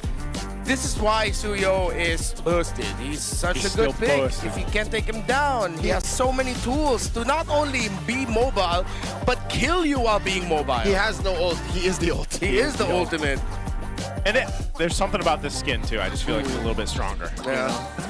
Dude, I just remembered. I was reminded today. Yeah. He only has 2 skins. Oh, other than the repaint and Sasuke. And Sasuke. So that's all he needs, man. That's how busted he is. What a shame. He only needs 2 skins. You know, hey, unlike Julian, by the way, who had has like 3 or 4 anime skins. all the anime collabs. Plus a couple more in universe. Yeah, he has an identity crisis. Someone help him. Yeah. Someone also maybe get a little bit more help for the center of the map for APBR because after Nova and Aqua, it's like when they're in a comfortable rhythm, they're really good. Take them out of that comfort and have them challenged. What happens? Ogwen had Nova's number all game long. I think that's what Nova wanted, or APBR wanted, out of this Marcel pick. They wanted a tempo breaker. Because look at Falcons, right? If Nova are able to check on all of them, they wouldn't be in the right positions to get this snowball win. But I think Falcons are always a step ahead. Yeah. Another contributing factor that I think should also be Haji. Making the most out of his feathered airstrikes. He would wait for the Fury of the Phoenix to pop off. He'll use the wings by wings to reposition, and then he'll pop the FAS. Haji is my second pick for MVP. If it wasn't second, for, yeah, if it wasn't Kyle for his crazy Suyo. Yeah, it's always and Haji is just this is one of his heroes. You know, the Farso he's played so many times, and I think because of the fact that you can really rely on Ogwen to be that guy to start things up. Haji just also has a really good trigger finger to not go ahead and utilize the feathered airstrike when he doesn't need to. A lot of his feathered airstrikes are efficient and valuable for even just hitting the right targets, keeping APBR in their tracks, basically. And they did that throughout the game. So it was really, anytime you see with Team Falcons, there's so many areas you can highlight, you know? And that's something about them, because again, this is a team that I feel like is one of those teams that highlights team synergy inside the game and outside the game, probably one of the best in the league right now. So I hope you guys take a little bit of a sip after that one, because that was a fast game. Sip purified water. It's filtered through volcanic rocks for a crisp, clean taste that quenches like no other. Quench that thirst, take that sip, Redmar. There you go. Chug, chug, chug. There it is. Chug, all right, while he's doing that, you'll chug. see the Max 5D on the stage back there. That's clever engineering. Keeping those teams locked in, no distractions, just pure performance. Brought to you by TT Racing Philippines. We have your back. Was that good? He's okay. I'm good. It's great. Sip is amazing. Yeah, Sip is amazing. If you guys could see how many Sip bottles we go through on a Super Fan Saturday, you know we love them. Renmar gets all of those sound effects off. Yeah, I don't know either. Actually, I'm going to say it. I tried to interject one there. You did? Yeah. It was the... Yeah! Why did I miss it? That completely missed flew it? over my head. Yeah. It was, you know, he Phantom did... Steed? No. What? It was the brah. But you did the brah. And then I did you went, yeah. Yeah. I wanted to join in, you know? It's fun. Yeah, it is fun. You know what else is fun? The Smart 5G ping test. I definitely want to go ahead and see what our players had to say before the match. Let's throw it over.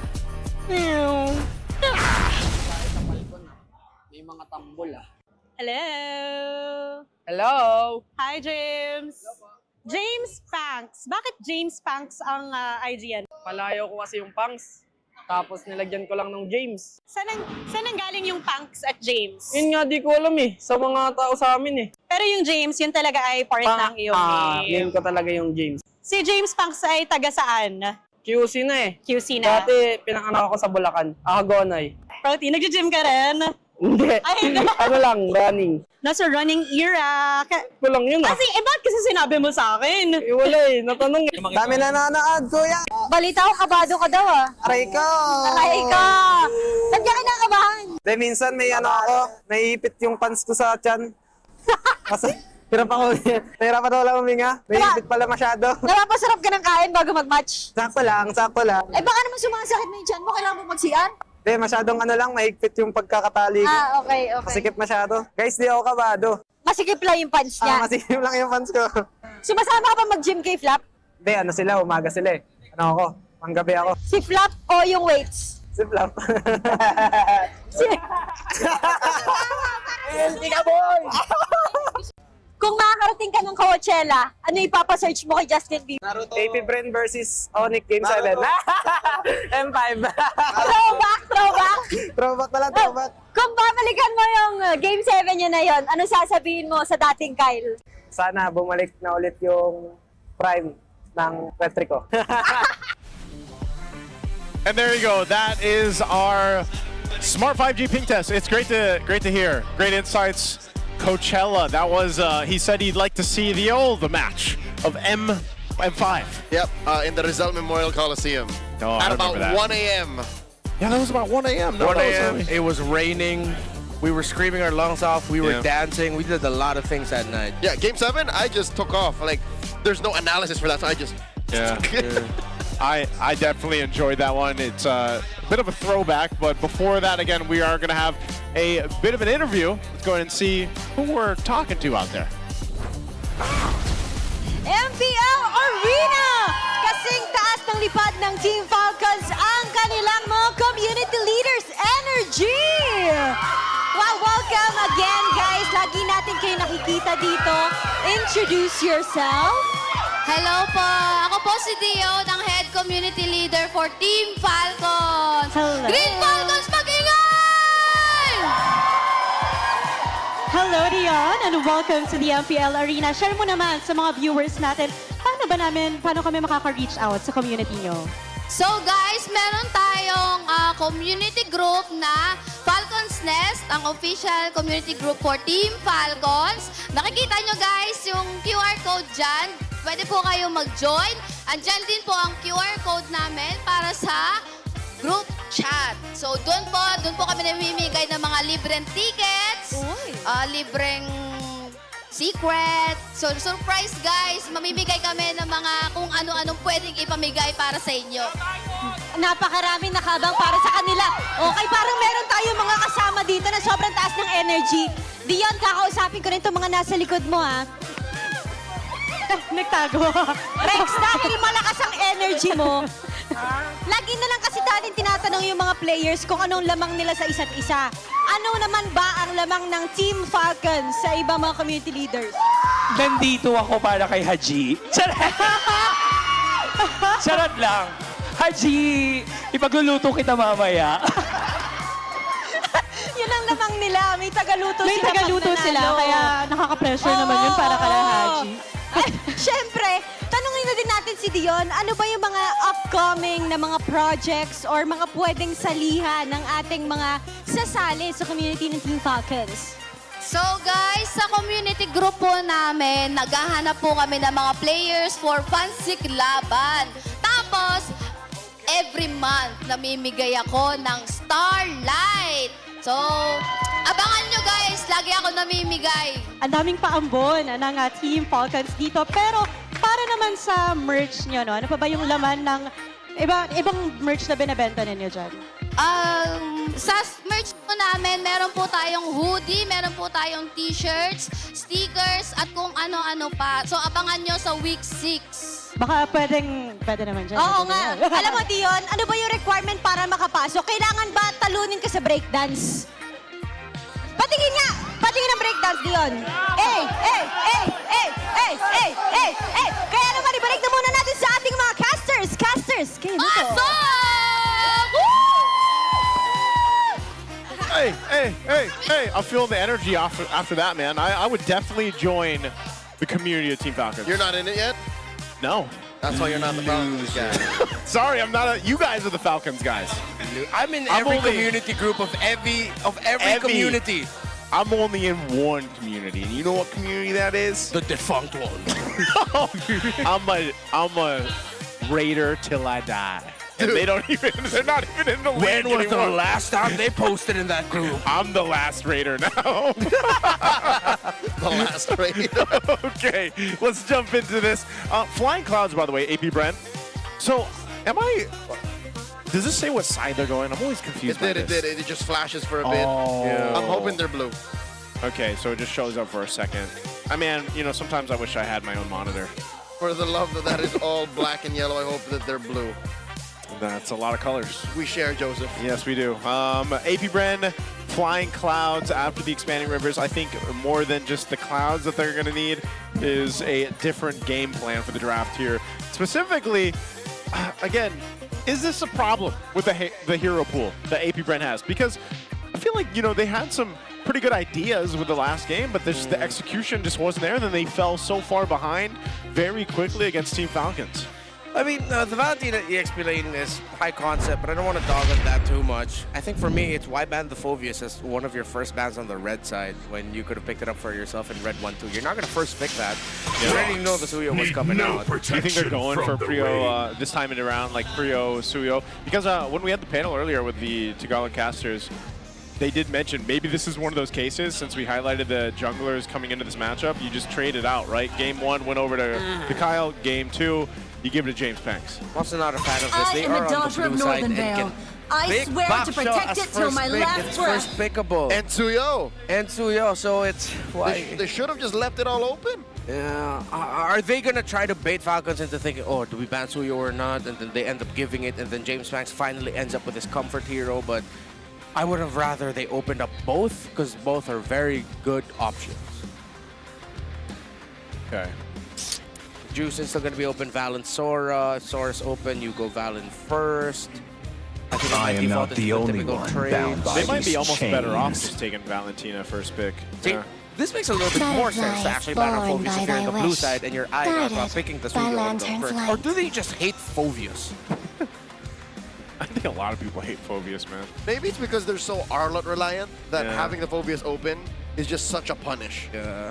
Plus, even if they pick Valen first and then Phobius shows up, it's a good response. So, you know what? Okay.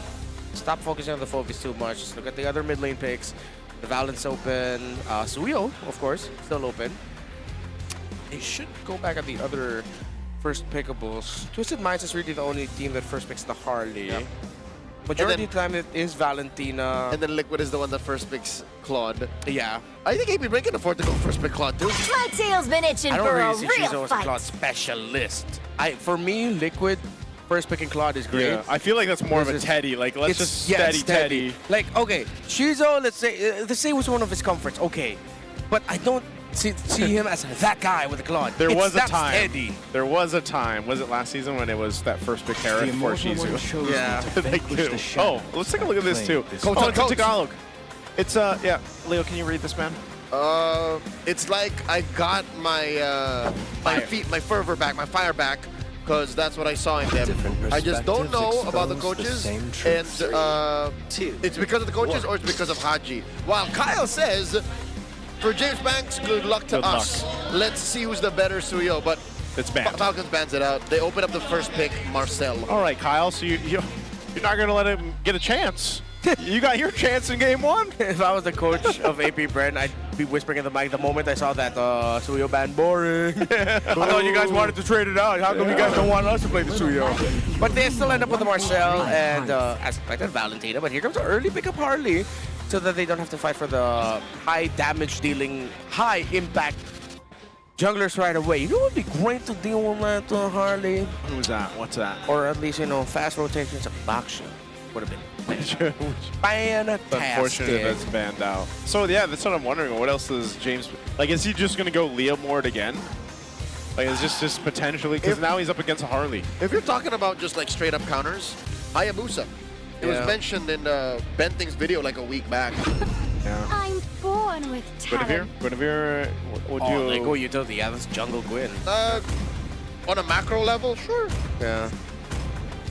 That's a lot of mobile heroes so that you're gonna have to catch. I think they're also thinking about the Super Marco gold laner, trying to force him into a Payback. Purify one, and then they pick up the Farsa. Okay, they're forcing him into Purify to reduce his chances of being able to get out, because it might be a difficult decision for Super Marco to pick the Flicker here.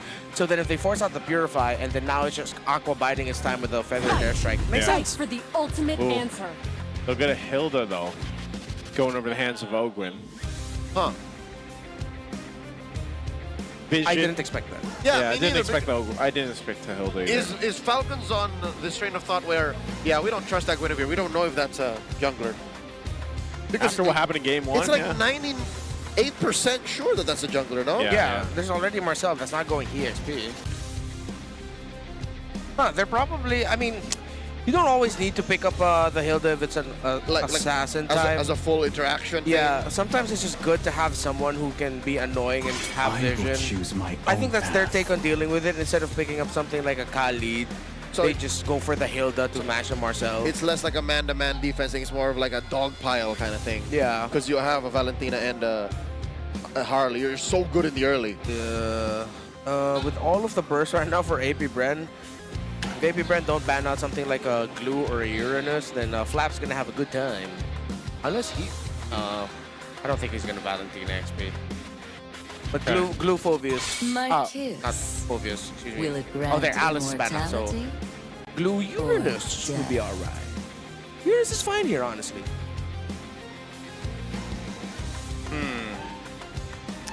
These last couple bans here, they've been honing in on the XP. That makes me wonder what's going to end up in the XP lane for both the teams. Gonna get toyed. Yeah, especially since the R-Lot, and I mean almost a test too. I'm wondering. Sora's still out there, by the way. Yeah, Sora is open, unless it's one of these bans. I wonder if Falcons are willing to allow KLVJ to pick up the Sora. If not, then they're going to pick it up Red 4. Unless this is, because it was in the actual picking of it, it was Flap who showed picking up the Valentina. It's like they're threatening AP Bren with the option like, hey, we're going to pick this up. They banned out the Granger. Why?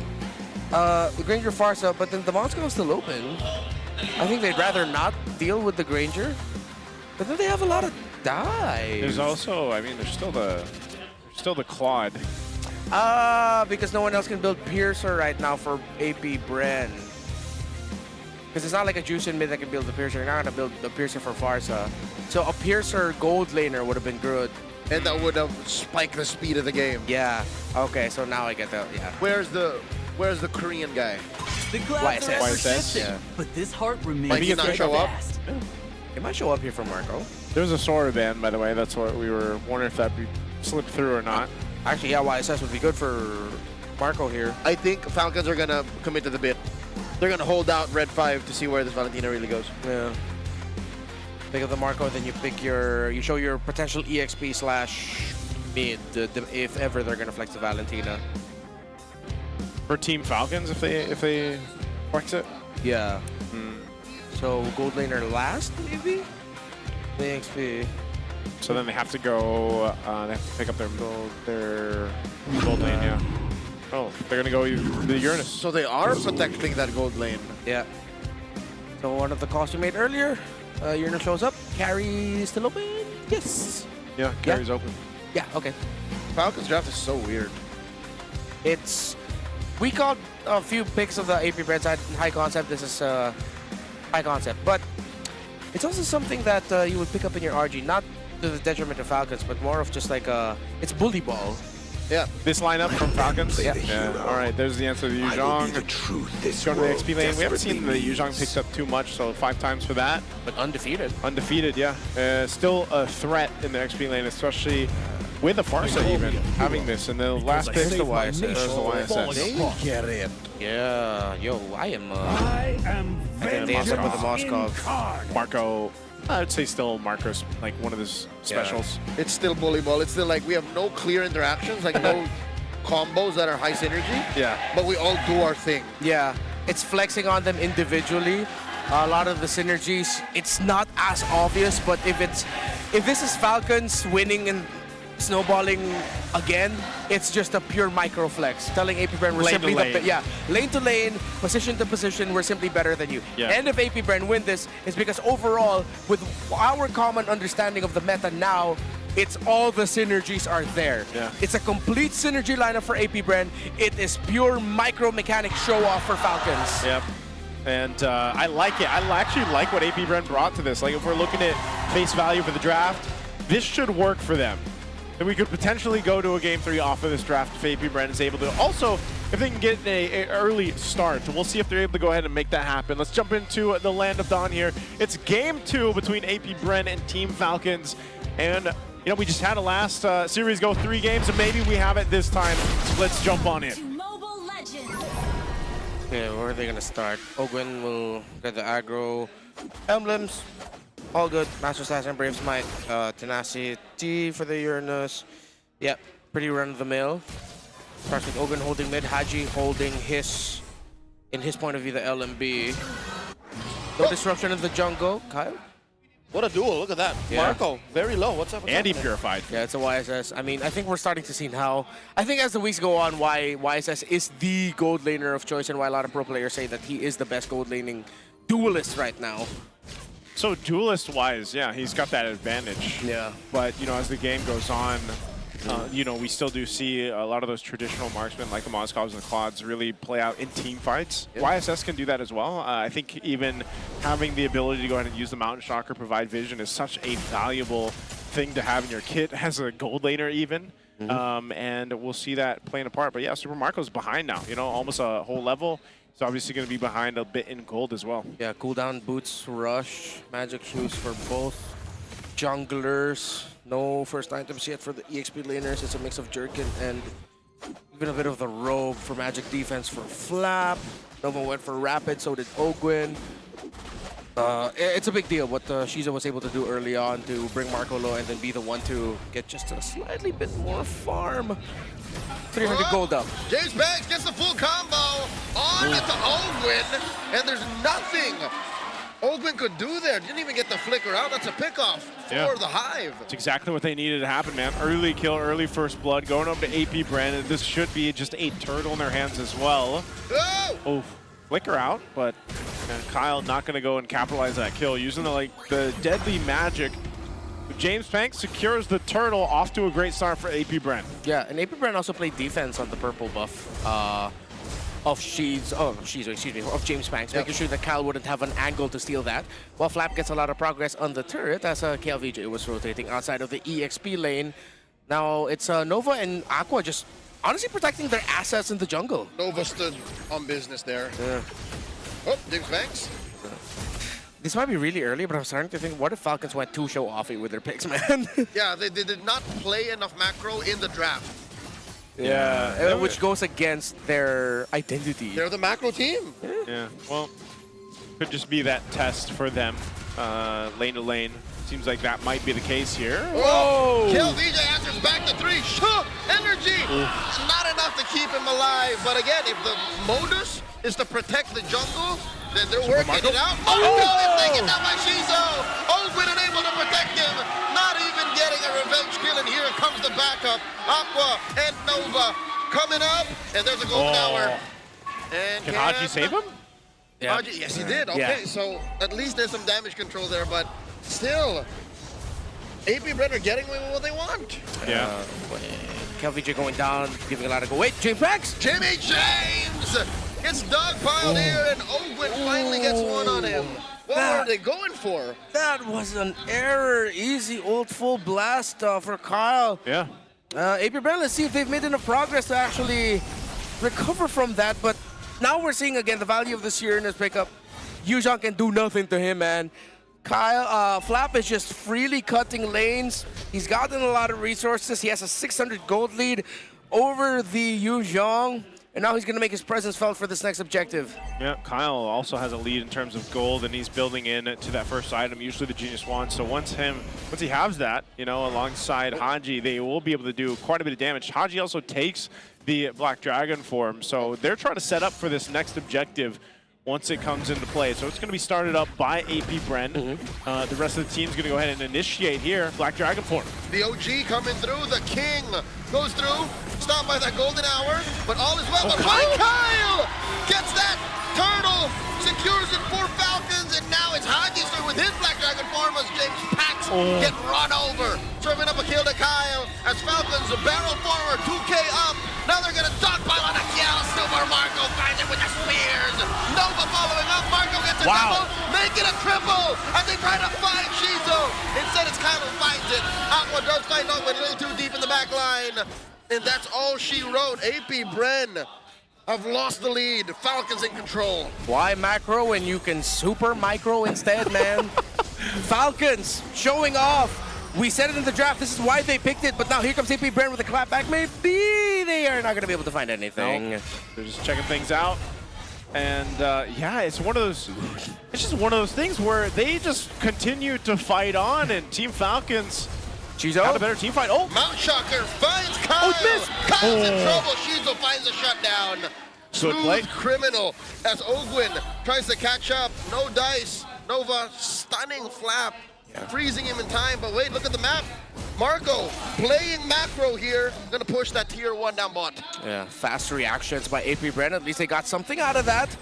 Kill there for Shizo. Kyle going down, but their map is getting opened up. There is still one element, of course, of the super macro. Well, make that two. They have really fast cores. Their main sources of damage are super mobile and can open up the map very quickly. Yeah, that's kind of what's happening here. Team Falcons, even with Super Marco being delayed at the start, he's pretty much gotten himself in a favorable position now at this point. He's still building into that second item, I believe it was. He only had the Corrosive Scythe. Are they trying to make a play here? Okay. Luckily, Ogwin was there. No follow-through, but they are trying to set up for the turtle once it spawns in. Flap is having the time of his life, just cutting minion waves over and over again. He's just chilling, man. He's got 5 assists to his belt. That's almost a 90, more than a 95% kill participation. Marco and Shizo once again. SOD thrown it over. Marco dashes on through. Sees Aqua. Aqua in range. Feathered airstrike. Marco sidestepping. Dodges 3. And that's where he ends his streak. James Banks finds the Requiem on the Flap. Flap purifies out. He will remain deathless. What a sequence, as entertaining as it was, Marco still dies. Golden Hour by Nova, forcing Kyle on out of here. In comes LVJ. Half Dragon running through. Nova stopping Falcons' forward momentum. It's as if Marco didn't even die. Yeah, oh no, Shizu could be in trouble here. And the Mount Shocker Flicker disincentivizes Kyle from staying any longer. Falcons still pushing through, taking control of the map. So this is one of those things that we're seeing with the type of composition that Team Falcons has. It was amazing micro to see that from Super Marco. Still dies, so good job by AP Bren to capitalize a kill there. But they need more moments to find these pickoffs or find these wins across the map here. We're taking a look at the replay again. Fancy footwork, Super Marco, but unfortunately couldn't buy enough time for the team to catch up because they were also cut off by James Panks earlier on, trying to rotate down to Super Marco. Yeah, got that big knockup onto Flap. And there was a little moment of brilliance as well by Nova. He got the deadly magic from Kyle, and his golden hour was forced out because he knew that if he popped the golden hour here, then Kyle wouldn't be close enough, to actually deal damage to him to take him out. So even AP Bren are having their fair little moments of brilliance. Yeah, and they're really playing into it. Shizu pushing up on that top side. SOD. He's gonna land it! Shizu, coast to coast, turtle boat. Able to save it for just a little longer, but Flap puts Shizu in a batty bag as one full down from AP Bren. Falcon still going in. Aqua with a better strike. Taking down one. Open is fallen. Make that 3 for Falcons as they take down KLBJ. Aqua's the only one left. Massive win for the Falcons. The irony of it all, if I'm not mistaken, it was the Mountain Shocker that Haji stole earlier from Shizo. He held on to that, and it's what helped set up Super Marco with that SOD. Shizo tried to outplay and tried to read that as well, but he just could not sidestep the SOD. Yeah, great job holding on to that holy defense up that top turret though, but man, just like in the previous game, AP Bren has just hit a wall in this game where now you have a lead of 5,000. Lord is up. Team Falcons has control of this side of the map. Are they going to make an attempt to try to stall this out or even steal this? It looks like they're pushed away by Flap himself as Ogwin holds down this bottom side as well. So that is a Lord secured for Team Falcons. Oh, look at that. Huge items everywhere for Falcons after that Lord. Yep. 2 lightning truncheons. I believe that was just a boatload of items, guys. Yeah, all on point here. Christmas in April. Yeah. This is one of the tough things about this lineup that AP Bren has. SOD. You know, SOD thrown. Okay. Not again, not twice. Yeah, the grass was just a little bit too long. He's gonna clear out this tier 2. Oh, whoa. Black Dragon form by KelVJ. They just want to force them off. Here. They don't want to fight, right? It's a deterrent rotation. Yeah. Flap dashes off, and there's the Mount Shocker. Shizo has to go back. AP Bren's a little too proactive with this defense. Yeah, oh, find Ogwin. Not without reason. They actually got Ogwin. A pickoff is a pickoff. AP Bren, good on ya. Yeah, they committed a lot. Petrify from they're gonna get KelVJ. another? Full combo on a Kyle. Kyle gets taken down. Aqua shuts him down. And Marco. in comes Flap, but there's not enough damage from Falcons. They are down 2 members. AP Bren finding their licks. Team Falcons, I don't know if they... what was that? Bit of overheat. A lot of the crowd control that they have. Yeah, this is the meta power of having the 4 heroes outside of the YSS with all the crowd control that they have. They ended up popping the shield anyway. But Falcons needs to watch out and respect. 1 pick off and it could go completely sideways. 4,000 at this point. Yep. Items already up to a Malefic Roar. This is very doable still for AP Bren. They can take 1 big fight. If they lose that, that's pretty much it. If they win that, it's a complete turnaround. Yeah, it's one of those setups that can happen here between KelVJ and James Panks. Both of them have potential. Winter. And that's a Winter Crown, early Winter Crown. He only got the completed concentrated energy, I believe. So yeah. James Panks, that's what I was saying. He could be one of the guys, it's either him or KelVJ, that starts things up, pops the Spatial Migration into their Requiem, and then Winter Crowns to buy enough time to allow Shizu and Aqua to go ahead and make things work. There's actually quite a bit of tools in the overall composition toolkit for AP Bren to make work in terms of team fights. And even the Marcel alone can help turn these things around and stop Team Falcons in their tracks. Again, that's a lot to fall into place. They've still got some ground to cover. They're down 4,000 gold, but they're definitely getting there to get back into this game. Oh, Falcons really need to start respecting the pick-off capabilities that AP Bren have. But those moments happen without that much of a heavy Super Marco presence. So what if the difference maker right now really is just the presence of the Moskov? So AP Bren just need to make sure they need to man mark. The thing is, it's difficult to tell KelVJ to just, hey, yo, pop up Dragon, look for Super Marco. Yeah. Because if you dive in, you're going to get knocked back and then you're going to get blasted really quickly. So if he can find a time where he'll save the Dragon for when the members of Falcons have used majority of their resources, when they're going for that little chase, when it's AP Bren's turn to go a little bit deep, and then they pop the Dragon Petrify. Yeah. Time is not on their side, though. It's not like Falcon's going to take it lying down. Always! Oh. Full combo! Catches 1! And that is Ogwin walking away. Marco still wailing away. Kyle takes down Nova. A little too deep did that Marcel go, and now the Falcons have the rise on Kiel. The king has fallen. It's a double kill for Kyle. A setup was started by AP Bren, but a great response. And not only that, but Flap zoning out multiple members of AP Bren. And now they'll march down to take down the tier 2 turret in the mid, and potentially this base turret as well. Conceal, coming through. Oh, that's it. Ogwin finds Shizo. Just 2 defenders left. Aqua and James Panks. James Panks taken down here, and it's just the Unk left. They don't have a wave. Yeah. They can actually get out, and it's Flying Cloud, so they need to be back to go for this Lord. Ogwin borrowed the keys to the clouds and got out of there. He borrowed Bren's Cloud. That's wild. And Flap is just going to continue zoning out. This Uranus has been very low-key, but his map presence is... He was the macro guy, actually. It wasn't the Moskov, it was the Uranus in the end playing macro. I have to say, though, AP Bren, even though they got that jump onto, I believe it was Ogwin, they shouldn't have continued that take. They should have just acknowledged, okay, we got a knock up here, but let's just back off. Yeah. They didn't have the right positioning. They didn't have the complete man mark on the Super Marco Moskov, and then just left a lot of space for Falcons to free hit. Not the right target to commit onto, not the Hilda in the bush. Yeah, this, of all targets, you know, might have been one of those desperate moves, but Now they've got to deal with this. A push from Team Falcon. Oh. SOD. Whoop. Marco finds Shizo! Wow. And Shizo here does not survive. Ogwin finds him one more time. It's Super Marco with these SODs time and time again. He's the guy seen right now by a lot of gold laners as the best in the league. Marco says, I'm not even eyeing that, but Marco is playing the game. He's not just bulletproof, he is bullseye accurate. Marco wailing away at that bottom lane. Mid falls as well. Kiel VJ trying to do some damage control. Aqua with a veteran air strike. Oh. They collapse on to one, but Marco gets on out of there. James makes fall, so does Nova. It's just Aqua and Kiel VJ left to defend. They're on the base, the Lord as well. Golden Hour not gonna stop the win here. Delaying the inevitable as Falcons split AP Bren. They drafted a lineup that wanted to flex, that wanted to tell AP Bren that they are better than them in micro. AP Bren danced a few dances, but Falcons led the tango. They get the sweep. Man, oh man, Team Falcons soaring higher continuously every single week. It looks like they just come into the week, there's improvement there, and I don't know, I would, even if I was TLPH, I'd be keeping an eye on them exactly how this is playing out, because Team Falcons just look like they can bring even a lineup like this. Again, we said it in the draft, guys. We said this is a kind of a weird draft, and it's going to be a micro game.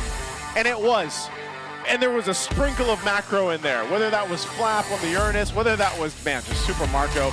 It's always a treat to see him on the Moskov. He's one of the few players that still makes Moskov look like he's actually big meta, you know, but you don't see him pop up too much.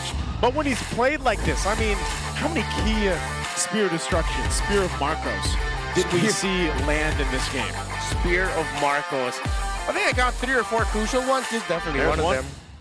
I mean, this was just, it was great, man. And not only that, but even when he's in a little bit of a risky situation, when he follows through with them, it's his micro. Again, why so many people highlighted Super Marco even seasons ago. What makes him such a dominant player in the gold lane? It's that chance and that ability to be able to make those minute decisions, those micro decisions, and just duke it out with multiple people if he has to. Phenomenal game there. Great job for Super Marco. Let's go ahead and throw it over on stage to hear for our winning interview. Ladies and gentlemen, Team Falcons takes this match with a sweep. Congratulations, boys! Another win para madagdag sa streak nila. Yes, they did it very, very swiftly, and they did that flawlessly, Odin. And let's take the moment para kausapin ang ating Game 1 MVP. Congratulations to this win, Kyle! Salamat po.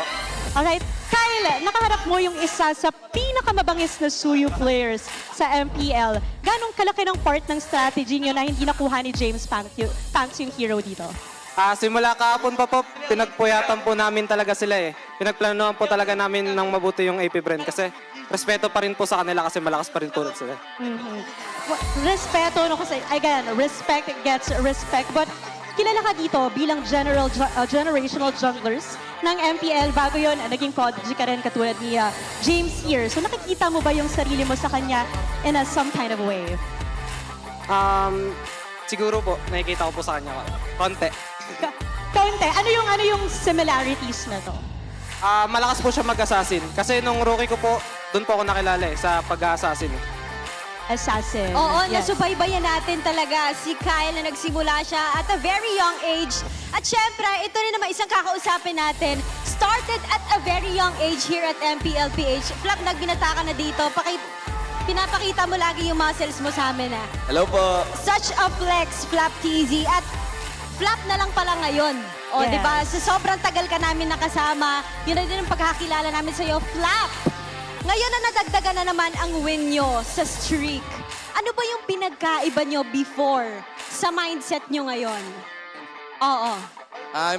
Yung pinagkaiba siguro namin ngayon, lahat kami gigil. Paano ang klase ng gigil ba? Siyempre, nakikita natin, gigil na gigil kayo sa mga pagsayaw nyo. Ano ba yung gigil? Ano ba yung drive na meron ngayon yung Team Falcons? Gusto nyo ba mag-champion? Gusto nyo bang panalo lahat itong regular season?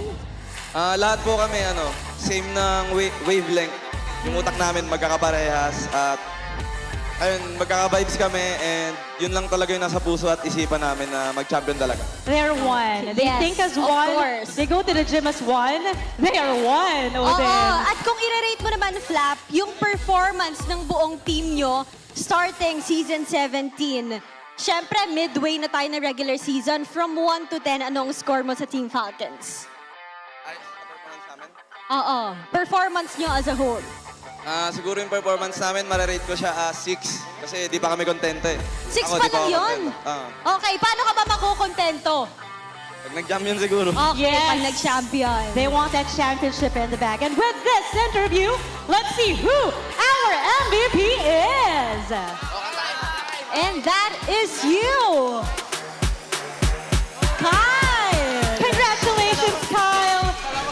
Game 1 MVP and MVP of this match. Anong gusto mong sabihin sa mga sumusuporta sa inyo? Sa lahat po ng supporter ng Team Falcons, thank you po sa pag-support nyo. At sa family ko, sa girlfriend ko, sa mga kaibigan ko, shoutout sa inyo. Shout out sa lahat ng mga sumusuporta sa kanila. Coach Moody, parang may binubulong na naman si Flap dito. Ano po yun? Ano po yun? Gusto ko daw nilang sumampol kasi nakailang panalo kayo. Yes. Nangako ka nung nakaraan, nakakanta ka pag nanalo ulit yung Team Falcons. Nag-promise din ako sa kanila, basta 5 straight kakanta ako sa kanila. Oh. Samirin lang. Okay. Kabisado ko na ang halik ng iyong labi. Kabisado ko na ang oras ng iyong uwi.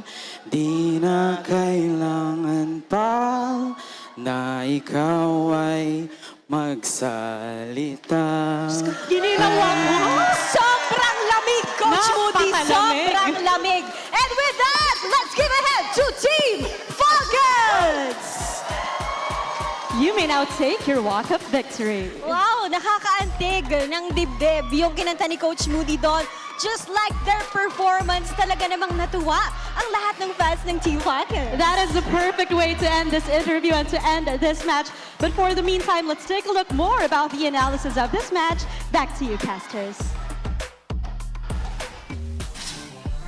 Congratulations, Team Falcons. That was a mood right there, Coach Moody. What a voice. If they won 5 and Moody sings, what more if they win 10? What is the challenge? Can he also dance? Is he gonna go for a full big performance? Several numbers. Can we get him in for the playoffs if Team Falcons gets to the playoffs? So As by a the way, performer. for the people wondering why he sang, it's because he promised that. Yes. He said, we win 5 and I told the fans I will sing for them. Yep. And he just made true to his promise. Super Marco is the MVP. I mean, you guys did see the same game that we casted, right? So I have to explain further what this man got to do with the SOD and outplaying Shizo. Granted, this came off of an early game where Shizo was busting him up in the lane. Did we hit all of the beats? We did not miss any steals or SODs? I'm trying to run them down through. I also got traumatized by missing that orange buff steal from last night. I'm missing something. I'm missing something. I'm pretty sure we hit 100% of the beats that his Marco brought. I'm feeling left out here. What happened? I will explain to you later. You missed that video. I'm just kidding. I'm just kidding. I know what you guys are talking about. You just. We got all of them. Japes. We got all of them. I'll tell you what. Marco got all of them.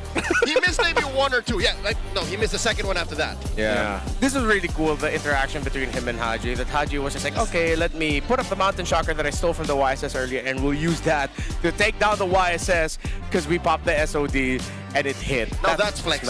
That's flexing. That's flexing because that means Falcons has enough leeway or a space on the map to be able to do a 2-step process of I will steal Mount Shocker, you will SOD, we will collapse. Yeah. You could argue that we needed to see Falcons get a win like this, wherein they ended up with a lineup that isn't necessarily how we commonly understand it with the beats of A, B, C, D, E of synergistic. They needed to show off that they can win with a lineup that looks a little bit too greedy, a little bit everywhere. But if it's each 5 players doing everything right, it looks like it's complete synergy because it's a micro flex. It's showing off to the opponent we're simply better than you. And they got that with this. It's micro flex or macro improv. Yeah, if it was micro improv, I mean, Uranus being able to cut early on, it was usually a 4-1 split of Uranus minding his own business. It's like, oh, Marco's coming here, okay, let me walk all the way to the other side of the map, clear this minion wave slowly. It was both the most comfortable and most boring game of Flaps Season 17 so far. So what does that mean? Did we just get our answer what lane is the easiest? Is it XP lane? Because if it's XP lane, Uranus. I was right. If it's XP lane, Uranus specifically. Dude, it's like, it's not just Uranus. I clear. Okay, think about this. What other heroes are in XP lane that have almost single-handedly won championships? Esmeralda. Phoveus. Yeah. Hey, Phoveus is a little bit harder though, but I get like Esme, Uranus as you could think of, as people would say they're kind of boring to play in the EXP lane. That's why you need to cut lanes as Uranus, like XP, because like that's the most excitement you're gonna have. Yeah. You're like, oh man, are they coming for me? Yeah. You know? I don't want to press on the gas way too hard here, but clearly we said it in the draft and then we said it in game. APBR have a fantastic lineup. They were able to get some pickoffs here and there. They were able to make it work when it could. Shizo, I feel like this is the most I've popped for Shizo all season long. Because even in their biggest wins, it was usually KLVJ, it was James Banks. Yeah. This was Shizo showing off like, oh, he can make this YSS work. We saw his micro mechanics as well. But then the fact that their lineup that has just fantastic synergy got slowly picked apart by a lineup that is very microcentric, bro. That's nuts. If the game ended in the laning phase, Shizo would have won. Yes. Yeah, he had a great start, and you could see how good the YSS Gold can be. Yeah. Just they couldn't make all the parts work correctly. So let's hear exactly how this sounded with the Infinix mic check for Team Falcons. Ulti na, nag-ulti. Labo, tara. Nag-ulti na green, pre. Kuha ka. Nice one, green, pre. Green. Wala pa. Dragon, pwede rin, ha? Tara nga. Dragon ako, following ko Dragon. Flight skill na Dragon, slow ka. Pre, tara nga. Go niya lang. Dito. Dying Dragon, ha? Okay, ano na ako. Tangkay niya lang. Yeah, tangkay ko. Dahil sa ipit to. Yeah. Ipit to. Tangkay ko. Tangkay ko na. Pre, ha? Tangkay man. Go. Ay, green nga parang. Wala pa, pre, ha? Penga, Mark. Huwag ka pakita. Bago tayo umayak ng Lord, pre, lahat ng boost natin, secure muna natin. Yung TP boost, i-check nyo. Lahat ng boost natin, pakisecure po. Ako na. Hanapin na. Patay ko muna ng player, nag-rock sa bata. Lord ko kaila. Lord mo. Kay Boya dito, Boya ako. Parsa ako. Boya ka. Marcel, mamatay ako. Wait ka na doon. Go. Walang parsa dyan. Walang flicker yan. Ulti na rin. Paray. Walang ulti queen. Harapan niya. Marcel, walang flicker. Dasin ako. Marcel, boy, dying. Basic. Mic check. And there you go, that's the Infinix mic check. Is that right? Oh, that one play that we were gushing about, the whole steal that Mount Shocker, coast to coast, they reacted nothing. They were stone cold nothing. It's like, go. They were just cold about it. It's like, okay, we're going to do this. We did the thing. Yeah, I think so. They're so used to the way that they play together. Like, even with the stuff that Super Marco does, that Marco's usually just locked in, just like chilling. Yeah. Like, he doesn't even say, like, I'm going to come through with this SOD. Yeah. Like, they just know, and that's why I'm saying this is a team that is the epitome of team synergy in the game, outside of the game. So that wraps up match 2. We still have match 3 for you guys. We are going to be going to a bit of a side report before we head on to match 3 later. Kabisado na nga ang galaw ng bawat players ng Team Falcons as they add another win to their streak, defeating APBR in a 2-0 sweep. And right now, this is your very own Odin reporting on the side to tell you what is happening in MSL Thailand Season 1. Nag-umpisa na nga ang Season 1 ng MSL Thailand ngayon at napanood natin ang laban sa pagitan ng Bacon Time and Full Sense. The Filipino XP laner Dominic led his team and started it well with the series with all guns blazing. Pero ang squad ni Spider Miles ay may kakaibang plano at nakuha nila ang reverse sweep. Nagpakitang gilas ang jungler ng Bacon Time gamit ang Suyu noong Game 2. Samantalang nag-ala bulletproof naman ang gold laner nila noong Game 3 and they successfully got that win. Samantala, live naman ngayon ang bakbakan sa pagitan ng ACT Esports Club at Tenacity. I-check out niyo lamang ang official social media pages ng MSL Thailand para masubaybayan lahat ng bakbakan. Pero balik muna sa Pilipinas, hindi pa rin naman natatapos ang ating maaksyon dahil kapag Saturday, it's a triple header day. Meron pang isang match na nakabang sa atin ngayong araw and that's between Smart Omega and Aurora Gaming PH. Huwag kayong aalis dahil magbabalik ang MPL Philippines Season 17.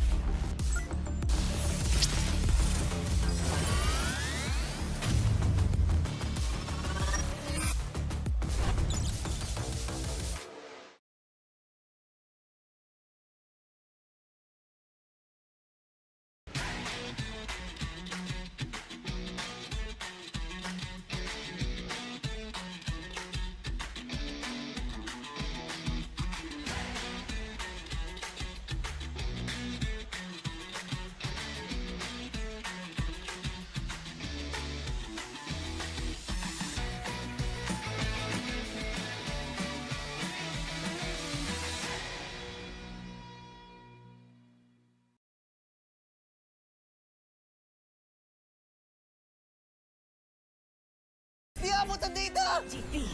GG bro! Don't worry! Be only with Smart Power All 99. Hindi bitin with 10 gig data to power your games plus only Facebook or only TikTok. Load now! Wow! You know your scalp can get up to 5 times more dandruff? Get triple anti-dandruff power. Supercharged with Clear.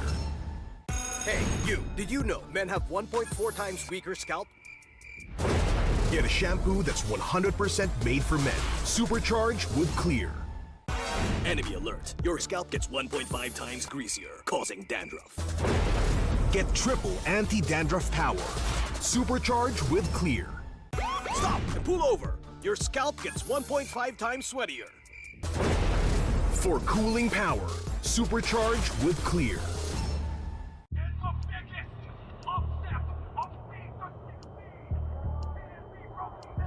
Paano ko kaya sila masusuportahan yan ng mas maayos? Kailangan ko ba magpalit ng strategies? Nagagampanan ko kaya ng maayos ang role ko? Will I be able to meet their expectations? We have to prove them all wrong.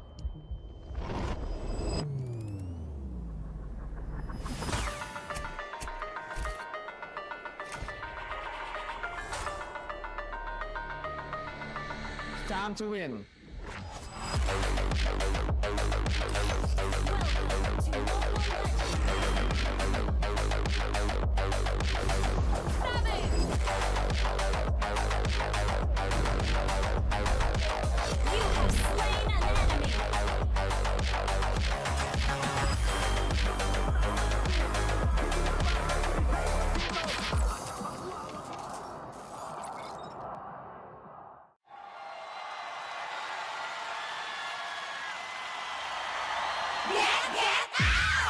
O ano mga girl, may bago na naman tayo ha? Malamang matutuwa na naman ang mga bata at matatanda na. Maglaro tayo, di kami patatalo. Maski duo o trio, kahit 5 man pa kayo. Kahit pasabay-sabay, ang kalaban sasablay. Kung mag-rank ang pambilis, sure na wipe out! Get out! Pili na ng lane at mag-pick ka na ng hero. Sa mid lane galingan mo, pag nag-ulti dapat sakto. Push na ang turret, ready to attack the Lord. Para ube sa rebanding na ng todo. Laro, laro, laro. Bilis, bilis, bilis. GG na sila. Appear, appear, appear. Ay! Natali! Sige, push mo! Laro, laro, laro. Bilis, bilis, bilis. GG na sila. Appear, appear, appear. Ay! Natali! Sige, push mo! O ano?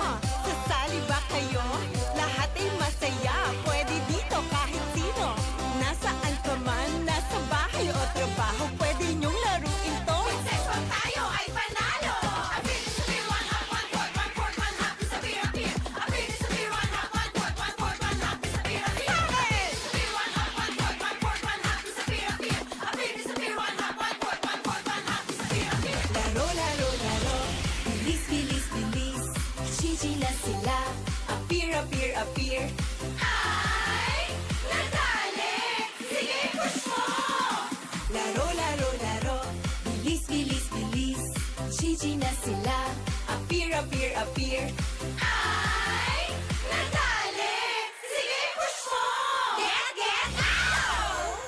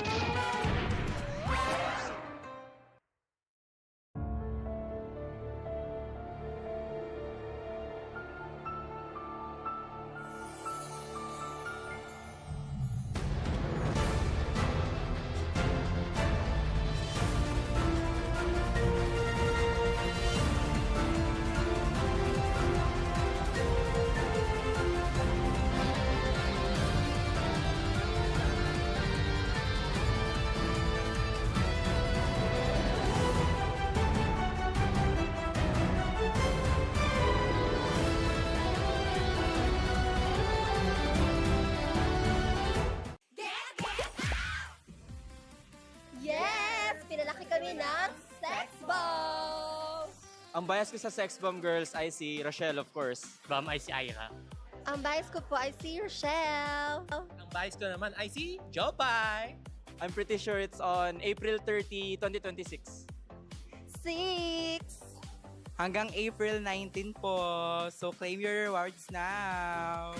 Maglaro tayo, di kami patatalo. Maski duo o trio, kahit 5 man pa kayo. Kahit pasabay-sabay, ang kalaban sasablay. Kung mag-rank ang pambilis, sure na wipe out, get.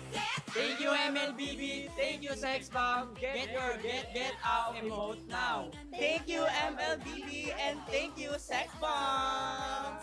Thank you, MLBB, and thank you, Sex Bomb. Get your emote now.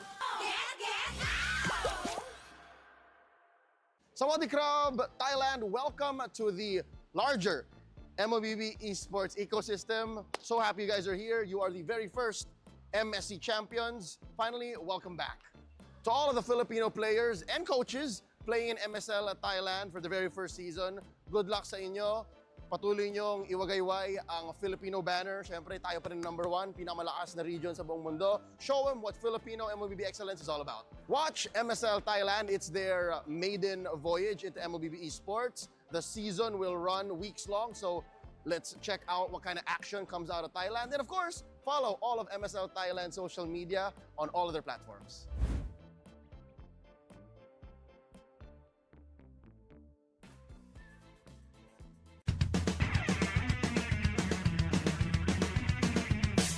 Usapang Meta for today's class. Excited na ako! Meta? May itatagos kaya? Good morning, teacher! Hello, class. So, matanong ko lang, sa Scream, sino yung madalas nagsastruggle? Ako po, ma'am. Nahihirapan po kasi ako sa shot call kasi isa lang po yung gusto ko tumatawag sa akin. Oh, shit! Teka, class. Tama. Importante ang comms. Mapa in-game o relationship, di ba? Relate ka, ma'am? Secret. Anyway, next question tayo, guys. Tingnan nyo itong draft. Sino dito yung nag-overcommit sa top lane? Uy, naku! Parang support ata yan, ma'am. Ay nako, bagsak ka sa counterplay. Huwag ka kasi clash ng clash kapag hindi ka pa crush. Ay, para iwas crash! Oh, shit! Plus 5 points ka sa hugot, ma'am. Okay. That's all, class. See you tomorrow!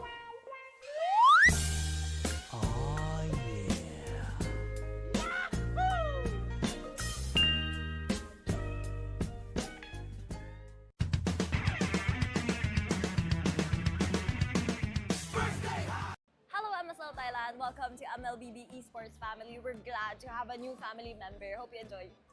And of course, good luck to Filipino players who will be playing in MSL Thailand. Ipakita nyo na dito talaga nanggagaling ang mga pinakamalalakas na players.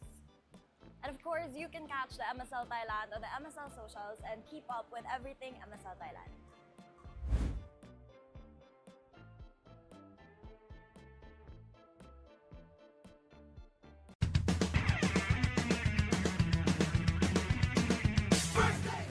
Good morning, teacher! May bagong grading sa loob ng classroom. Sino kaya ang bagsak at sino ang may palag? Okay. May grado na ang lahat base sa inyong naging pinakamainit na katapat sa lane.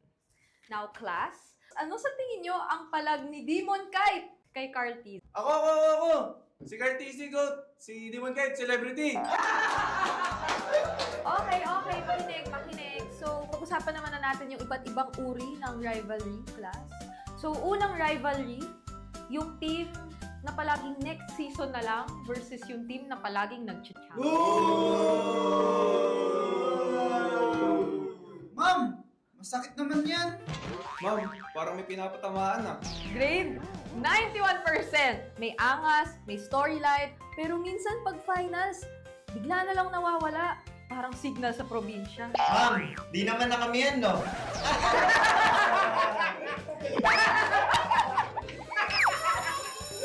That's all, class. Don't forget to study your rivals kasi next week ay graded recitation na sa stage. Goodbye and thank you, teacher!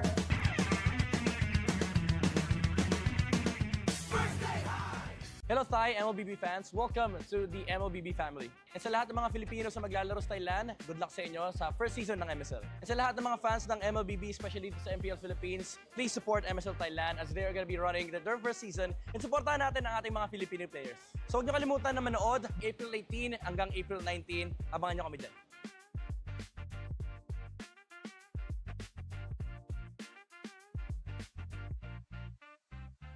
Paano babawi? Paano nga ba bumawi, tol? Matalo ba natin TNC ang lumaglag sa atin? What time is it? Ano, pre? Wala, guys. Ano lang. Sana makabawi. Puro na lang babawi, pre. Paano tayo makakabawi, pre? Laban ko pa si Idol Chuck. Makakabawi pa ba ang mga idolo? Ano lang kami, guys? Lock in. Lock in na kami. Kahit sa ang tignan, talo pa rin tayo. Last match pa yung lumaglag sa atin, pre. Sabihin mo, ano message mo sa TNC? Hindi natin maganda laban yung mga fans. Sinabi ko na yan, pre. Bigay ng best, bigay ng best. Tingin. Hello, tol. Sino mic check, tol? Ikaw, Nak? Ayaw may pag-uusap po. Mic check si Bonak. So, yun guys, yung mga naging preparation lang namin sa laban, parang simple lang eh. Hindi namin masyado kinumplika kasi maaga kami gumising ngayon. Kasi parang yung adjustment talaga na magagawa namin sa in-game talaga. Ano yan? Mema? Score na, ano standing natin ngayon ko? 1-5, tied with Omega, no? Sarap manalo na ito, pre. Lucky na, game na. MPL, maganda na kayo. Lucky na kami. Inipon lang namin yung mga sinasabi ng tao. Yun lang yung pinakinantay namin eh. May masabi kayo eh. Para gigil ako, pre. Legit lang, ah. Lugi tayo sa Falcon. May mga tambol, ah. Hello! Hello! Hi, James! James Panks. Bakit James Panks ang IGN? Palayo ko kasi yung punks. Tapos nilagyan ko lang ng James. Saan ang galing yung Panks at James? Yun nga, di ko alam eh. Sa mga tao sa amin eh. Pero yung James, yun talaga ay part ng iyong name. Name ko talaga yung James. Si James Panks ay taga saan? QC na eh. QC na. Dati, pinanganak ako sa Bulacan. Akagonay. Protein, nag-gym ka rin? Hindi. Ano lang, running. Nasa running era. Kulang yun ah. Ba't kasi sinabi mo sa akin? Wala eh, natanong eh. Dami na nanonood, kuya. Balita ko, kabado ka daw ah. Aray ko. Aray ko. Ba't ka kinakabahan? Minsan may ako, naiipit yung pants ko sa tiyan. Kasi nahirapan ako lang huminga. Naiipit pala masyado. Napapasarap ka ng kain bago mag-match? Sakto lang. Baka naman sumasakit na yung tiyan mo, kailangan mo mag-CR? Hindi, masyadong mahigpit yung pagkakatali ko. Okay. Masikip masyado. Guys, di ako kabado. Masikip lang yung pants niya? Masikip lang yung pants ko. Sumasama ka ba mag-gym kay Flap? Hindi, umaga sila eh. Ako, panggabi ako. Si Flap o yung weights? Si Flap. Healthy ka, boy! Kung makakarating ka ng Coachella, ano ipapasearch mo kay Justin Bieber? APBR versus Onyx Game 7. M5. Throwback, throwback. Throwback na lang, throwback. Kung babalikan mo yung Game 7 yun na yun, ano sasabihin mo sa dating Kyle? Sana bumalik na ulit yung prime ng Petri ko.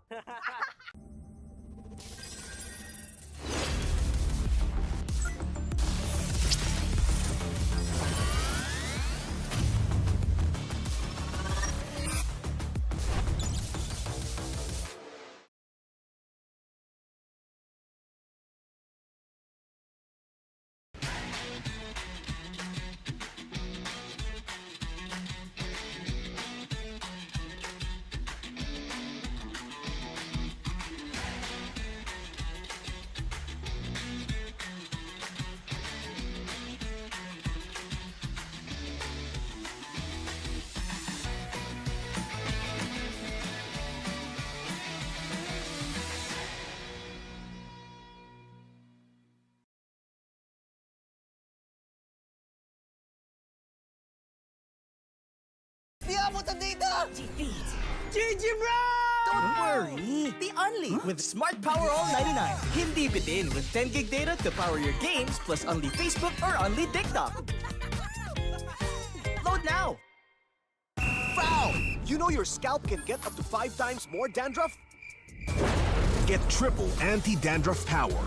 Supercharged with Clear. Hey, you! Did you know men have 1.4 times weaker scalp? Get a shampoo that's 100% made for men. Supercharged with Clear. Enemy alert. Your scalp gets 1.5 times greasier, causing dandruff. Get triple anti-dandruff power. Supercharged with Clear. Stop and pull over. Your scalp gets 1.5 times sweatier. For cooling power, supercharged with Clear.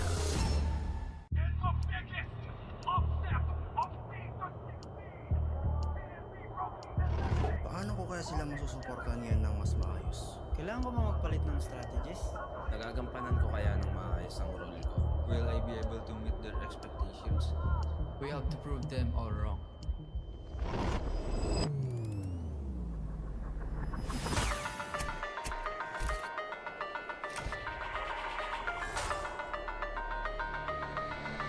It's time to win.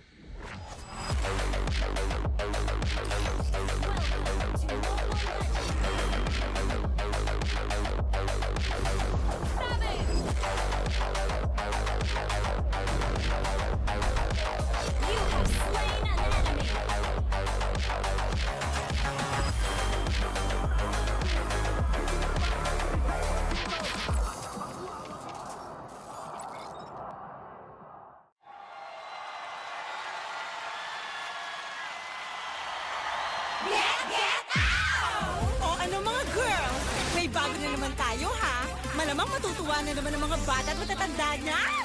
Get out! Maglaro tayo, di kami patatalo. Maski duo o trio, kahit 5 man pa kayo. Kahit pa sabay-sabay, ang kalaman sasablay. Kung mag-rank ang pambilis, sure na wipe out! Get out! Pili na ng lane At mag-pick ka na ng hero. sa mid lane galingan mo. Pag nag-ulti, dapat sakto.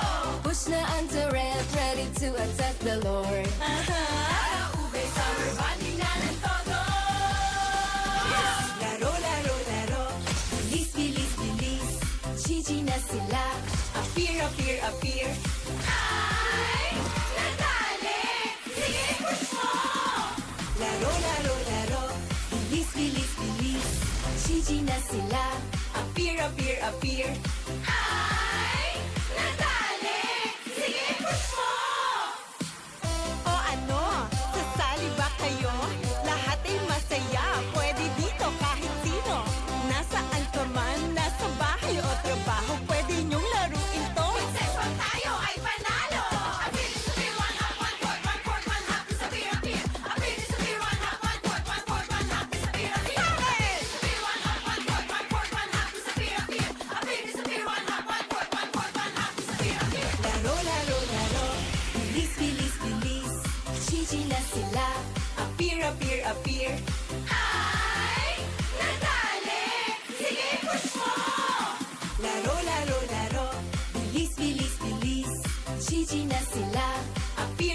appear.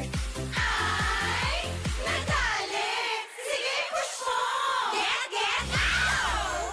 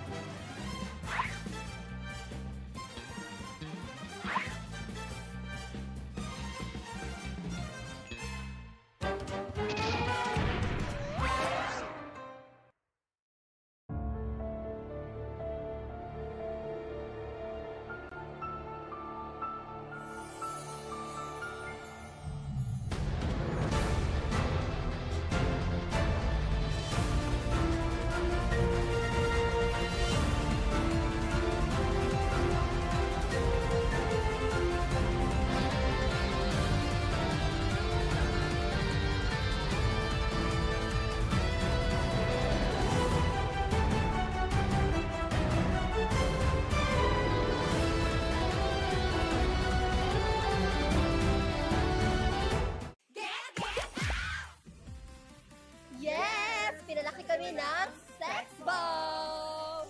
Ang bias ko sa Sex Bomb Girls ay si Rochelle, of course. Bomb ay si Ira. Ang bias ko po ay si Rochelle. Ang bias ko naman ay si Jopay. I'm pretty sure it's on April 30, 2026. 6! Hanggang April 19 po. So claim your rewards now. Maglaro tayo, di kami patatalo. Maski duo o trio, kahit 5 man pa kayo. Kahit pasabay-sabay, ang kalaban sasablay. Kung mag-rank ang pambilis, sure na wipe out, get.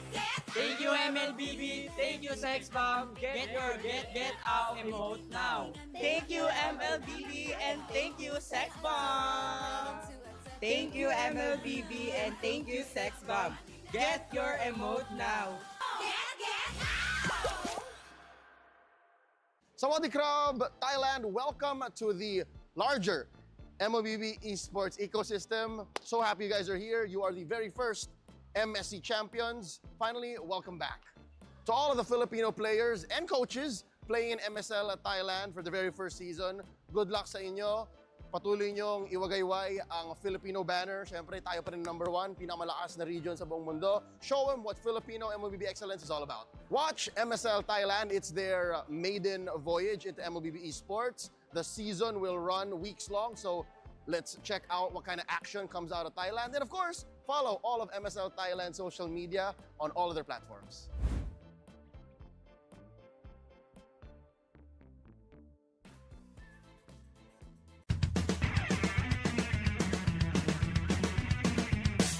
Usapang Meta for today's class. Excited na ako! Meta, may itatagos kaya? Good morning, teacher! Hello class, so matanong ko lang, sa Scream, sino yung madalas nagsastruggle? Ako po, ma'am. Nahihirapan po kasi ako sa shot call kasi isa lang po yung gusto ko tumatawag sa akin. Oh, shit! Teka class, tama.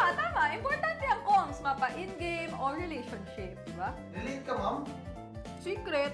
Anyway, next question tayo guys. Tingnan nyo tong draft.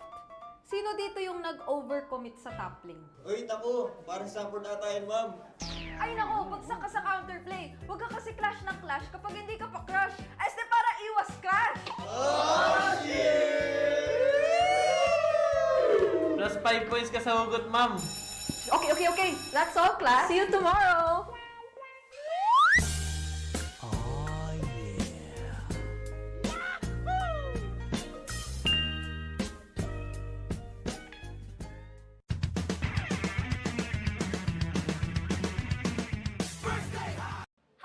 Thailand. Welcome to MLBB Esports family. We're glad to have a new family member. Hope you enjoy. And of course, good luck to Filipino players who will be playing in MSL Thailand. Ipakita nyo na dito talaga nanggagaling ang mga pinakamalalakas na players. And of course, you can catch the MSL Thailand on the MSL socials and keep up with everything MSL Thailand.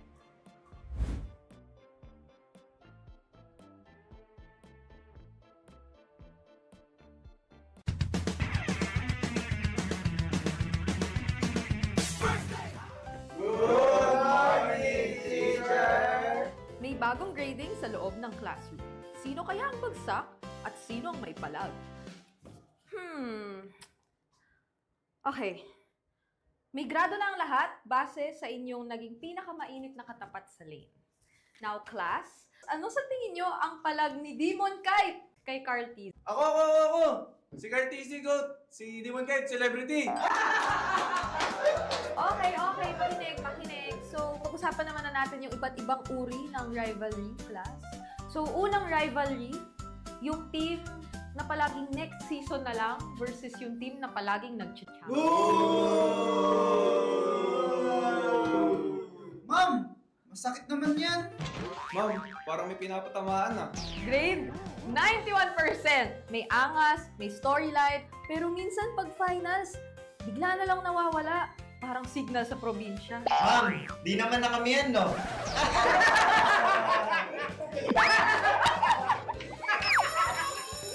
That's all, class. Don't forget to study your rivals kasi next week I graded recitation math sa stage. Goodbye and thank you, teacher!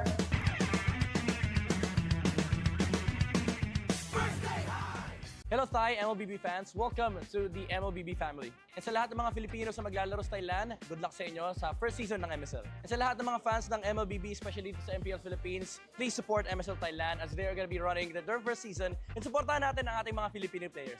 So huwag niyo kalimutan na manood April 18 hanggang April 19. Abangan niyo kami dyan.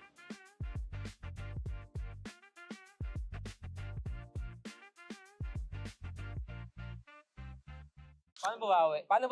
Paano nga ba bumawi, tol? Matalo ba natin TNC ang lumaglag sa atin? What time is it? Ano, pre?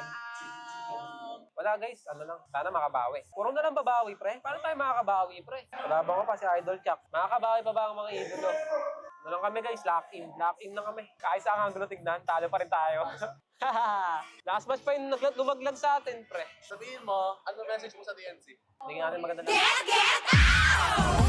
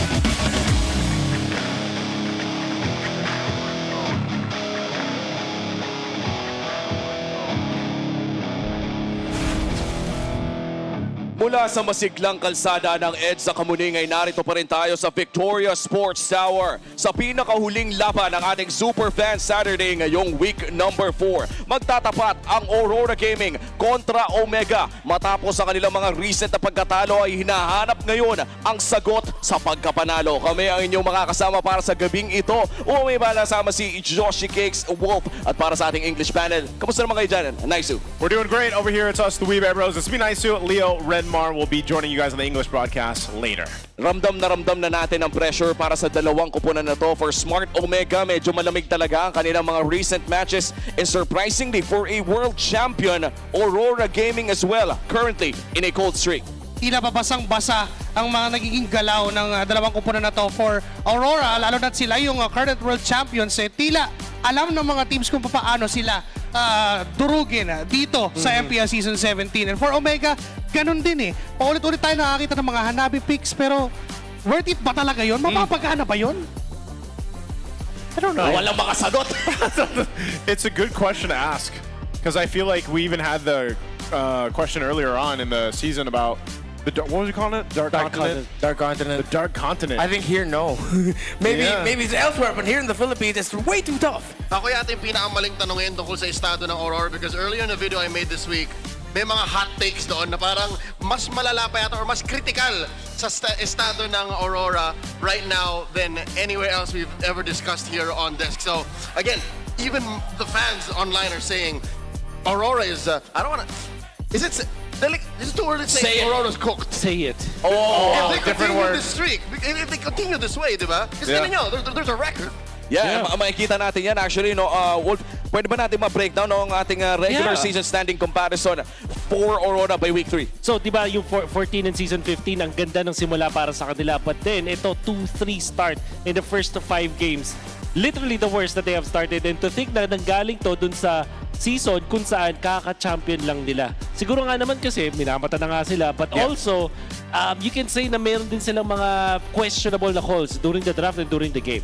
Yeah, I mean, I don't completely discount Aurora fighting through. I mean, when it comes to in-game anyway, they're one of those teams that are more than willing to let the opponent have an early game lead because they'll always find that way to just find their turnaround. Turtle 2, Turtle 3, Lord 1. That's always been something with Aurora, which is why, again, going back to M7, Alter Ego was so surprised that they faced off against an Aurora team that from minute 1 wanted to get the lead right away. So if this is just a more macro way to look at Aurora, maybe it's just, again, early season woes. It's so many eyes on them. I had an interesting talk with Coach G. He mentioned to me that when really you're on top of the standings and you're looking strong and you're taking down top teams, teams are looking at you. They are scrutinizing every single moment that you do, every single move.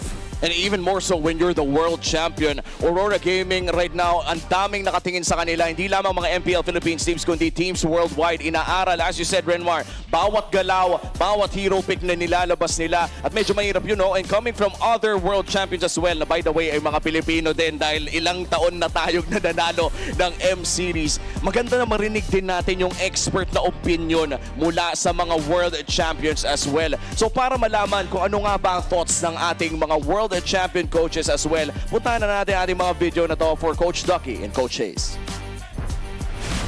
Since yung Aurora na nalo ng World Champ, mas maraming teams na pag-aaralan yung playstyle nyo, yung draft patterns nyo, yung mga reactions nyo sa kung anong ginagawa nyo sa buong games. If you look at history, lahat kasi ng mga championship teams, yung mga world champions teams, sila yung pinaghahandaan. So I think it's that's the reason why probably I'm not really, surprised. Parang hindi pa yun yung form ng Aurora na ina-expect namin. So yung mga kasunod na kalaban natin ko, dapat pag-iingat pa rin kasi ano pa rin sila eh. Parang top team pa rin sila. Hindi naman sila mag-world champ ng ganun na lang. Honestly, I don't think Aurora is struggling. These types of series kasi with the top teams can go both ways eh. So I personally feel they just have to find their groove like we found ours in our match. No, again, it can go both ways. Yun kasi talaga eh.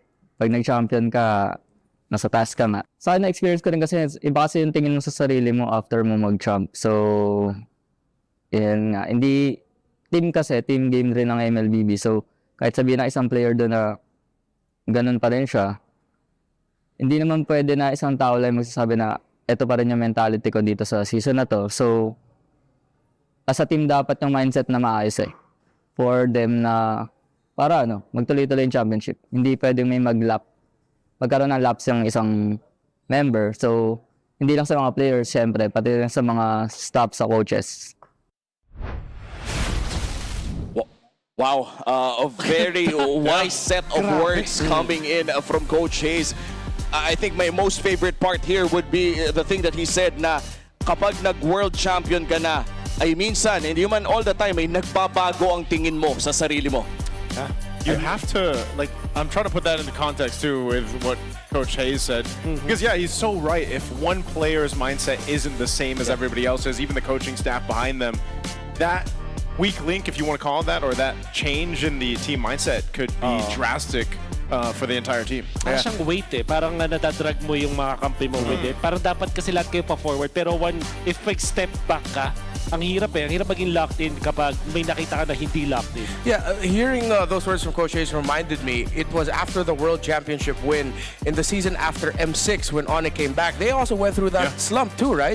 They found their groove in international tournaments where they would eventually become champions there. But in the Philippines, they struggled because of the exact same problems. Teams were looking at them closer. They were looking at themselves a little bit different. And I think, woo! It's time for the howl! At sakto-sakto nga, bibisitahin natin kung anong kailangan gawin ng parehas sa kupunan natin dito for Aurora Gaming and Smart Omega. Ito ang ating Infinix keys to victory. Be reminded na ang Aurora ay 3 World Championship teams din kasi nakatapat. Liquid, Onyx, and Falcons. Kaya naman, nahirapan din sila. But for them to win against Omega, kailangan lang yung magic at physical spread nila ay mas maganda. Ito yung main na nakita kong problema nila last week. Hindi maganda masyado yung pag-a-spread nila ng kanilang damage profile. And also, siguro kailangan na nga rin baguhin yung mga early rotations nila sa game. Kasi parang napansin ko yung mga top teams, yung mga nakatalo nga sa kanila, Liquid, Onyx, Falcons, ito yung mga teams na naaral yung parang nabantayan kung saan sila pupunta. Yeah, it's something about how teams, especially Onyx, I think is the one I want to put focus for the faster rotation style, that Omega, they weren't ready for that when they went up against them earlier this week. So if they finally could have learned from that and said, you know what, let's try to replicate this by going fast, that might be your best bet. Again, Aurora are a team that make the most with all the information presented to them. They see this, they know what to do next. There's a whole min-maxing feel to it, a step-by-step process. Speed could beat that. I'm not saying will, but it could beat that. And of course, it's time to allow Nets to shine. Either give him a winning matchup against Dominkite or just rotate to his lane so that you could get him out early, so that you could get Dominkite low. Nets has to be the guy for Omega in the series. And I like the part na may nabanggit ka nga na player dito for Smart Omega, because we've been looking for that guy for Smart Omega for a while now. Sino pa yung superstar na gusto natin paangatin on the side of Smart Omega? And I guess the answer will be shown to us mamaya kapag nagsimula na ang kanilang laban. Pero sa ngayon ay babalikan muna natin ang Aurora Gaming Philippines. The world champions right now, struggling for the past few matches. Malakas man ang kanilang nakalaban, but sadly, results speak for themselves. Medyo tagilid sila ngayon. You know what? We can say that Aurora needs to change to stay on top. They don't need to stay the same just like how they did during their M7 World Championship run. They have to be very careful na considering na sinabi na nga nila Coach Ducky, ni Coach Hayes, na kapag ikaw yung nasa taas, ikaw yung laging tinitignan, ikaw yung pinag-aaralan, and kailangan nilang baguhin yon for them to not struggle, and this is the perfect time to do it. This is the halfway point of the regular season. If you don't build your foundation right here, and then you cannot bounce back entering the next half of the season. I think that's what both the haters and the fans of Aurora want. We all want a mix-up. We all want a change. And that was mentioned in the keys to victory. Kung magbago, ang kahit hindi playstyle, kahit tempo ng Aurora, that might get them back to their winning ways. They might end the day at 3-3. But again, consider it's easier said than done. Oo. At hindi lang naman basta-basta ang kalaban nila dito. Smart Omega, bagamat medyo taliwas ang results sa kagustuhan nilang makuha this season, ay maganda pa rin naman ang kanilang pinapakita from time to time. So let's see kung sobrang prepared pa nila against Aurora Gaming, considering na kanina pa natin pinag-uusapan that all teams are looking at the world champions. Imagine yung mga nag-world champs recently, yung mga may binago sa kanilang mga roster. That's also true with the Aurora when they swapped in yung kanilang newest player na si Light. In fact, yung mga seasons na hindi nagbago ng roster, ang Aurora, dun sila Kasi actually, nung sinabi mo yung kailangan nila magbago, I really thought it was the roster. I can also say that dahil nung start nila nung season 14, if I'm not mistaken, Maganda. and maganda, second place. Season 15, they stayed the same lineup, they went to fourth place. Yeah. Then season 16, they got a change. Onto their lineup, they went second once again. And now, hindi sila nagbago. Are we gonna see another trend na babagsak muli yung standings ng RORA? They have to change. I think the teams just in the league all have to adapt and change. Like, that's something we're seeing already 4 weeks into the season. You know, so many teams have adjusted to the current meta. They've also tested things. And so the change is constant. Well, makikita natin kung ano nga ba ang changes na pwede nating makita ngayon sa laro o kaya naman sa mga susunod nating mga weeks. And I'm not quite sure sa ating mga rule set dito, no, kung pwede pa bang mag-angat ng mga players mula sa ating MDL or pwede pa bang kumuha. Di natin alam, pero alam natin sa ngayon ay malapit na nga magsimula ang ating laban. I-welcome na natin ang Aurora Gaming and Smart Omega. To ensure the integrity of the game, please welcome our marshals, Chico, Dojin, Luis, and Joshua G. A temporary stumble will not stop their light from shining. Presenting the reigning champions of the world, Aurora Gaming Philippines!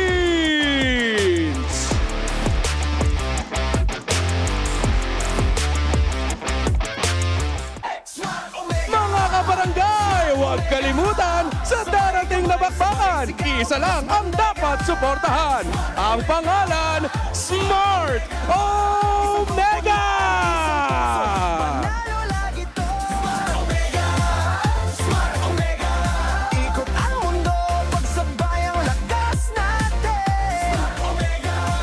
And our head referee, it's the Job Master Sent. The head coaches being Coach Master the Basics and Coach Wura. Nagsimula na ang kampanya. Magtatagumpay ba ang barangay o magniningning ang Aurora? Ito na ang huling laban sa inyong Superfan Saturday! What a fun intro song we have there. But first, let's go ahead and take it through Aurora here. It seems like the world champions are all business. Yeah. Do you get the same vibe that I am here in the MPL Arena? Even the Auroras I'm vibing. are also, no, they're the opposite. They are not They're vibing. not vibing? Yeah, even with the drums, the fans are kind of mum because they kind of understand the situation they're in. Even if they're going up against a team that is struggling, Smart Omega, it's the opposite. It's the barangay who's celebrating. Yeah, because you find yourself at a crossroads. You're going up against a team that has yet to show us what their clear identity of how they want to play is, except that so far, one man has risen up as a star for the team. Mingwin, their rookie captain, is the guy that you're going to have to watch out for here. But then what happens? Again, hypothetically, you're up against a team that has had the DNA, that identity of the poison, the lason, the team that beat you when you least expect it. If Omega beat Aurora today, what a result that will send shockwaves through the league. Okay, can we just reel it back a little bit? Let's reel it back. Hot take. What if it's this whole Omega is last one, Omega has that venom, they can cheese out their opponents? What if that's not who they are anymore? What if we're weighing down their growth into, again, I think the right direction of becoming just a fundamentally sound team first? Yeah. I wouldn't be upset about that because I feel like what made Omega, even back, if you guys think about it, like the whole Omega timer thing, you know, and then the last one thing, the poison. The same team you rapped for. The same team I rapped for. Like, it's just not, I feel like that's not them right now. They're still figuring things out. So let's go ahead and throw it over first to our Smart 5G ping test for the matchup. Heart rate. 92. Parang medyo mataas-taas. Kakakape ko lang po. Talagang pre-game ritual mo ba ang pagkakape? Hindi naman po. Nag-try lang ngayon. Nag-try lang? Anong flavor ng kape mo? Nag-kape latte lang po. Pero mamaya mas tataas pa yan. Baka mag 150. Kalmado ka lang pag game. Minsan kalmado, minsan hindi. Okay, so during games, ano yung iniisip ni Demon kahit para magpakalma? Wala kapag in-game, iniisip ko lang kung ano yung kailangan kong gawin Ini-imagine ko lang kung ano yung mangyayari, ganun. Ay, anong message mo para sa kalaban nyo today? Ang message ko sa Omega is good luck and galingan nila kasi gagalingan din ako. As a teammates mo, anong masasabi mo? Good luck, magaling na yung mga yan Totoo ba? Plastic daw oh. Message mo sa sarili mo? Message sa sarili, good luck, mag-aabot 150 ang heart rate. Kapitan! Kapitan ka, di ba? Oo, madam. Kung ikaw ang kapitan, sino sa mga teammates mo yung pinakamagaling na tanod? Sige, si Perks na lang. Bakit si Perks? Siya kasama ko lagi sa madam through good times and bad times Ano ba yung mga bad times mo? Ayun. Kung kami talo. Di ba yung bad times yun? Ayun. Oo nga Lagi siya kasama dun Anong ginagawa niya pag talo kayo? Ino-motivate na kami isa't isa. Ikaw nanlilibre. Okay, ako Perks no? So, ikaw ang pinakamayaman sa inyo? Hindi. Ang pinakamayaman sa amin si Dean. Sino? Si Ryzen. Bakit? Paano mo nasabi siya yung pinakamayaman? Kalahati ng silang, pero kanila Silang? Cavite? Uy! Taga-Cavite ka pala. In-invite ka na ba niya sa lupain nila? Hindi pa nga madam mga taga-Cavite yan talaga, mga mababait yan. Tsaka, diba? Mga Cavite. Mga loyal yan. Tama. And that's our smart 5G ping test right there. Get a little insights from Mingwen. Of course, Demon Kite. Demon Kite had some coffee. I could do some of that right now. A latte. His heart rate was spiking. Okay, I double down on my theory that Aurora are locked in on a level we haven't seen them be locked in a while. Like them and their audience. Because even Demon Kite, he's shed the celebrity persona. He's just like, yeah, no, good luck. We're gonna do our best. I'll remind myself to just do what I do. It's uneasy. I don't like it. Yeah, think about it. Last week they literally had one match, an entire week after week. We had that pause between week 2 and week 3. So it's been a 3-week slump. They had a long time to prepare for their one and only opponent, which was Onyx Philippines, and they got swept and they got dominated. So I'm not surprised that we're seeing this form of Aurora heading into the game. Let's see if that can translate to in-game. While Omega. Again, it's been a story of multiple teams that have been struggling all throughout the season long, not getting the results that they wanted. Today, will Omega break that or will they continue that? They ban out the Freya, which is a good start. You're up against a pissed-off Aurora. You don't want to make it easy for Dominkite and Rora to build through a very fast-scaling snowball lineup. Okay, let's see what they end up doing here, what they end up going for. By Lantern's light. That is the Jushin being banned out, the Freya. Are we thinking that Aurora still wants to go ahead and prioritize, like, what have we seen so far? The Harleys, the Valentinas. Jushin's going to be banned out. They might even go for a jungle pick first off, maybe the Suyo. Early Suyo, early Leo Ward. All above board here. Their go-to pick has just been banned. They take out the Baksha Juice, and I think that's going to be a frequent ban here for Omega this entire series. Unless they're going to the blue side, they might want to open up the Baksha and or the Juicin for themselves. Of course, we still have the Trinities of the Valentina, Kimi available for Yue. The Parts is also there and dependable. And the Yue Valentina gets locked in, while Omega now should be able to lock in another one of the power picks if they want to play it safe.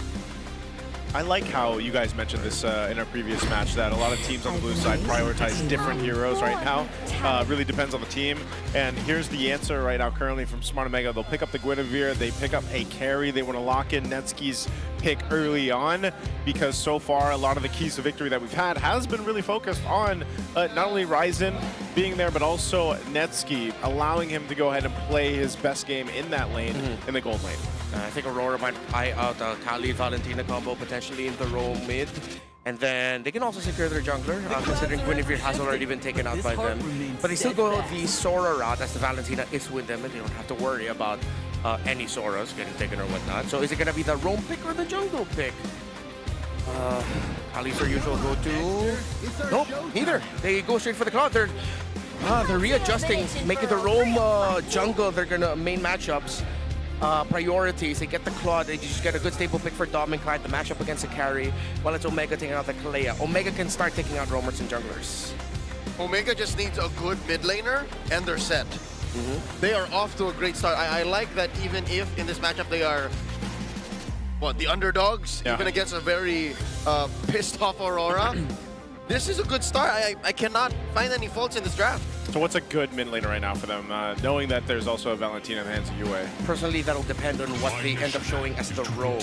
So they start taking that away. They take away the favorite high loss. Will they take away the favorite Grok of RORA? Which, if I'm Omega, I highly suggest that you do. But then you're going to be going up against a Khalid. If RORA don't ban it out, you pick your Lilia as red 4, I think would be a good pickup, because no matter what's left for light, it's going to be a difficult trade in the mid. We've seen Khalid have a difficult time against Lilia in lane if zoned out well with Shadow Essence. Knowing Omega, I think they will pick the EXP laner first on red 4 and then go for the mid. Again, we're talking about Cap here. We're talking about Mingwin, the rising star, the beacon for Smart Omega's hopes of making it through to the playoffs in Season 17. It's been a hot minute. So I think Smart Omega get their EXP laners attack. There you go.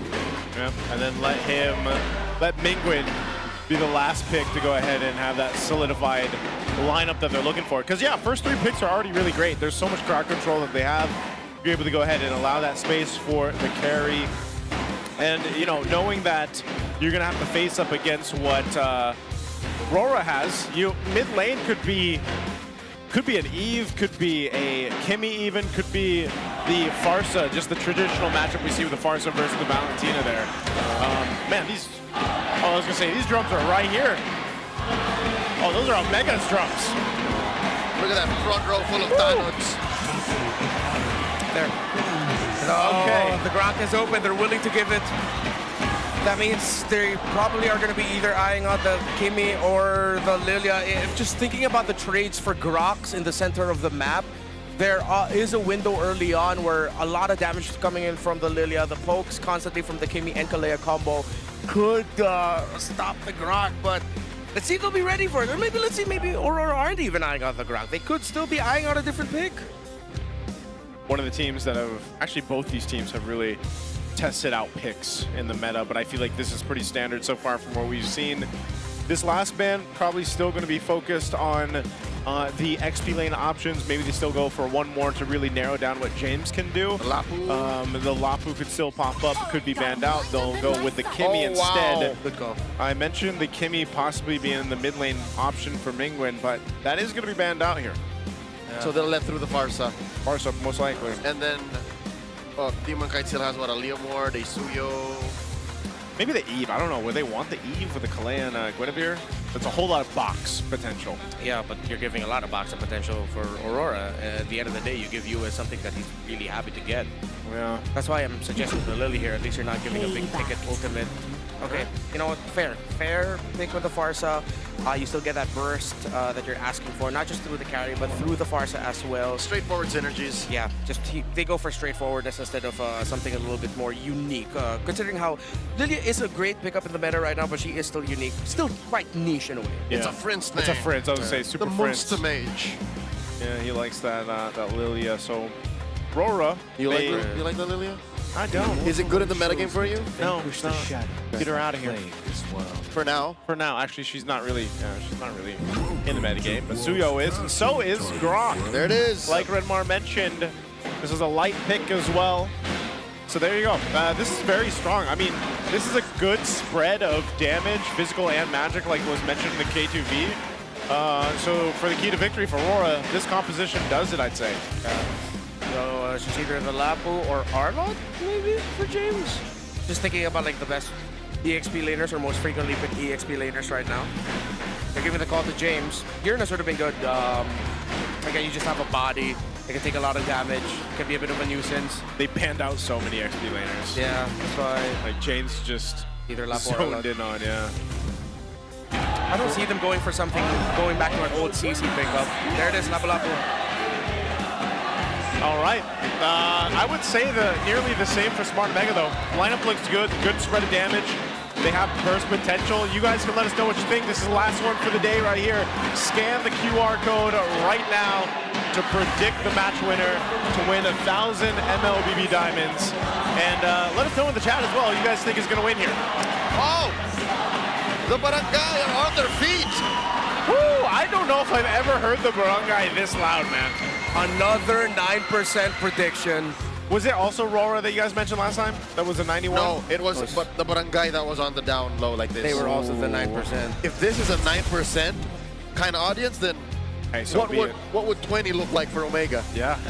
These two teams, they both need this win for many different reasons. For Omega, to get out of that slump at the bottom half of the standings to finally shut the haters up. But actually, it's the same reason for Aurora too, but except that they are in the upper half of the standings looking for a turnaround. Lineups are very close. It boils down to who plays the roam, mid, jungle rotations better. Well, let's find out. We're jumping into it. It's game one of this best of three. A crucial match for both teams across. Will it be Aurora or will it be Smart Omega that gets the upper hand here? Yeah, there's two big AoE sets for Aurora. Through Light, through Edward, and technically even Demon Kite if he lands a massive Blade Surge. While Ziva and Ryzen provide a little bit more of a single target, but it could be a multiple target one too if Ryzen gets a really big knockup with his second skill and ultimate. So it's a good even spread. So Omega, a threatened position in the Golem of Aurora. As you and Light hold it, because Demon Kite went to the Golem of Ryzen and took it away just in time. But the Little Wanderer goes to Ryzen. They're still pretty even in EXP. Yeah, they're going to go trade for that, but I guess that's just one of the ways you can do it, especially knowing that the Lith Wanderer is going to go over to Smart Omega. So nothing too crazy. I mean, relatively even across the board. Who gets the XP there goes over to the gold goes to Netsky, so he gets the gold crab. And this just might be one of the ones because of the nature of the compositions as well, where that first fight essentially comes down to the turtle, first turtle of the game. Yeah, conservative start. Both gold laners got their warrior boots. Edward got the first EXP crab in lane. Light goes for Encourage and the tough boots. Perxiva goes straight for the favor and the tough boots. Little jump on in. Light, I think he got the information. Okay, Ryzen, yeah, wasn't going to be able to land that spatial migration on Light. So good information here being provided by the roams, but Turtle's going to be up here shortly. Yeah, intense duel in the gold lane. Playing it really close. Dominic and Neski, they know that they can be relatively unbothered. But Omega, they're not playing for Turtle, they're playing for mid-prio. Ryzen is short on EXP. He's down. They dogpile on a Yue, forcing him back, popping that Purify. And in comes Light and the shifting skies. Edward finds Mingwin. The cap has fallen. DK takes Ryzen. Clean turtle take here for Aurora. And they're gonna lose their purple buff. Terrible start for Omega, not what they wanted. He was just trying to protect the purple buff, and he gets taken out. But what would he have been able to do? I mean, that was 4 dudes. Oh, James, I know you're brave. It's the intent. I think he was hoping that maybe the Blades would somehow be able to get the last hit of the purple buff, but he didn't get it. Big questions as to why Omega didn't put enough bodies around that RMB, the right mid bush, through our perspective. James most likely already gave the info that they're already in Turtle, but they all clumped up together, stuck together, and that was an easy set for Light. It wasn't even an ultimate, it was a big knockback, plus the shifting skies for Edward. He let Edward leave the lane for free. Yeah. Yeah, tough one to deal with. Another shifting skies, turning into torrent form, serving up a kill to DK. Not the start you'll want here for Smart Omega or James alone. Look at this, 3,000 gold lead nearly there for Aurora. Whole lot of gold down in the hands of Edward, even more. And you know, that combination that we just saw with the Suyo and the Sora is gonna happen time and time again if it's not controlled. Like if Edward's not controlled, and again, there's a reason why Sora is either so sought after or he's banned out quite a bit. It just works so well with the current jungle picks, especially the Suyo. Yeah, Ryzen goes into the jungle of Aurora just to get a little bit more farm. Clear advantage and lead for Demon Kite, who rushes the Skypiercer on the Suyo, instead of first building the Hunter Strike. And then US stole away the Feathered Airstrike here.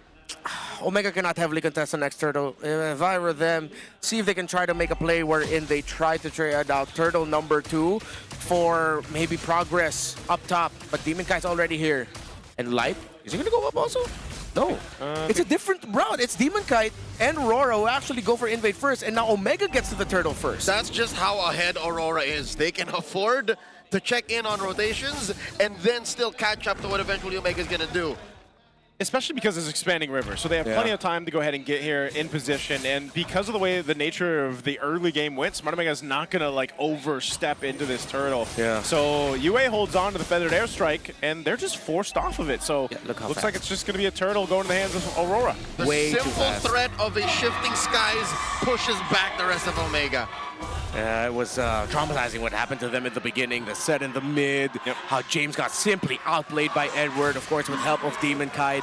Nothing is going Omega's way, it's all Rora right now. I don't know, man. I think this was just the nature of the way the composition works early game. And now, oh no, okay, he wasn't gonna, I thought Light might charge on into there. We've seen him do it before.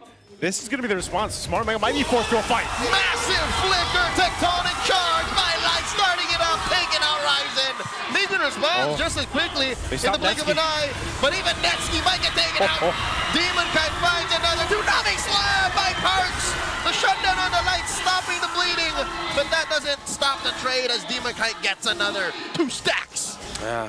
Perxiva decided to lock in the Tsunami Slam onto Grok because he knew that the tower was already locked into him. Just finishing off the job. James, man. First build Warax, no full boots just yet. This is going to be a long time until James starts feeling anything close to being tanky. Yeah, this is, I want to see how behind James is right now. He's going to have to scrap for what he can. Even if he stays on that bottom side of the map right now, he's always susceptible to a gank. And this is kind of what could happen here right now. They're all rotating down for James. Oh no. He's gone. He needs the team to be here. Perxiva is there. Okay, big 5-man rotation by the Barangay to respond. And I think RORA have done their job. Like, they just scared the Barangay, corralled them into a corner. Yeah. Not forcing anything. Still Ryzen trying to catch up with the farm. 3-level gap between him and Demon Kite. This next turtle is not going to go Omega at all. They have to just push down bottom if they can. But Aurora block off that possibility because they've already sent their gold laner plus their roamer here. It'll be a long time until the next minion wave comes in. That by the time the minion wave finally crashes into the center point of the lane, Aurora's already done with this turtle and they're going down to defend. It's just so fast. This turtle's going to go down very quickly. Smart Omega has no choice to put except make play if they can. But I'm wondering, who do they even go for? Their best target might be UA. Feathered Airstrike going to be dropped down just to go ahead and clear out that wave, but they're scrambling right now for Smart Omega. We have to look at where do they sit, maybe by the second Lord, because I don't even know if by the first Lord when it comes up that they're going to be anywhere near Aurora. It's a shame that this lineup by Omega that they drafted is so good when they're proactive.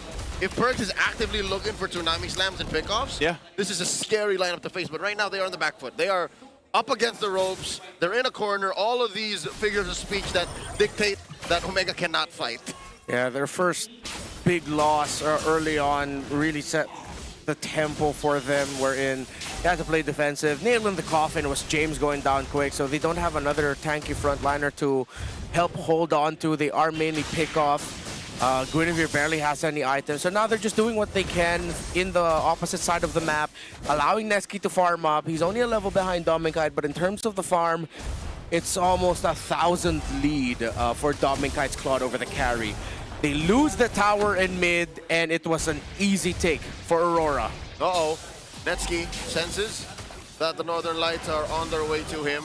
He does chunk down this turret in the top lane, tier 2, to about half health, so again, small wins. The fact that Netsky hasn't really died as often, and he's, again, just a level down.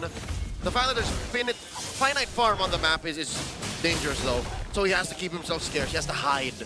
Netsky's kind of the winning piece here to this puzzle at some point. You know, that's usually what we see with gold laners, especially with the carry here. Look, he's running. Yeah, this is the problem, though. Like, even if they are into a fight, the rest of the team's going to get obliterated so quickly, given the certain way things are.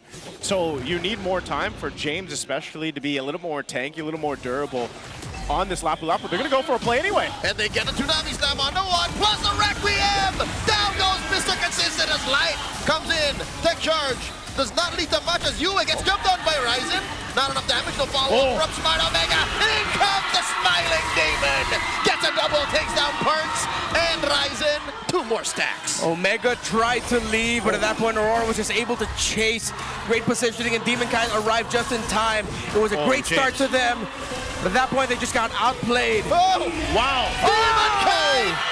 Not here! It's Doming now who comes in. BMI gets a kill.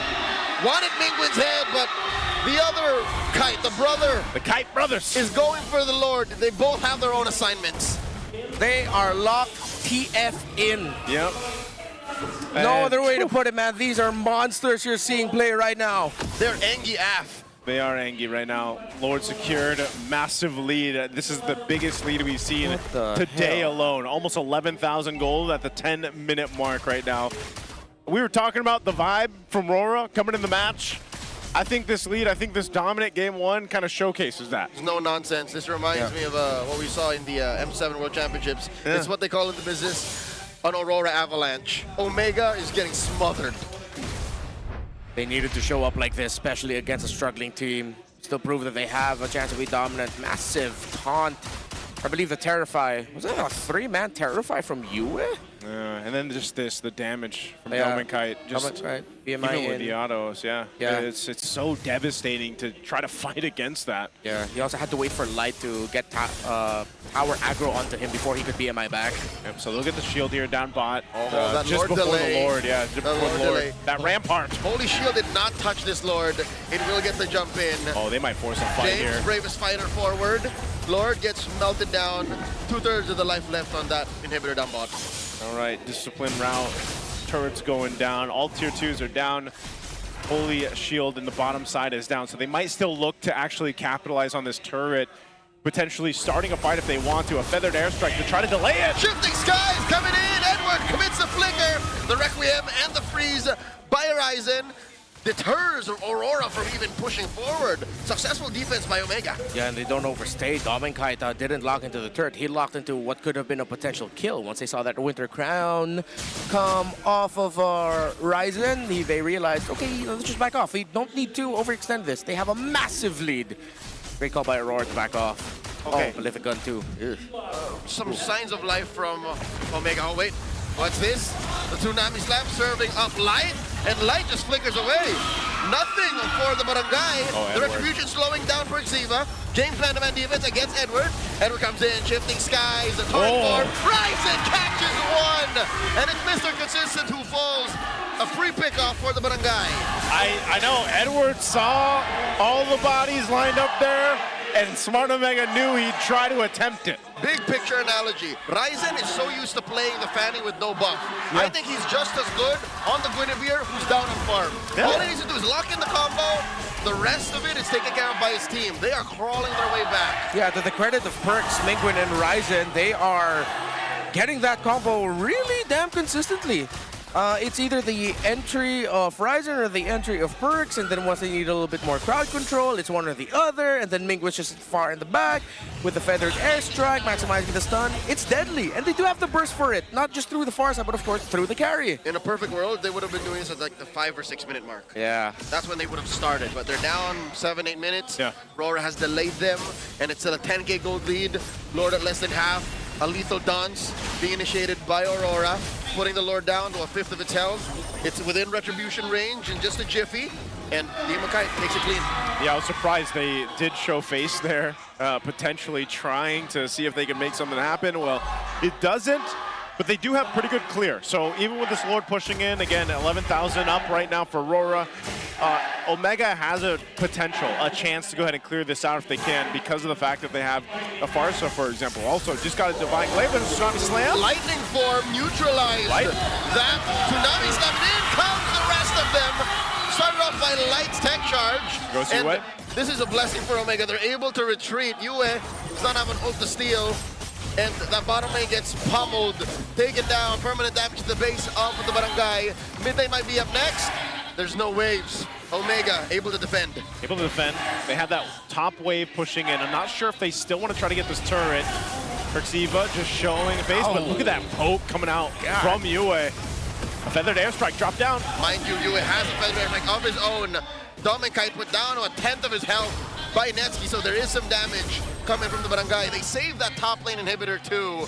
Smart Omega barely keeping themselves in this. Given the fact that they're down this much, hats off to them to be able to still defend. You know, that's what they have to do, because these small little wins, these small little moments where they're buying themselves time could potentially allow them to get in position to actually win a team fight against RORA. Yeah, teams have been able to come back from worse. Because their lockdown combo, again, it's deadly. It's a long crowd control time that you have to deal with, and it's almost always a sure kill. But then at the same time, they're also getting help from the turrets, wherein if anyone oversteps and is locked on and aggroed by the turret, that's who Ryzen jumps on, and then Perxiva follows up with, and alongside Mingwin. Correct me if I'm wrong, in recent league history, the only team to have recovered from a 13,000 goal deficit was Team Falcons in Season 16 against Aurora. Yeah. That's as bad as it gets. So Omega, How much gold? 13. 13,000. Last year, last Damn, season. I forgot about that one. Yeah, it was part of their run of, hey, are we actually going to make it to the playoffs? We're trying, I just we're make it to the playoffs. Was that the Cinderella run to end the regular season for Falcons? Well, maybe they can make it magic happen here. Yeah. They still, I think, you know, Perxiva himself has really tried to set things up. You've seen him do a couple of Tsunami Slams now, and usually, you know, unfortunately it's Light. You've seen Light get really low, but they're starting to get to that point. Netsky is part of that equation to really shred through, because even if they go for Light and they pick him off, look, that's great for him, but, you know, right now you're in this situation. Light is chilling. He's chilling. It's a game of chicken right now, man. He's like, who's going to back off first? I'm not backing off first. Yeah. He's chill. He's cool as a cucumber at 60 beats per minute. Yeah, he knows like there's no threat to him at all, man. He could just stand in front of them, and what's Omega gonna do? Try to take down the Grok that can strongly counter against everything? Yep, he's got a Pauldron, he's got an Athena shield. He basically is unbothered. Yeah, Netsky's just waiting for his Malefic Gun, but this Scary has items. He doesn't have that range, and of course the Malefic Gun will help, but Omega, I don't think they can heavily contest this. They have to back. Yeah, it's better off in the base. You can already see this. We're coming in, forcing a defensive flicker out of Perks. This is what they were going to do anyways. They were not going to contest. Yeah. Okay. Netsky's at least locked. Like, he's item locked. He got what he needed. Malefic Gun was his last pickup there, so they might be better off fighting in their base anyway, as they prep up for this Lord push from Aurora. A couple of defensive items as well. There's an immortality for Perxiva, so he's at least got that. So that might be able to buy him a little more time too. So we'll see how they play this out. That can afford a messy initiation as well from Perks, that at least he has a little margin of error, and that's the immortality. He doesn't have his flicker, so it wouldn't be a surprising big set. That's what I'm thinking. Was that flicker being spent worth it to ensure Mingwin could have defended and delayed this Lord take by 10-15 seconds? Because look, Aurora's in the base anyways. They only have one inhibitor left, and it's about to pop. The Lord is inside as well. They might just force this fight here. They've got the setup potential here. They got to clear out the Lord. Two-man tech charge into a rampart. Mingwin wailing away. Ryzen gets taken down already, and Perks is holding on for dear life. Surge of life keeps him alive, but only for a second longer as the base gets pulled away. Aurora are taken. Game 1. You could see the exact moment of when Omega lost that. And it was early, and it was swift.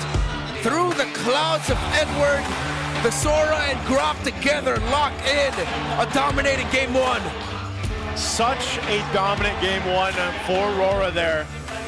A little bit of hope, a little bit of life from Smart Omega, but just not enough. You fall so far behind in the early to mid game, and you're left scratching, trying to claw back, and they just unfortunately didn't have enough time to make that happen. So a lot to think about for Smart Omega as they get ready for Game 2. Right now, we'll take a look at some of the highlights throughout this game and some of how RORA made this such a dominant one. Again, it was Edward starting things up time and time again on this Sora, like we've seen.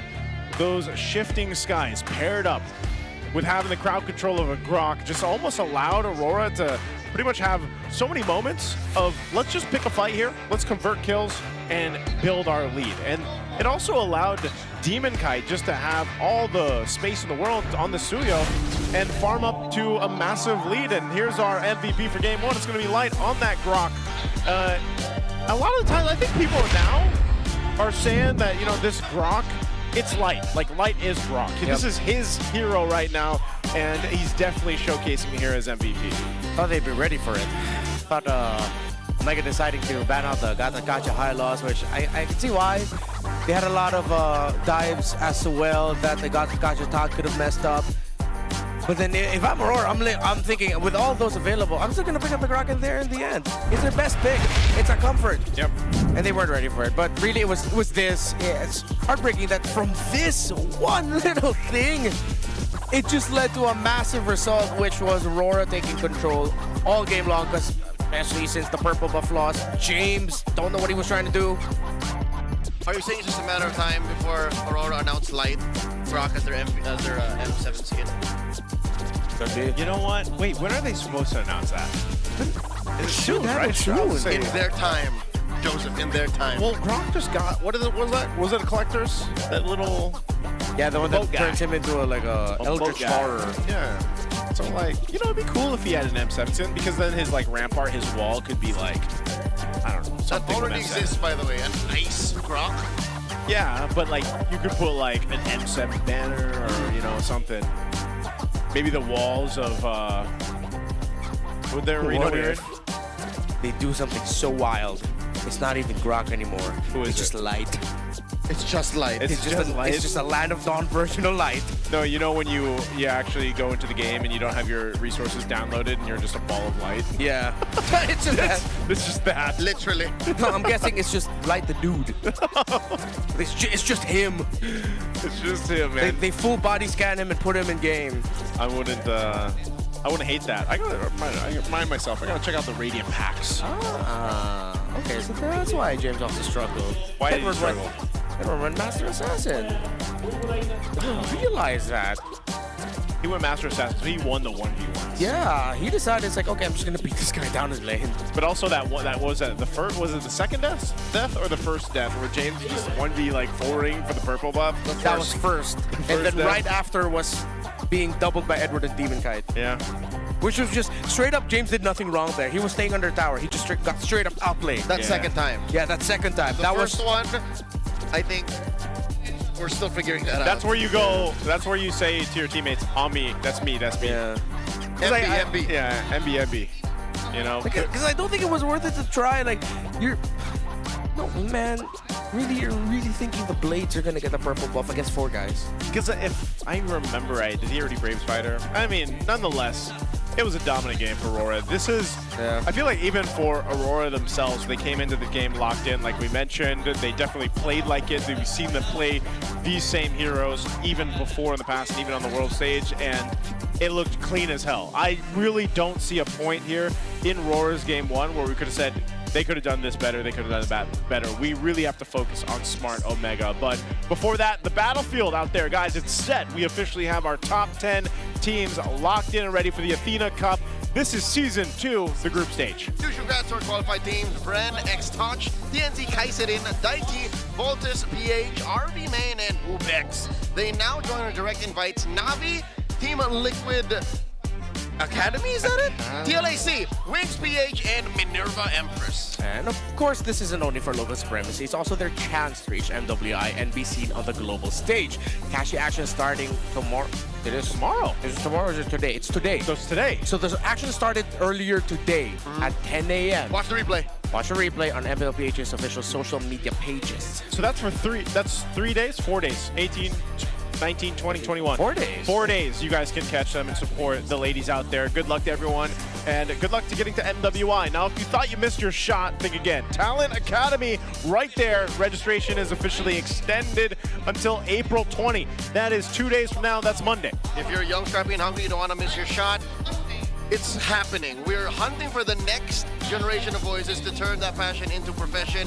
You've got extra days, 2 from today, to step up, be heard, and take your shot. Yeah, the door is still open to becoming the next voice of esports, working alongside us. Get those applications in now, and we'll see you on the big stage. And can I just say, some people ask me, they DM me, if they're not here, can they join? If you fly to the Philippines, sure. I think that's the only caveat there. So it's time to flex. superfans. Unleash your creativity because the hashtag MLBB GetOut UGC challenge is officially live. You like that, Redmar?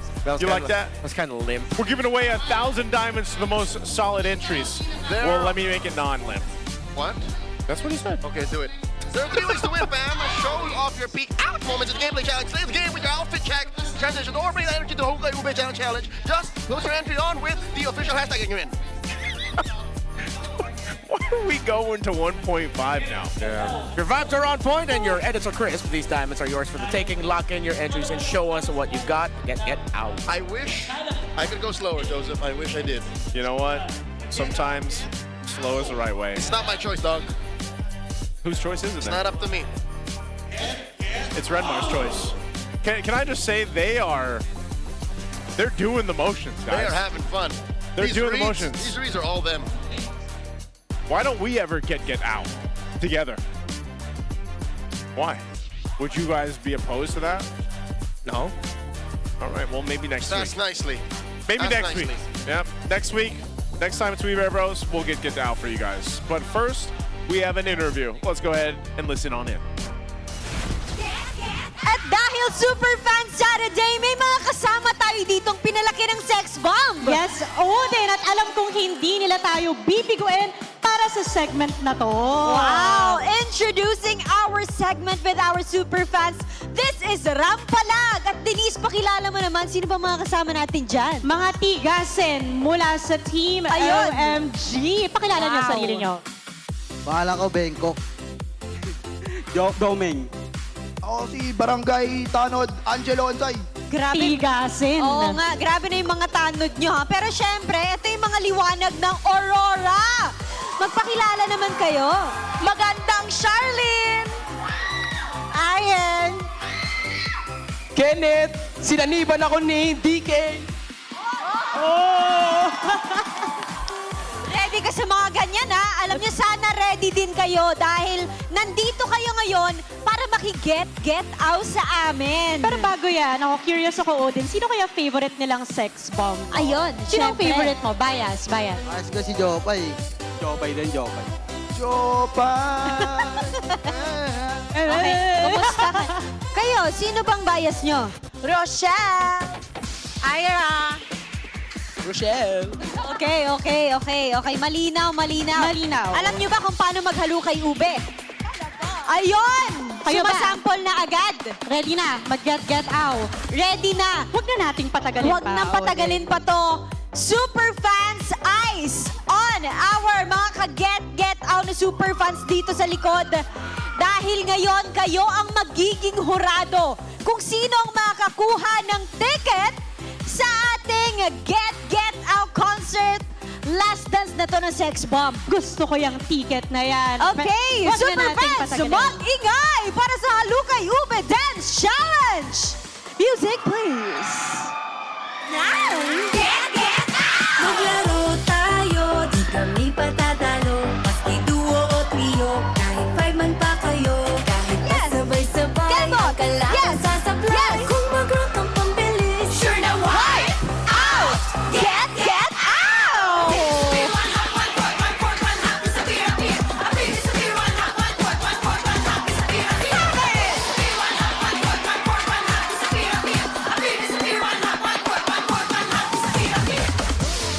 Wow! Woo! Parang hindi sila nauubusan ng energy.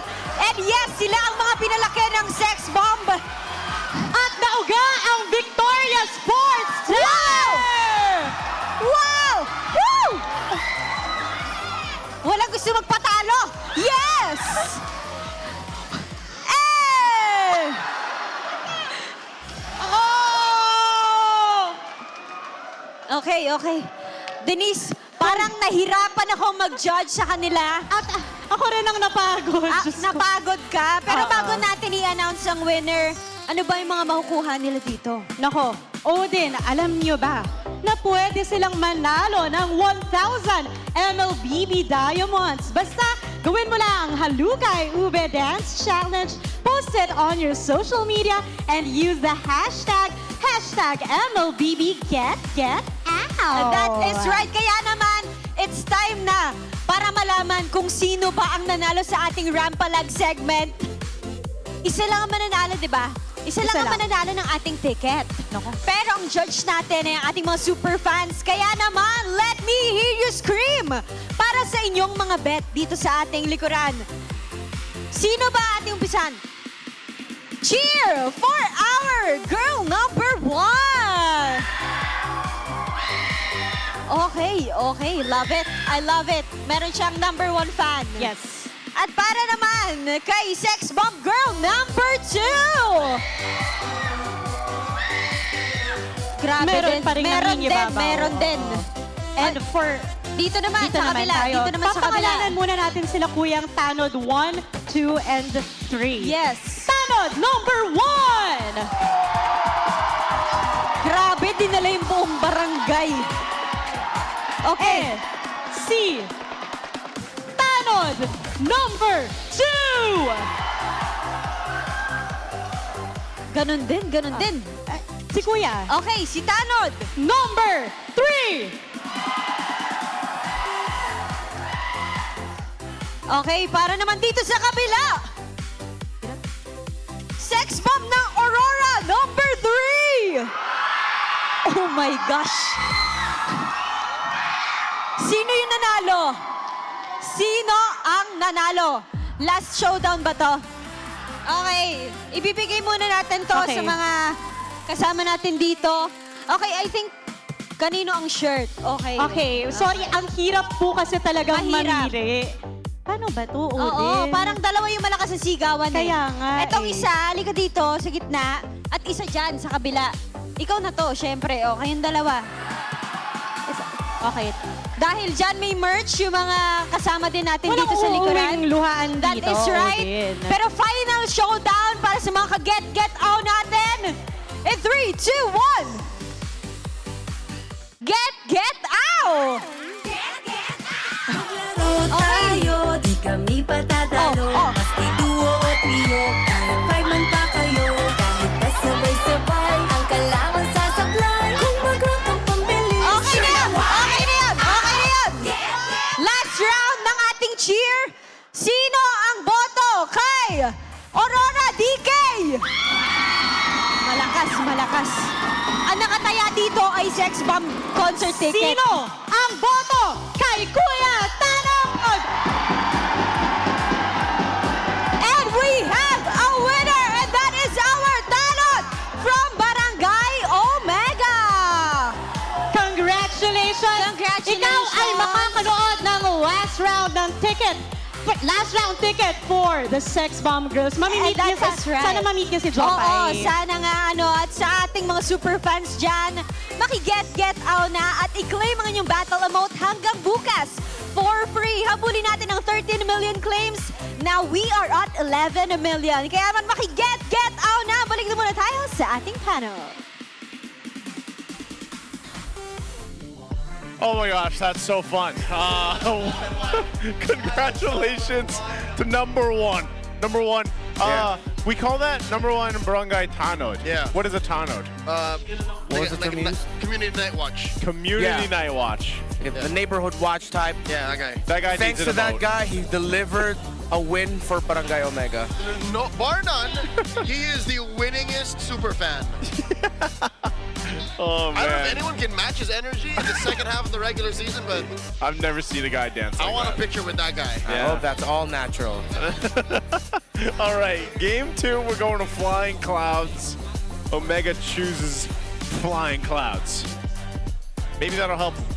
Can we go back to? I gotta bring my brain back after that whole dance off in the arena. The Halukay Ube dance challenge. I think that's what we needed.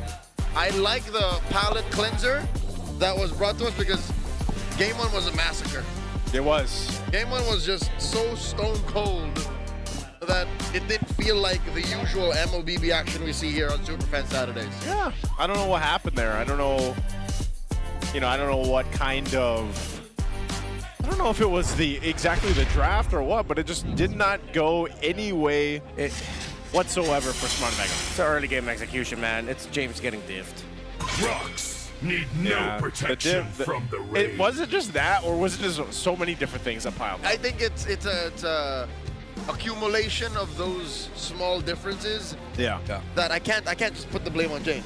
Yeah, no, definitely. Like, I don't want to put all the blame on James either. You also have to credit what Edward did early on. The fact that I'm pretty sure, I'm hoping for the best scenario, which is the information was there that they're already in the river. Yet they still decided to go through the bush and into the river, where it was most likely there were members of Aurora waiting to set up on them. Yeah. We'll see if this is going to be any different, though. Because it wasn't all the draft that was bad, but I also think James really got narrowed down into picking that Lapu Lapu, for example, just because of how many bans were towards him. So we'll see what they end up going for a priority on the blue side for Smart Omega this time. Depending on what this last ban is going to be from RORA, they've already taken out the Freya and the Marcel. So what options are they going for here? Juicin, Suyo, Valen, Sora in terms of the big power pick trades. Of course, both carry clots still active. RORA decides to ban out the Juicin instead. Still respecting what Captain Migwin could do. But that's a Valentina for Omega. They might go the same route of Aurora earlier and then just pick up the Sora alongside that. So James gets something that could potentially have a much better time in lane and still have big impact as well. Okay. So this seems to be, for a lot of other teams, Valentina still seems to be the blue priority at least, especially for the teams that don't like the Harley. Which I'm surprised because I feel like even in a sense like Ryzen took away the Harley, but they just don't want to risk it that way. But what that means is RORA will go ahead and grab themselves again the Suyo for Demon Kite, and then Yue gets his Kimmy. Yeah, have to watch out for potential high loss. Actually, pretty much any of the usual roamers you can think of when you think of Light, and the current metagame can just slot in really well with what the Kimmy has. And for Omega, if they already show a lot of dive here, then they might lean more towards a gotcha pick later on. Oh, it's not. Oh, this is a Harley. Okay, at least they have a really mobile presence that can also be a strong source of damage instead of picking up the Sora. And I think they're also looking at RORA and thinking that they're most likely not going to pick that because they have the Valentina. They still could, but more often than not, teams do not pick up the Sora when there's the Valentina on the other side. Okay. This next pick to go ahead and lock this in, this first phase over for RORA. See if they go with their XP lane option here, or could be the roam. Could be gold. They could just stabilize and go for carry. Carry. Yeah.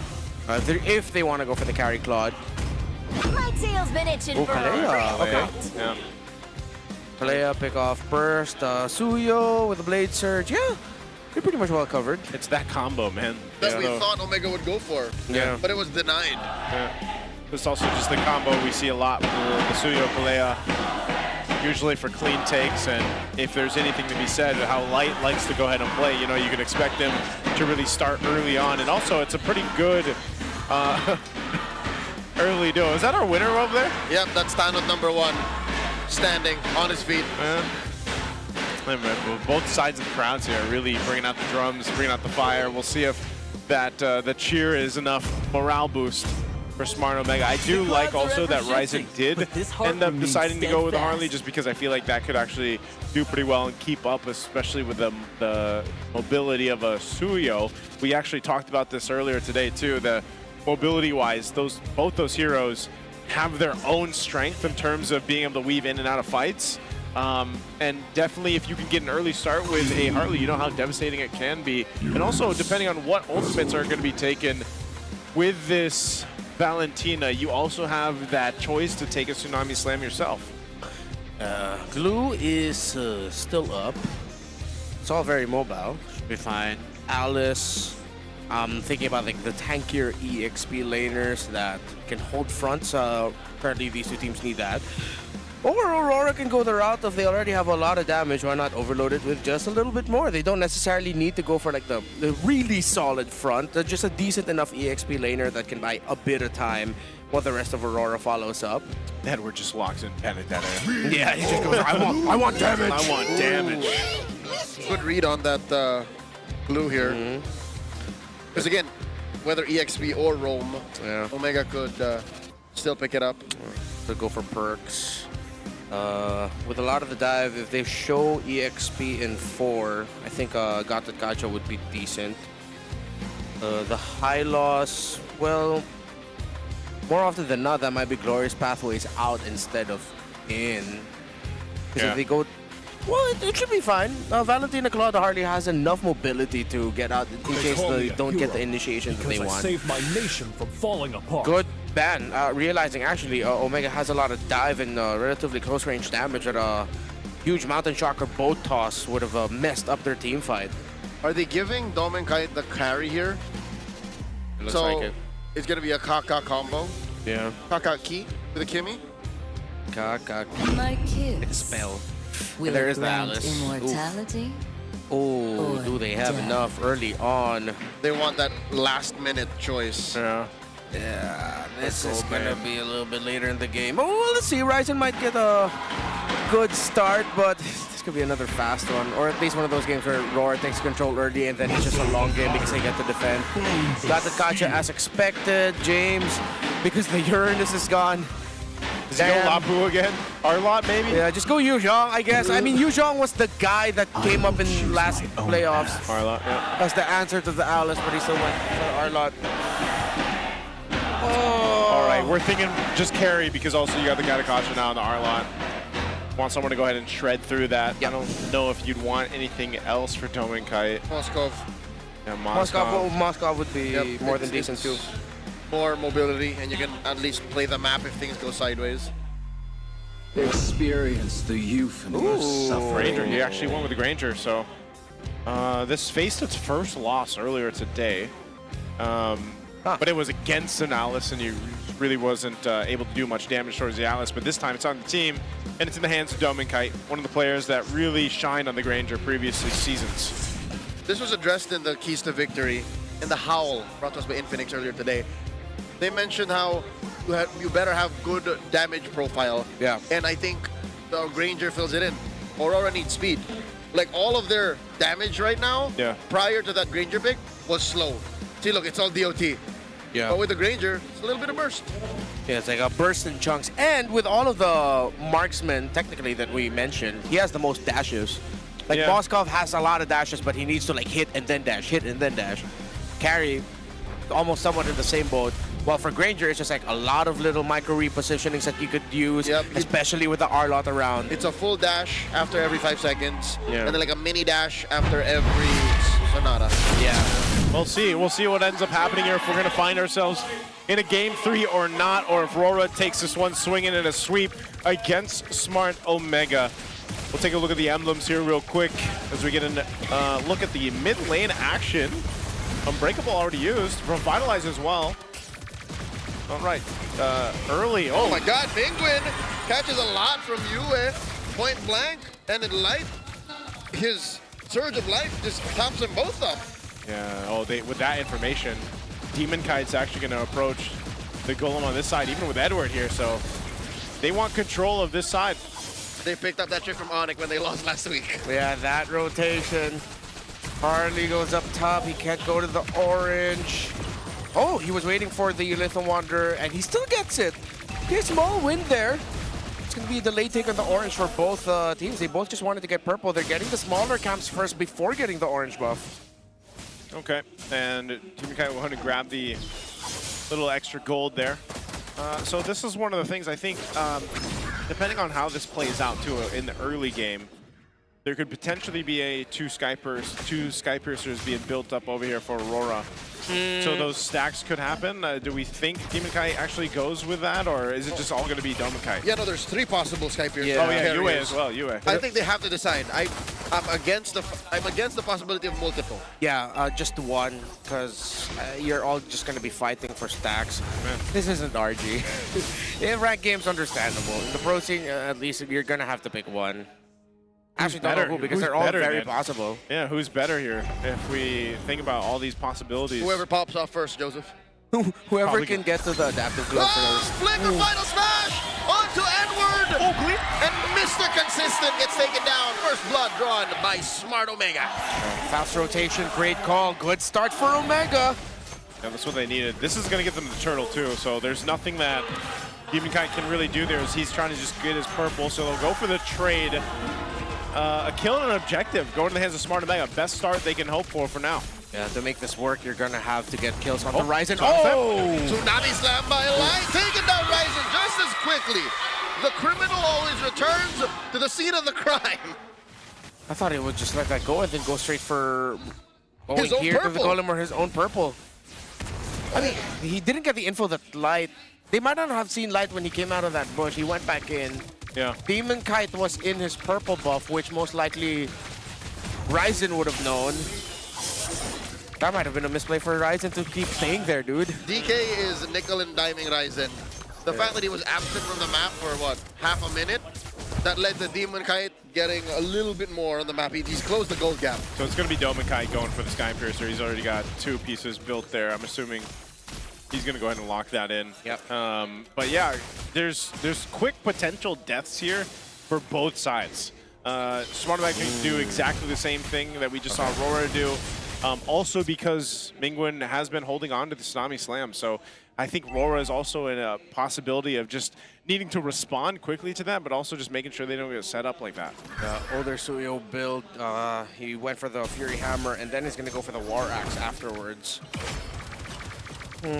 Purple buff is just about to spawn for Demon Kite. Ryzen in the lower half of the jungle. It wasn't a also terrible loss that he got taken out there. When Kite gets the EXP crab, Ryzen has a slight advantage. Not slight. That was a considerable progress on his XP bar. It's even bigger than I thought it would be. The progress in EXP. Yeah. In XP lane? Oh, Edward. Fool me twice, shame on me, says Edward. That's a shorter form of that phrase. As James refuses to let that sting and moves on. That's just the final side. It'll come up cooldown. Yeah, it'll be back up, but this is all to set up for this turtle. Second one of the game, they're going to get in position. Whoa, Mingwen jumping forward with a flicker, trying to get the Tsunami Slam, won't find it, but UA burned his flicker. It's a flicker for a flicker as the dance of the turtle continues. Slight advantage to Aurora. Turtle's pulled over to them. Soft reset. There's the revitalize for Perceiver. Shabloims! Edward with the Throne of Ruin. The real Tsunami Slam takes down Mingwen. And that's a man down for the barangay. Aurora take turtle number 2. Yeah, they don't overcommit anymore.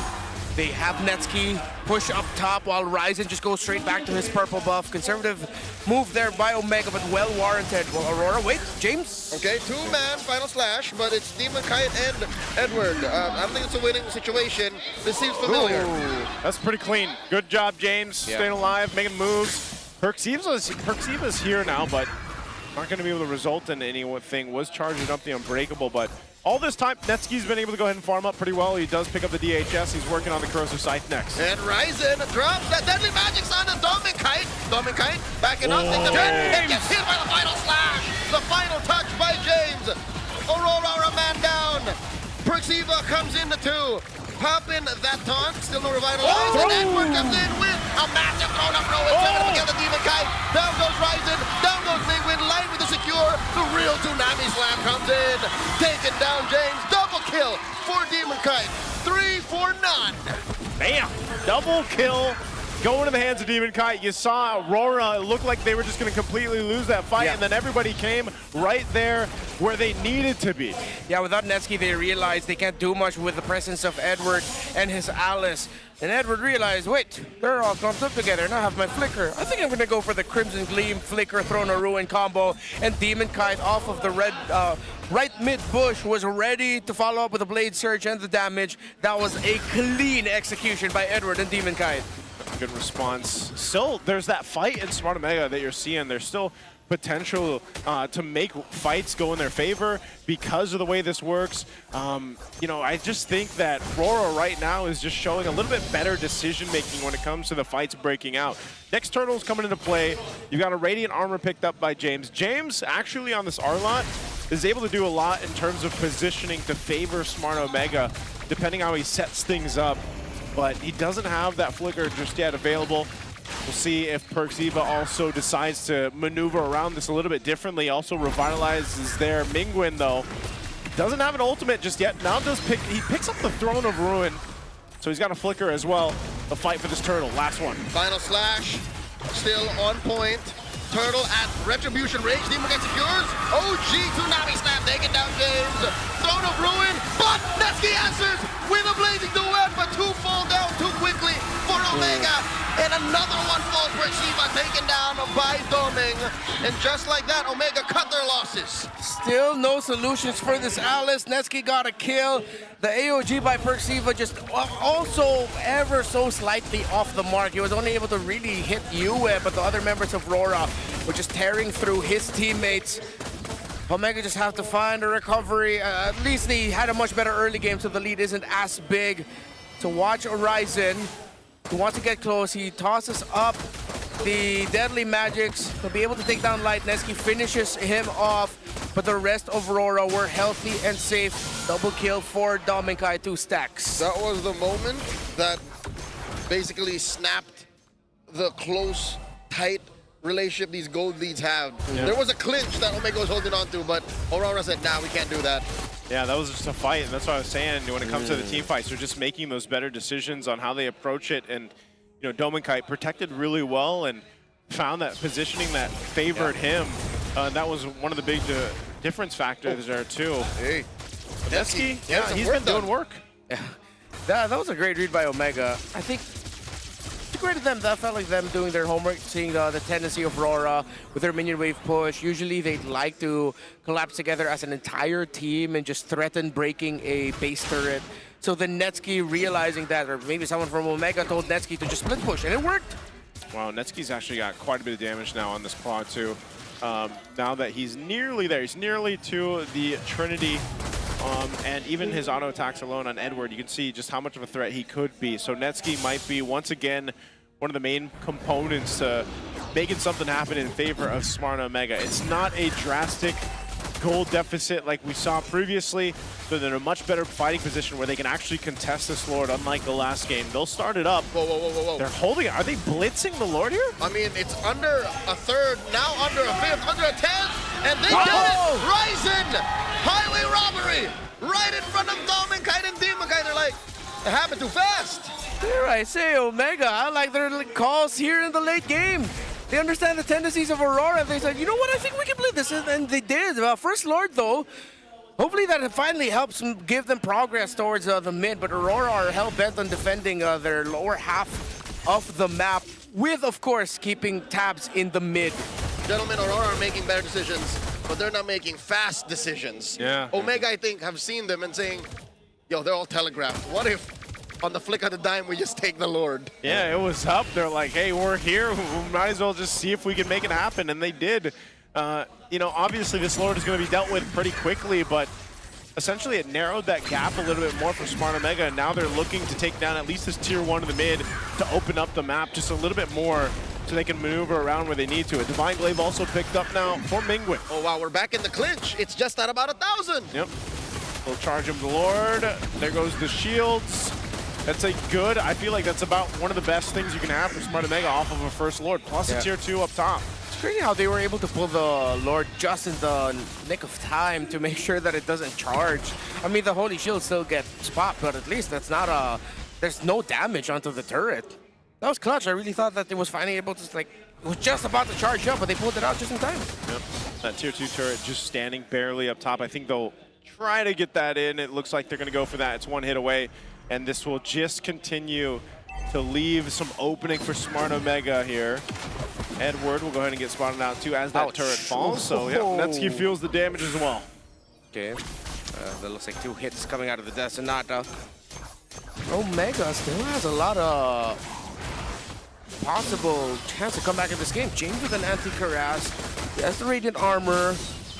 Netsuki has still has the lead over Dominkai despite everything that's happened for Aurora. That Lord was a massive turnaround. This Suyo hasn't gone crazy like the last one. Still 305 is a very respectable KDA, but it's not like the Sky Piercer Suyo that gets stacks and is killing you instantly. Still the damage is gonna hurt though. Oh yeah, they spot them out. Edward goes in with a gleam. So they'll keep things at least at a comfortable pace. Aurora barely holding on to the lead that they have. At this point, Smart Omega is showcasing that they can actually fight. Wind and Nature was also just recently picked up by Netsky. We're back in the clinch, gentlemen. It's just under 1,000 between these two, and it looks like Omega's rotations, despite Aurora being honestly in the lead, could just get him surprised. Oh, conceal. Perxiva goes a-hunting, flushing out these brushes. Perxiva gets an unbreakable. The tone of the light. Light gets smothered, but there is an amazing throw to Rowan and Dominic firing away. Down goes Penguin. Yeah, from Netsky! Taking down one. It's Light. Two for one possibly, but Jake gets taken down first. The shutdown by Netsky on Demon Kite. Two for two. Perxiva versus Dominic, and Dominic finds him. Aurora win the trade in the long haul. Great little sidestep from Dominkite to survive from that final slash earlier, and it gets himself a stack, but that is a fight still there for Smart Omega. Yeah, Dominkite was also able to get away from the blazing duet that Netsky wanted to focus onto him, but Netsky realized it's a futile effort trying to chase after the Granger, so he turned his attention to the other members of Aurora, Light and Dominkite going down, and it was a purple buff, right? Dominkite got it, yep. Dominkite? Yeah, Dominkite that was the last hit. Great to good. Yeah. Also, Edward's defensive Throne of Ruin was a perfect response. I think that's a little nitpick I have here for Omega. If you're going to be the one to charge like that and you see that the Alice is there, wait until the Throne of Ruin is gone and then go all out. Yep. It's damage reduction during the channel, so Smart Omega had to time that a little better, but no, there's still hope. Yeah, they're still definitely in it. Now this Lord is up. They're not going to be able to blitz this one and go for it the way they did previously. So Rora's got the idea here. They're going to get in position. He's going to be tough. I think Rora can blitz it too because of the minion wave advantage they have. Yeah, they know. The long lane belongs to them. Lord here at 8th of its health. Edward just waiting to pop that Throne of Ruin till the time is right. And he cleaves into two. Finds him, freezes up. Yeah, by Netsky! Gets down Edward. Tsunami Slam the answer. Serving up again with Dominkite. Netsky goes. There's the winner. Finds it. The sharp retribution underneath that pit. Might get taken up by US. US flickers forward. Sitting it down. Dominkite. 2 for 3. The bloodbath. A Pyrrhic victory for Omega. But Aurora win the trade. All right, 3 members of Aurora crashing in. Dominkite was not able to cleanly retreat that because he was still under his Winter Crown. But Aurora still has the firepower. Their 2 carries are here. Oh, the Lord will welcome in the wave. The 3 attackers, the survivors of Aurora's offense, have to take it down. So I think it's a wash. Omega will not get so much out of this objective. A great take on the Lord, but that, man, what a fight that was. It was a little dicey even for Aurora, admits it all, but a great response from how things kind of broke out. But Smart Omega will stay in it. They clear out the Lord. Aurora clears out the Lord there. Take a look at the replay. This Throne of Ruin, I was actually surprised how fast Edward got deleted down, but he did win a crown, and then they have to disengage from this. Even Dominkite, look at this. He had the Deadly Magic on him, pops the winner crown, survives, but the Lord is taken. Luckily for Aurora, they'll chase down Ryzen to capitalize the kill. He tries to go back. So capitalizes a kill, though, at least. Yeah. There was a little nitpick. I would have changed that AOG by Perxiva. I'm going to give it to him. That was beautiful. But they needed to stop US constant onslaught of damage, at least one of them. And Perxiva was right beside him. Maybe he couldn't stop him because he didn't have the Unbreakable, and that's why he decided to go for the AOG instead. I'll just think that that's the scenario that would happen. So if Omega just had an inch better target acquisition, could have been all them. Yeah, but for them, understandable. Edward was right in front of them, and then they also had their eyes set on the Lord. Not that they're looking to damage it, but they also just want to make sure that Ryzen can get there quickly. So, again, it was really messy, but just you see the potential. Just little adjustments here and there because Yue was way freer than he should have been.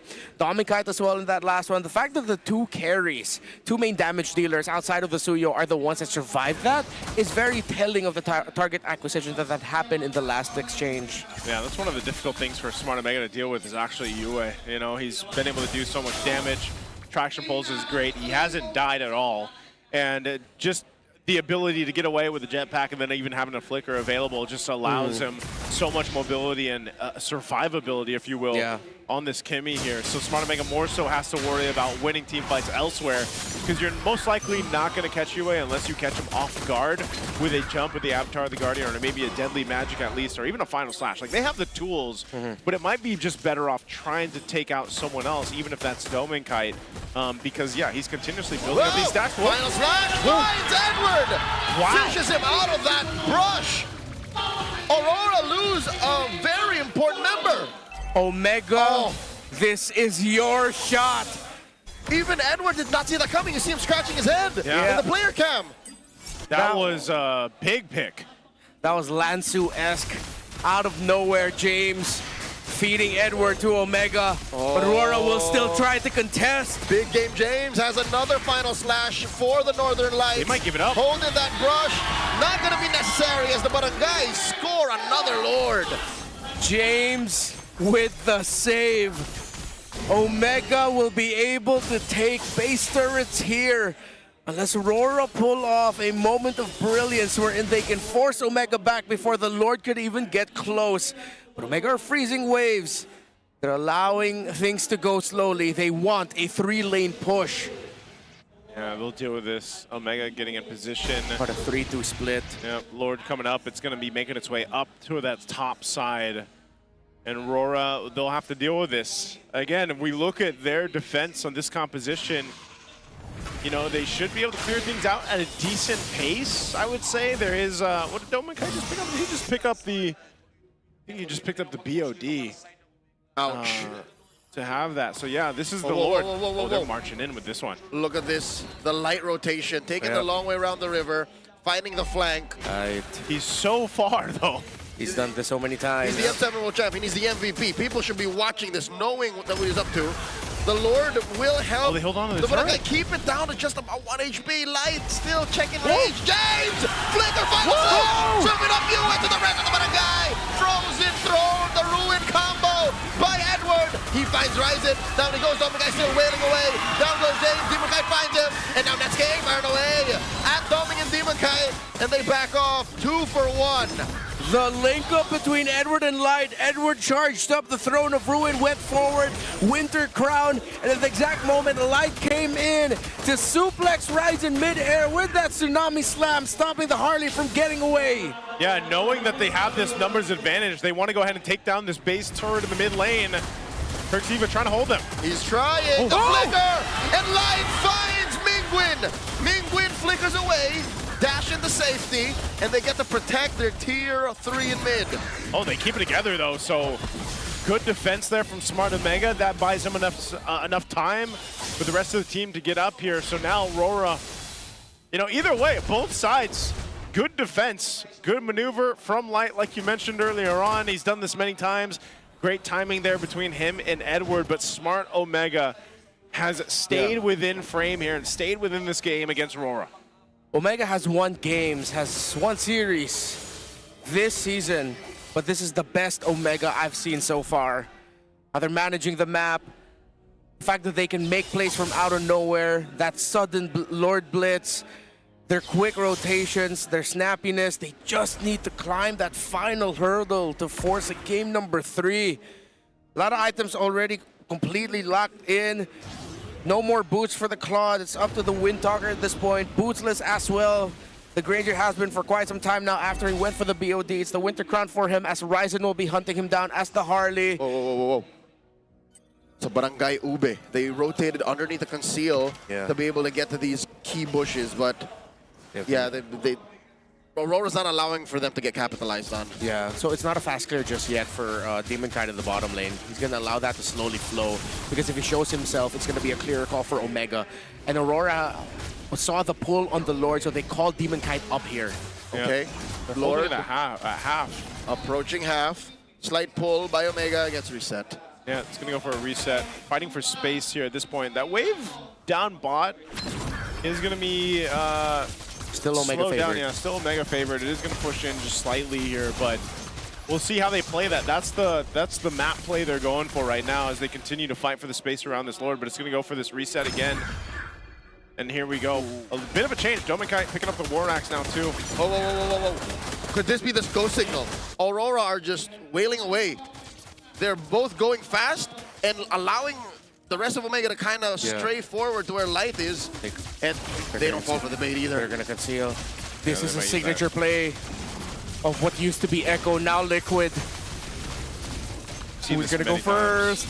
Lord here at an eighth of its health. Light with the conceal. He's James sniffs it out. Edward with the throne of ruin.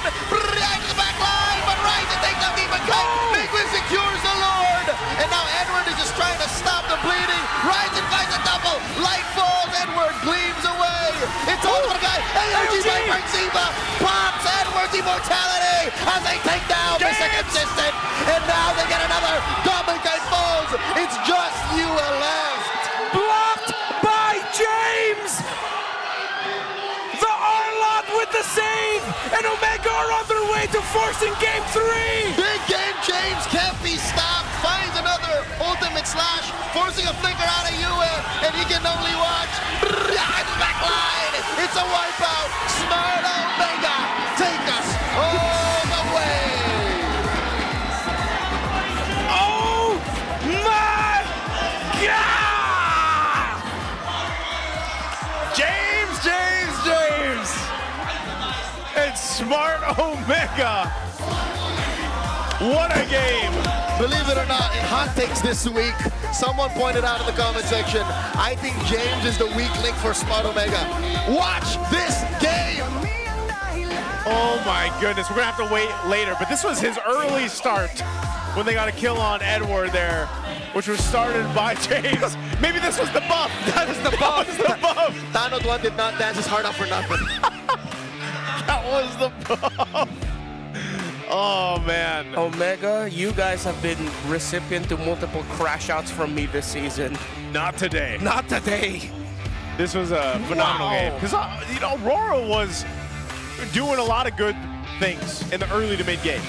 But Smart Omega stayed calm, collected. They got some steals, they made some things happen, and they end up getting a victory. I mean, hopefully we get the highlights later on, especially of what James is able to do. You can see how hyped, obviously, Netsky is there and the rest of the Smart Omega squad because, man, James definitely deserving of this MVP in Game 2. That was wild. Well deserved, man. After what happened to him in game number 1, showing up here with his Arlot in game number 2, 2-4-8. The stun onto 2 to stop the surprise play that they had set up from that Northern White Rush. It's like they've seen RORA before, man. It's like people, like the video we had earlier on. A lot of people been watching RORA play.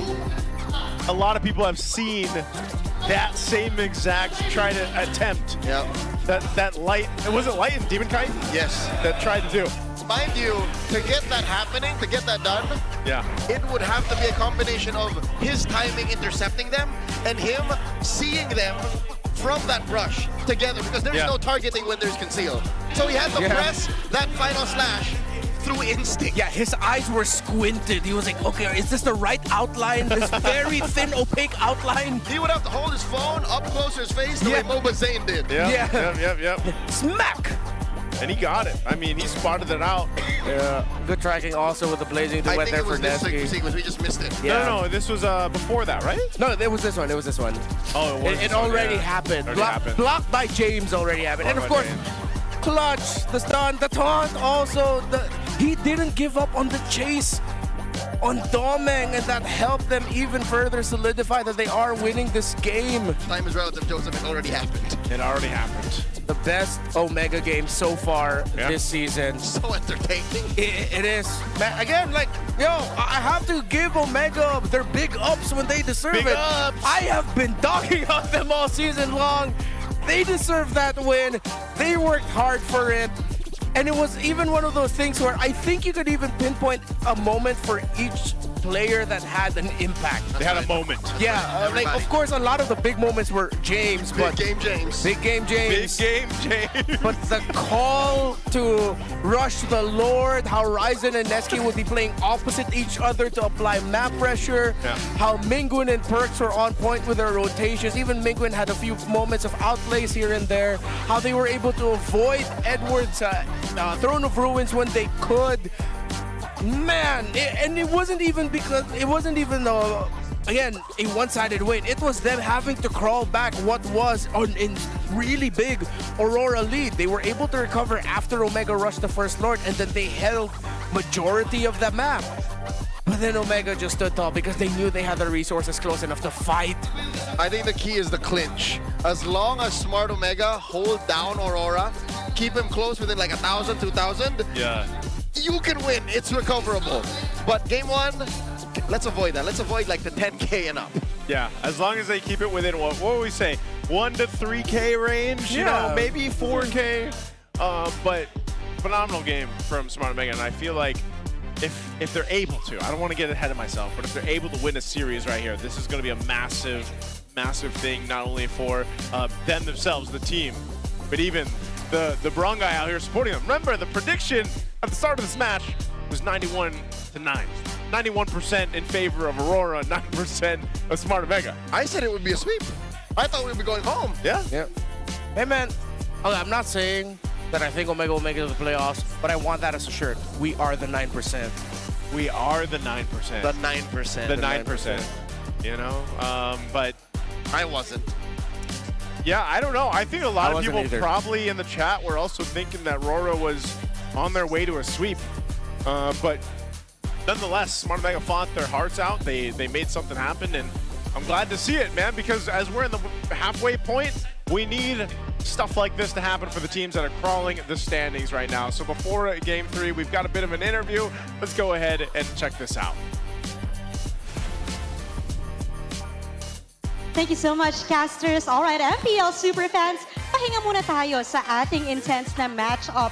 Dahil joining us today are two very special guests na balita ko nang galing pa sa malayong dako ng Pilipinas. Welcome to the MPL Arena. Pakilala niyo naman ang sarili niyo. Hi everyone, I'm Ainol. Hello everyone, I'm Nor. Alright. Welcome guys! At natutuwa kami makasama kayo dito. Sabihin nyo naman sa amin kung saang place pa kayo galing kasi balita namin malayo pa daw. Galing pa pong Iligan City. Iligan Mindanao. Okay, nag-aeroplano pa talaga sila. Dumayo sila dito sa MPL Arena. Kumusta yung experience nyo so far? Masaya po at saka nakaka-hype po yung mga audience po na nandito. First time nyo po ba dito? Ako po, first time ko. No po, since season 14, 16, and then 17. Wow. She is an actual fan. Kanina ko nakwento niya sa akin, no, may team ka na sinusupport dito. Ano yun? Yes po, actually dalawa, Liquid and then OMG. Liquid and OMG. She had the opportunity, no, nang mapanood mismo ang OMG dito. And kamusta naman ang experience?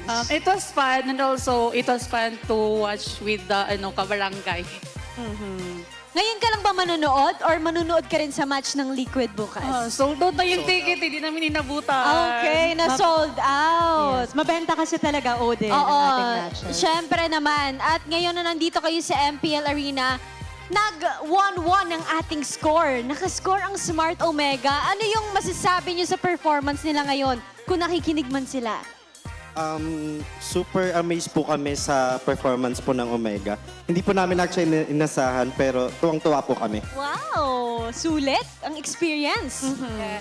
Good luck. Hope to see you sa playoffs. Kitang-kita ko yung excitement sa kanya at nilulook forward mo na rin na makapasok sa playoffs. Exactly. She is already calling it. At tingin ko she was on the edge of her seats dahil kahit tayo ay kinabahan. Kanina they mentioned galing silang Iligan City. Napakaganda ng lugar na to. Many waterfalls dito. Yeah, no? City of Waterfalls. City of Waterfalls. Sino ang mga gusto nyong batiin all the way from Iligan City? Mga kasilingan na mo dera, may tag lamiin nyo ang panihapon. Hi everyone. Supportahan na to ang Liquid and then hi Khalil, hi Honey, hi Ashley. It's nice to see people from different parts of the Philippines. Yes. Naririnig natin yung dialect nila. At talaga naman sumusuporta sila sa ating mga players. Kaya naman, deserve nyo mabigyan ng merch from MPL Philippines. Thank you. Thank you so much for coming Thank with you. us. And invite everybody na manood dito sa MPL Arena. Mga kasilingan, tanaw na sad mo. Lipay kay dire. Everyone, let's watch MPL and let's support our Filipino teams to MSC. Yes. Thank you so much, our visitors from Iligan City. Palakpakan naman natin sila. Shout out sa mga taga-Iligan, Nos. And now it's time to throw it back to the casters para sa ating Game 3. It's Smart Omega versus Aurora Gaming. Thank you so much, Odin and Denise. And again, to our super fans coming from Iligan City. Where is Iligan City? I'm not super familiar. Is that north? Closer to central. Oh, central. Iligan. Iligan. Because I think they were speaking of, you know what, let me Yeah, that's... We're gonna have to double check. We're gonna have to double My check. geography might be off. My geography is definitely off. But right now, game 3, that's what we're gonna be focusing on. RORA sweep? No, it was blocked by James. Okay, close to central because it's in northern Mindanao. Oh, northern Mindanao. That's why they sound they speak a Different dialect that dialect. kind of sounds like Bisaya. Ah. So they're close to that, northern Mindanao. Now I learned. Now we know. That's why I was curious because It you is know the city of majestic waterfalls. I would definitely like to go see some waterfalls, man. It features over 20 waterfalls, including the iconic Maria Cristina Falls and Tinago Falls. Cool. I like falls. A little bit of We need a falls map. Filipino tourism trivia for y'all. We need a deep falls map in MLBB. Of course you'd like that. You would. Because it's falls or because it's deep? Both. You're a man of many substances. What? The elements. Elements. Rivers. The waters. But we already have rivers. How come we want the Lanadon to get wetter? Well, I'll tell you what. It's dangerous. We're going to dangerous grass. DG? For map 3. All right. I just Why does hope- no one want broken walls, man? No one wants to be... We'll see it in the playoffs. Yeah, that's true. Because the way the best of 5 and best of 7 rules work. Okay, so... Okay. Well, this is randomized, so it's not like they have the choice. Yeah, but so even the RNG doesn't want broken walls. Yeah. If I'm Aurora, I wouldn't want to pick broken walls because I'm up against Ryzen who plays Fanny. That's true. Right? I mean, they banned it out anyway. Rather not. Yeah, but rather not. Actually, considering how Aurora like to play, the walls would serve them well too when you think I about it. guess, faster rotations. But here's the thing. Game 1, we walked into this match with an angry Aurora, right? Or at least it seemed like they were just... They were locked in. They were locked in, yeah. They were a no-nonsense approach to that match. Yep. And they won. Game 2, they lost, and clearly there was some frustration involved, especially if you're watching the player cam closely. What's the state of our defending world champions now? Like, how are they going to take this L and regain ground? I'll tell this now. Aurora hasn't felt like this since the Casters versus Aurora basketball game. Because there was a lot of eyes on Aurora then, man. They were heading to the M7 World Championship. Imagine you walk into M7 Was that before? Before It was, losing a basketball game to the Casters. It was close. It's the same vibe here right now. It's the same vibe. Because if they drop this to Omega, I know the community is gonna talk, bro. Oh yeah. And they know the community is gonna talk. They could not lose to us since Joseph wasn't playing, Midnight wasn't playing. They had a 6'8" player in MTB. They could not lose. Yeah. Here they're the defending world champions. Yeah. Burrito and Hans scored all of our 87 points in that, 84 points in that game. Collectively. Yeah, the two of them. The rest of us just played defense and cheerleading. Even if I was playing, all I would have done is post it up, man. Yeah, but you would have scored 276 points. Yeah, probably. And you would have blocked at least half of MTV's shots. That's true, that's true. At least you can see his chin. You know, maybe there's a rematch in the future, and I'll join that one. That was really successul. I'm pretty sure there's a way that's going to happen again. All right, first pick, blue side, Valentino. What's new? But they got to go through Omega first. Yeah. Still looking for the Sora. Oh, Nesky's feeling it on the Claude. You know what? Just go Harley again. Why not, right? Why not? They could just pick it up. Oh, wait, they went Guinevere. Whoa. Well, they can go for their... they can try version 2 of the... Game 1. Yeah, Game 1. The And Kalea just Guinevere... Not flub that first entry. Yeah. Because again, we saw, even though they were behind, There was how promise. long the hang time is. Yeah, there was promise. With all that knock-up. So what if Aurora decide to steal the Kalea away, though? The clouds are ever shifting. Oh. Same. They're trying to reiterate with what happened in Game 1. Yep. Look at the Sora. So what does that mean here for this next pick? Is that Demon Kite's pick? He's going to grab the jungler Suyo. now. Yeah, Suyo again. Can't believe Suyo's still not getting banned. Suyo would be good. Ooh. Whoa. A lot of outplay capability. You get to open up the map. SOD, I think, is what they're putting a lot of value of because they're expecting Mingwin to play something a little bit more static and backline heavy. Understandable. Like a Eve or a Farsa. Yeah, like Eve, Farsa, those kinds of heroes. But I think lock in Mingwin now just for Mingwin or Rome. Go with the Alice. Oh, wait, I really like this. But the thing is, they have the Moscow to contend with. Okay, to be fair, was it in game 1 that Aurora banned that Uranus? Yes. And what do we call Alice? She's just a sexier Uranus. Yeah. A Uranus or stun. A Uranus was... Uranus if baddie. I missed that conversation. Uranus if baddie with legs. I was not a part of this Uranus conversation. does Was not this have just you legs. guys? No, you were here too. I was not. Don't gaslight me. He would know. I know everything. You're frequently wrong. Joseph could be an active part of the conversation who would add a healthy amount of discourse to it. Yeah, So, again, I stand on that fact that in game 1, Aurora banned it. Yeah. So, they obviously don't like James on that kind of hero. Yeah. They have a lot of space creation and peeling, though.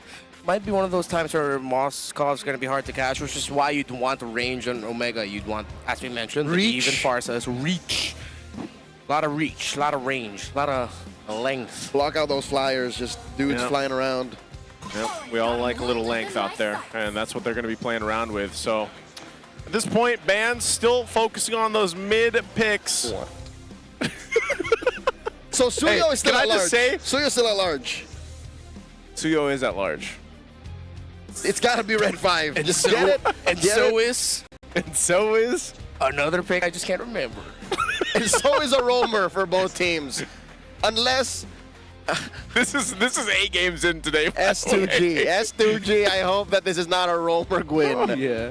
I really, yeah, same. Honestly, yes. Just put that in the jungle. It's going to be okay. This is what we thought it would be anyways. A Guinevere, you're hoping It's not. that it's not a Guinevere. Yeah. Okay, Okay, off to a Band great Suyo. start. Coach Mura, hear me out. He's hearing you, man. Who's team are going to end up playing? I mean, Laymore's still active, but the Alice is around. You also have to watch out for the Guinevere, so Yeah. Laymore might be not the easiest to make work here, depending who's paired up with and Rome. Hayabusa, I don't see it just yet, but if they are fully locked into the idea that Mingo's going to play in the back, then Hayabusa would be warranted. But that's a lot of physical damage. Your main source of magic damage is only going to be Valentina. Sometimes, that might be enough, man. Valentina does pretty good poke, pretty good damage. Also depends what you're able to take across from you because... And so far it's nothing. Yeah, so far it's nothing. Last ban was Khalid, so what is Rome option?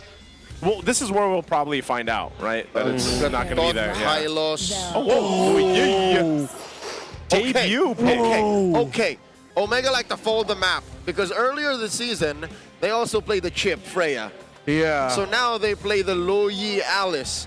Loyi Alice. My God, where are these gleams going to be coming from? Where will the Requiems be coming from? You can juke all day. Yeah. But there's a lot of magic control. Front to back is not going to be the easiest. It's been a minute since we've said diversion. Yeah. Wow, I don't remember the last time. Mainly because we don't like saying it as a maneuver because it's the name of an ult. There goes a diversion. There's the Leomord again. We didn't mention it because it was the vanilla choice, and then of course you roll it back to that MVP Game 1 pick. The Grok. And what is the last one that was locked in? Whoa, he's gonna go with the fan. It's a Rome Gwyn. Horizon, and it is a Rome Gwyn. Oh no, Leo. Coach Wura, what happened to our agreement? To our agreement. This is a signature pick also for Ryzen, right? The Fanny, but it is a bit of a risk as every single time we've seen a Fanny pop up, there's that potential, that chance. This is citrus and coffee. Citrus and coffee. This Wait, is, there are orange cold brews. Exactly. What I'm saying is like this is butter and coffee. Like the first time you hear it, you're like, why? Yeah. But it could Bulletproof work. coffee. Yeah. But it could work. I don't know, man. I'm looking at how they're going to handle the Grok and the Valentina playing aggressive. The good thing is they have the Loyi, a lot of control. It's magic damage based. That magic damage would actually surprise the Grok early on, but once they hit level 4s, is my biggest concern for Omega. 1 to 4, maybe there's a really small and tight window, but Level 4 afterwards. How are they going to make sure that things are set up for Ryzen to be able to have a good game here? There's too many loop-de-loops in this roller coaster for me to enjoy. Yeah. There's too much weirdness. Yeah. But that's what it is. Smart Omega has been the team to do this at times. I'm just surprised they did it here in Game 3 against RORA. Demon Kite placing himself. Oh. He had to place himself right in front. Because if Brixie still had the first skill, he could just like toss it out and walk away. Yeah, that's how everybody watches. Yeah. You know? But yeah, it's essentially nothing too much happening here. Ryzen's going to get the Lithwander. So, they'll jump in from Perks, but yeah, not too much. I'm wondering how this will work now with the Louis Yi, just because, again, we don't see the Louis Yi too much in the mid duos right now, currently in the meta, since it's his debut pick. I mean, Louis has always had some really great damage and works best with roamers who also love to control. So, in theory, it's a match made in heaven. But how does it supplement their Fanny and their rotations? Far in the lane, James doing all right against Edward.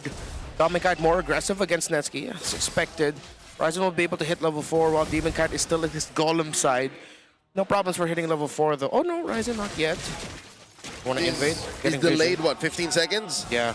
Golem first for him, then he'll hit 4. Demon Kite hits level 4 first, excuse me. Yep. Okay. Hits level 4. Turtle's going to be up here in just a second, so they'll go ahead and get what they need and then rotate for this. I'm wondering too, Ryzen. Oh no. Yeah, okay. He just ended up leashing for Demon Kite. Yep.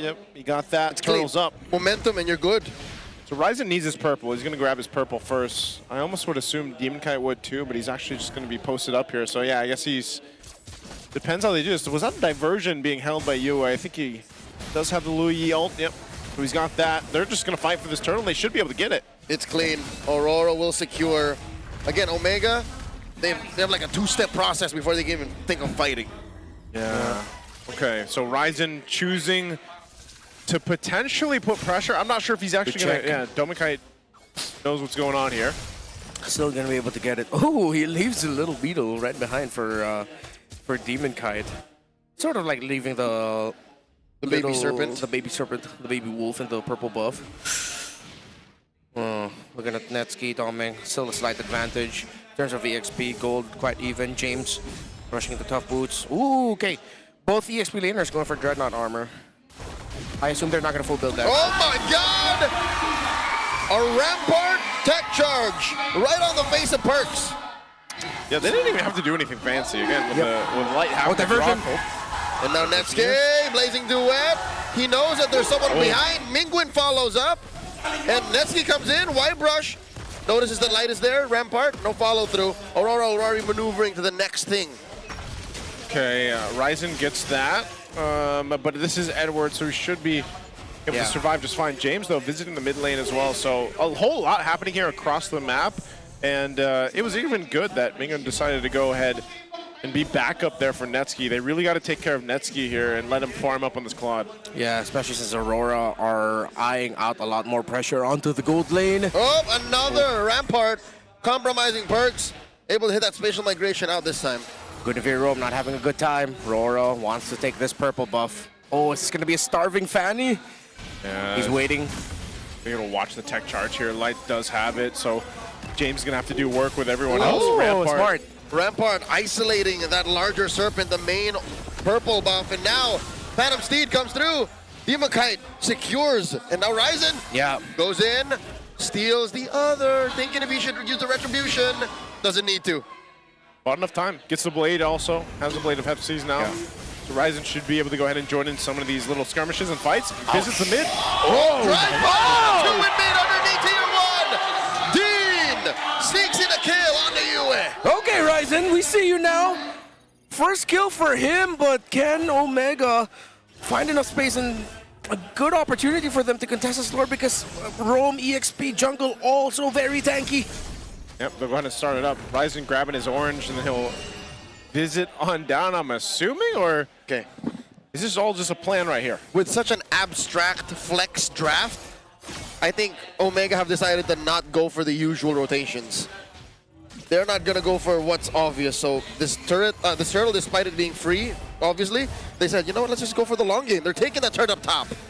Yeah, they take the tier 1 down. Edwards up there now, though, but Ryzen is going to be able to get out of there. Yeah. Turtle secured easily, but Netsky. Netsky with the Blazing Duet to clear that wave, and I think they're happy with this, just for that lane to not lose. Yeah. They need to hold on to that. That's what giving up the turtle is the trade-off, though. Yeah, you get the tower up top, but you get less farm for your gold. Diversion sending James and Mingwin down. But they were able to track where they were able to go because US Wisps from the dash still locked in. Chased them. Chased them through the diversion, so they still had vision on those members of Omega. They knew where they were going to go. I feel like that shouldn't work like that. I feel like they should not give the cue. It is what it is, man. The Wisps chased them. That's just smart. That's just smart MLBB. Yeah, that's just the way to deal with it. Again, pressure on the purple. Blade jumping forward. Phantom Speed. And Demon Kite steals it again. Well, his is up. So Ryzen sidesteps. He just wants this turret, man. Ryzen has basically knocked down the tier 1, now the tier 2. Top side Aurora. This is a game of macro that we're seeing. Not too many fights. Yeah. It's all just objectives across the map. Diversion. It's just to defend, to stop the Holy Shield from popping up top. Yep, he sent DK over there. Is this Smart Omega's approach to what Falcons did earlier tonight? Where they drafted kind of weird, but played very macro-centric? I mean, that's what you get with the Loyi, and they're making it work so far. Ooh. But was it enough for Netsky? Currently at 4,200 gold, just slightly behind Omega, so it's not a terrible lead that the Claude has to crawl through. I mentioned this earlier, game 1 is it? Wherein Dean is used to playing the Fanny with no purple. That's exactly what he's doing now. Yeah, he's not even trying to steal the purple buff away. Nope, they lose tier 1 down bot. Yeah, it was just a matter of time. Rush on the Malefic Roar after the Heptasis for Ryzen, and he's just constantly going to the top lane. Oh, that's sneaky. They did it. Aurora did it. They took their big purple and left the little baby wolfling. Yeah. And with that, Dean has one less source of purple. Yeah, he's got no purple, but he's basically just stay on that side of the map. I mean, think about it. This is like him almost playing what we usually see from a Uranus. Oh, Phantom Seed. Big fight breaking out near the purple side of Omega. Perxiva very low. Spatial migration out. Edward comes in. There's Ryzen. Goes into torrent form. James with a throne of ruin. Taking down Yue for the second time this game. And Edward gets James on him. 2 free kills for the Barangay. Aurora reeling. Back it off. Ryzen doesn't need a purple to get the kills. Ryzen with 2, and Omega are winning. All the Barangaytanos are going wild. They have the start of the Lord. Demon Cat and Light are close enough, but Omega might have their eye on the Blitz. Oh, no, I don't think they can do this out. Edward, they force the flicker out of Light, forcing that early Phantom Steed from Demon Kite. SOD. And now, the SOD with a clean retribution from Ryzen. Oh, man, they pile on to James. James just takes it. Oh, Ryzen. Oh, he jumps in. But Demon Kite will be fine. But yeah, Lord secured off of that. So Smart Omega holding on to this bit of a advantage, you would say, right now. And it's all been a low action, low kill game, but it's all been a game of just macro decisions. Yeah, we asked how is Omega going to set up for Ryzen's Fanny. It wasn't a setting up for Ryzen's Fanny. They were setting up for Netsky while Ryzen just did his own thing and split the top side completely. Aurora had their eyes set on finally getting Dominic out of lane for the longest time. Whoa. Ryzen did not expect Demon Kite to be camping in that brush. Yeah, he had to back off. It took 7 to 8 minutes to take that tower down in the bottom lane, which opened up so much time for Ryzen to split up top, and now that's where the Lord is marching, and he continues to cut and manipulate the waves more and more. You know what's so painful about this? DK cannot afford to do that. He cannot play tag with Ryzen.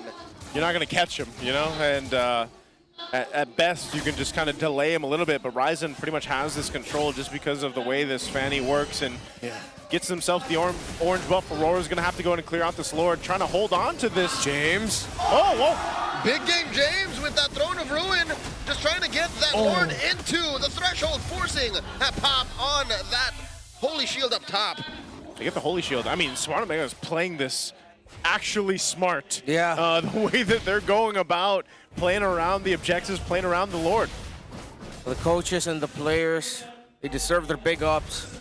How they decided to play this, man. Because, look, there's still a 2-level gap between Ryzen and Demon Kite. Ryzen got so much farm in a game where he barely got his own purple buff. Because Leo Ward was chasing. That's what Demon Kite has been doing. And I think when he figured out it was wrong, it was too late. Yeah, there's just...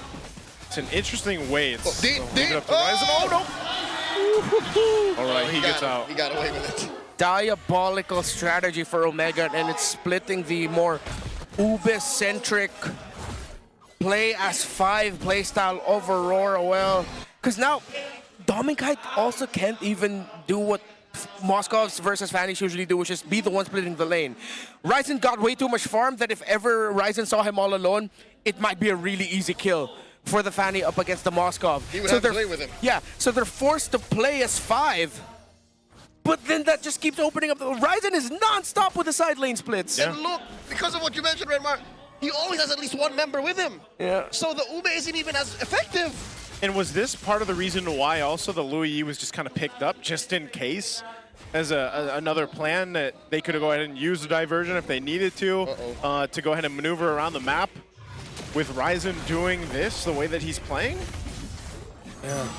Well, recently, Fanny's we've seen most of the time has been playing through the momentum of get the buffs early, get the kills early. Snowball. Yeah. But it's been a really long time till we saw a very effective Fanny and a lineup centered around the Fanny playing through sheer split, macro, an evolving 4-1, 3-1-1 split. Oh my God!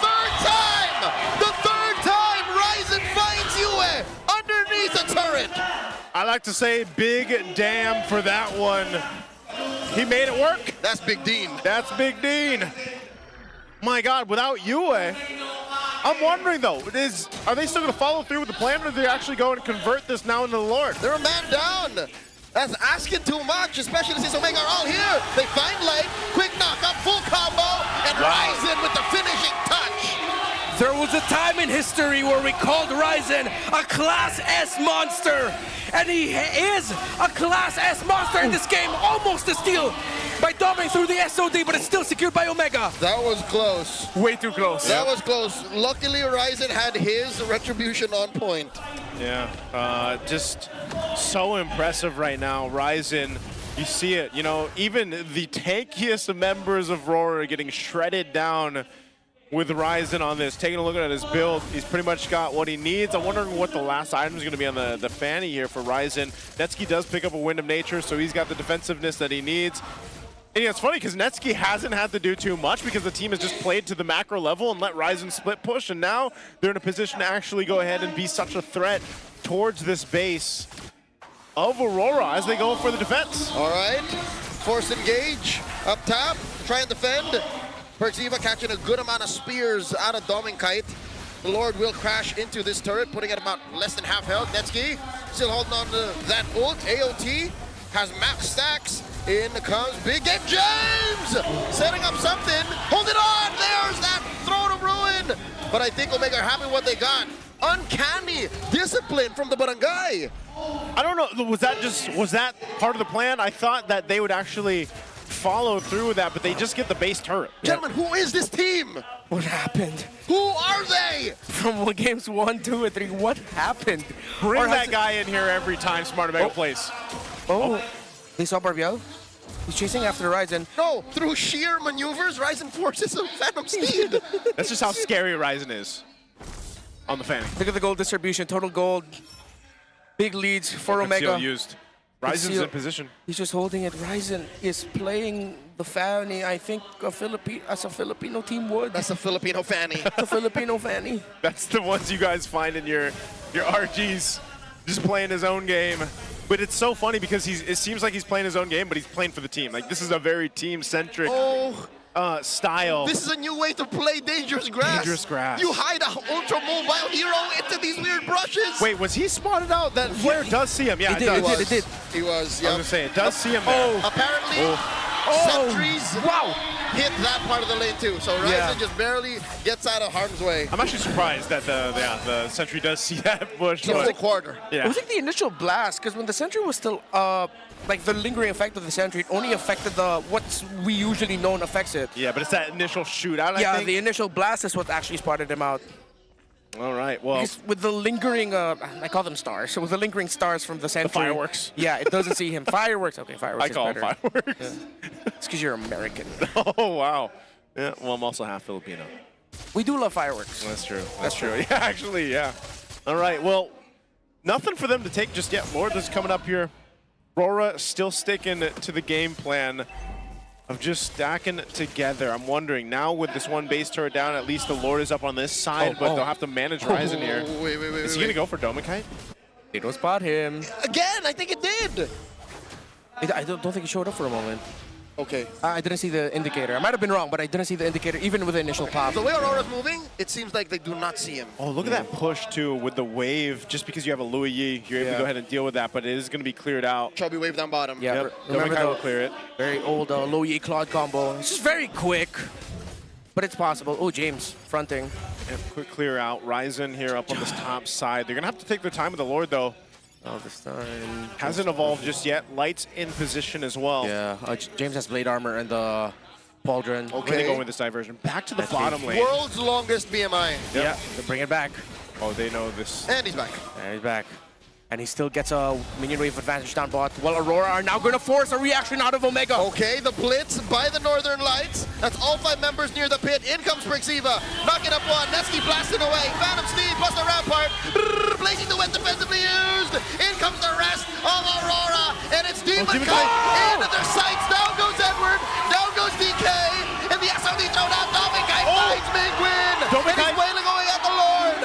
Ryzen and James dogfighting on light. He's down. They fight one. Domikite fights Netsuke. James gets Domikite. It's just Yue left. Oh, my sweet prince. Yue, where are you going? What are you going to do? One man remains. It's only Yue. 3 members of the barangay. They have to do this right. They are at the cost of taking down the M7 World Champions. Prixiva clearing the top lane. Ryzen almost getting taken down. Oh, James gleams on out. He can't end. The guy knows it's too much to ask. It's not over. They couldn't end. They didn't have Netsky. They didn't have enough basic attack. They committed and trying to end. And now it's going to be a full reset yet again. But Omega clearly still have the lead. Edward was teleporting out. Ryzen found Edward. Read where he was. Netsky with a blazing duet. Almost heroics by Domikite, but he got taken out. We get a round 2 of that sequence. Gentlemen, we were moments away from blowing up the internet. Yeah. Reddit, Facebook, Twitter, everything. TikTok, X would have clipped this. Threads. Ad nauseum threads. Blue Sky. Everyone would be talking about Omega taking down RORA. Don't tell me we're going to see Omega taking down Aurora before GTA 6, man. Oh. I won't be able to take that. That's going to be there as well. We're back to it. Lord is up. This time it's evolved. And Smart Omega looks to get in position. Reset. Bit of a reset using that Rampart. So it will go ahead and bring it back. But here's one thing also. They have 1 base turret for RORA. That is a disadvantage for them. We'll see how this plays out. Prixiva picking up Athena's shield. Need a little more of that defense. Uh-oh. It's round 2. Here? Literally, Aurora are still trying to blitz. Netsky AOT gets hit by that Rampart. Look at the back line. The Phantom Steed. Throw of ruin. Demon Kite with the retribution. James and Prixiva take too much damage. Prixiva, look at Ryzen. Ryzen! Netsky wailing away. Ryzen with a minion. SOD misses. Edward is here. And that's it. The barangay has taken down Aurora. The reverse sweep by Smart Omega. They have done it! The home of champions, where even world champions fall! Hey, if you counted them out, count them back in! Omega took down Aurora on this day, April 18th, 2026! Ryzen on the fanny, it never misses. And the team came together to make this composition work. And it ends up in a victory against the defending world champions. What a statement this is for Smart Omega here at the halfway point, and you can see how defeated RORA feels right now. The barangay came in clutch. This win did not just change the tides for them, but as well the larger narrative of the league. A lot of people were saying MPL Philippines is getting predictable. MPL Philippines is, dare I say, getting boring. But if your world champions are struggling against a team like the barangay, like Smart Omega, and they put on a show like this, is this not something you gotta watch week in and week out? We have to revisit. I think the DNA is still there. Different members, different names. But can you not say that this was a poisonous approach to the game that Aurora did not expect? Bringing back the low yi, playing the Fanny the way it was meant to be played through macro. Oh man, I gotta take a breather I'm gonna after say that. Fanny should not be played this way. This is not how Different. This is not how our developers intended Fanny to be played. Oh man, my so goodness. much to break down here, but first we gotta hear for a winning interview. Let's see what Smart Omega has to say on stage. Buong barangay, mag-ingay! As Smart Omega takes a reverse sweep against Aurora Gaming. Boys, congratulations! Grabe yung kaba ng dibdib ng mga nanonood dito sa ating venue. Grabe yung performance nyo, especially in that Game 3. Now, I wanna ask Ryzen. Ryzen, yung last moment na yon with that Fanny, what was going through your mind habang nangyayari yung Clash of Lords? Plano talaga namin yun. Kasi yung, mega yung bot namin eh. So may chance talaga na pumasok yung clips namin. Kaya yun, lahat parang nasa plano talaga na nasa giveaway namin. Parang hinihingil pa siya dun sa... Napagod ka ba dun sa game na yon? Sobra. Tumaas yung heartbeat. Oo, and for everybody's information, huwag niyo masyado ibigay yung Fanny dito. Fanny kayo kasi no? And now ngayon, Dito gusto ko tayo din kay yung Netsky. K-Perks na pick na Guinevere.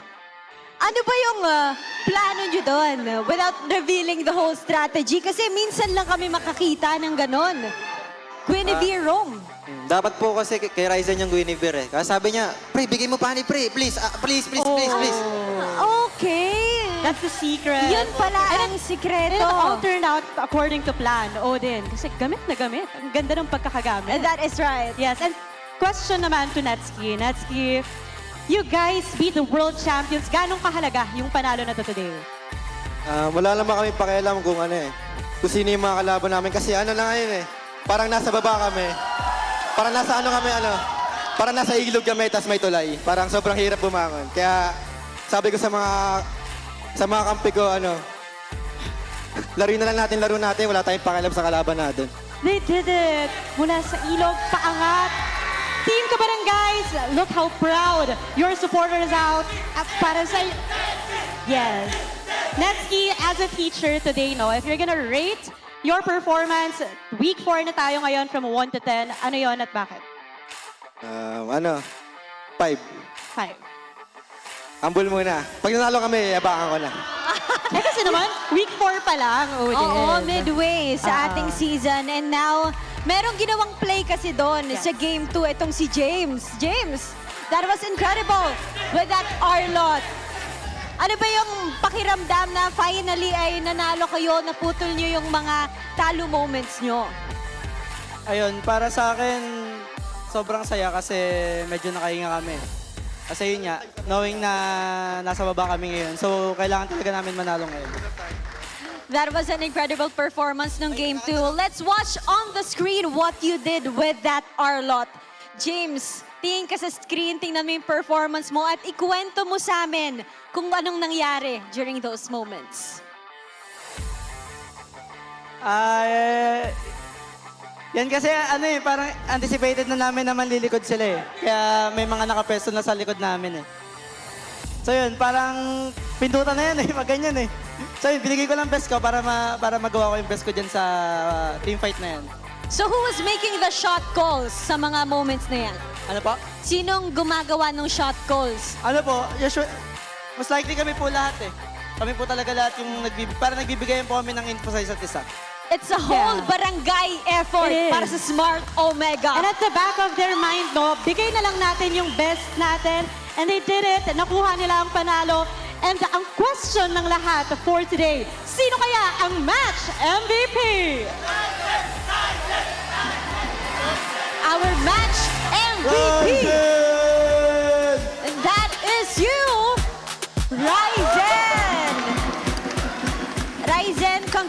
congratulations for being the match MVP.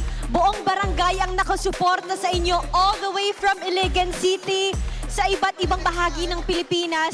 Meron din mga taga Cavite. Ano ang gusto mo sabihin sa lahat na sumusuporta sa inyo? Sobrang salamat sa mga fans namin kasi kahapon nung talo kami sa Onyx, sobrang lakas nila mag-cheer eh. Parang nahiya kami sa laro namin kasi wala kami mapakita na maganda. Okay. Tapos ngayon parang nabawi naman namin sila ngayon. That's right. May pinakita kayo maganda, may pinapakita din si Perks doon. May gusto siyang i-shout out. And again, mag-ingay para sa barangay Smart Omega! With a special mention over here. And you guys take your bow. And you may now take your walk-up victory. Odin, the Northern Lights tried to outshine Team Omega, but Team Omega said not today. Yes, what a great match to close out our triple header day. Talaga namang kinabahan ng lahat at for sure ay nasatisfy din sila sa larong ito. And let's see what happens in that Game 3 with our casters. Casters, game ito. I am still in awe. Congratulations, Smart Omega. You guys deserve it. I love the little breakdown, too, and insight that we got from James on stage to see what was running through his mind, because we were talking about that a lot. And man, reverse sweep for Smart Omega. Yeah. So what James said earlier during that little breakdown was he said that the team was already expecting the turn. That's why they were marking their angles, making sure everything was checked out. Then when asked who would be making the shot calls, that was the turnaround moment of game number 2 with the smack from the Arlod. It's a team effort. Everybody. And there's a saying that goes, it takes a village. In this case, it takes a barangay. Yeah. To raise a Ryzen. To raise a... No, Ryzen raised himself. Ryzen raised the whole team up, man. Yeah. Big Dean. Big Dean. He's so... Is he still Sneaky Dean in this way, in this play style? That was pretty Sneaky Dean for sure. Sneaky. And I think him not having any debts at all, he's also clean Dean. Yeah. Oh, man. Like, this is... You're not going to see many Fanny players play this way. I don't think... In right? my almost a decade-long career of casting MLBB, have you seen never this? seen a Ryzen, never seen a Fanny like this. Yeah. Who did not care about a purple buff. Again, the most important thing you have to take note, folks, is for majority of the game where Ryzen was splitting the map, he didn't have a purple. Not a purple, not a turtle, nothing. He was a visionary. He was. He sees something else. That's why I said he was just like on the other end of the map pushing. Yeah, and it felt like RORA were also stunned by that. They were like, wait, he doesn't What do have we a purple. do? We don't have to deal with that. But wait, we can take this turn. Wait, what do we do, guys? We're losing our map. And it was too late before they found out, hence why there was like a 2 or 3 level gap between him and DK. Yeah. Yeah, there was. And then when it got to the Lord fights even, like it was quite messy, and you see how tough it was for Aurora here. Just great insight, and you could see how pumped up he was about that, man. See how messy he was like, he went goblin mode. Whoa, 19 by the way, 19 right on the dot for game 3. Eventually, in the end, Omega walked away with more purple buff counts and orange buffs in the end, but oh my goodness. What a game, what a series. You saw it, it was like a slow death for Aurora in that last game because they have, okay, looking at their lineup, if there wasn't such an insane lead for Ryzen compared to Dominkite, then Moskov definitely could have been the one playing opposite side, trying to deal with Ryzen, stopping him, Different and then story. SOD in. Yeah. But it's a different story when it's a massive lead for the fan. You're not going to risk that. 3 levels down, 4 levels down, you're just going to get blasted by that Fanny, and then you lose the main win condition for the team. So it makes you wonder, if this Grok wasn't a Grok, what if it was a Hilda that could have really just bared down on the Fanny a little more, played more man-to-man? Yeah. Would that have made the difference? I think because of the surprise flex into the Guinevere, they weren't even thinking about that. They were thinking that Gwyn's going in the jungle, man. For sure. For sure.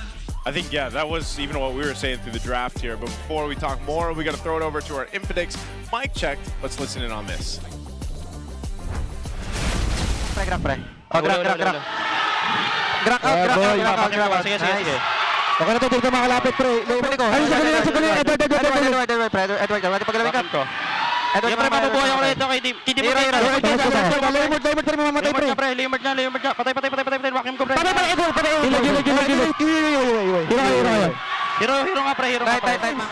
Sige. Maraming wave ba? Din pirma atat din. Kaya wala. Okay pa ha. Endable ba pre? Endable yan pre. Kaya pre balin lang. Ay pre ano ka? Out na. Di kaya. Okay. Let's try. Sa akin pre. Wala ka boy. But. Kasi nyo. Tama siya din. Sa akin. Hindi ko ma-stop din. Di ko sibatin din. Okay. Tara, tipi mo kakap. Dito pa sibat. Tore.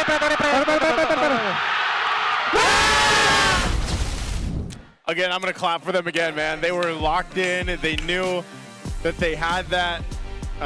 Congratulations to Smart Omega. Just good communication amongst them all, too. You could even hear them in that last, before the last push to, get out of there, basically, because they didn't end the game when they wanted to, but ultimately they got the dub. And again, congratulations to Smart Omega, and hopefully RORA can bounce back next week or their next match.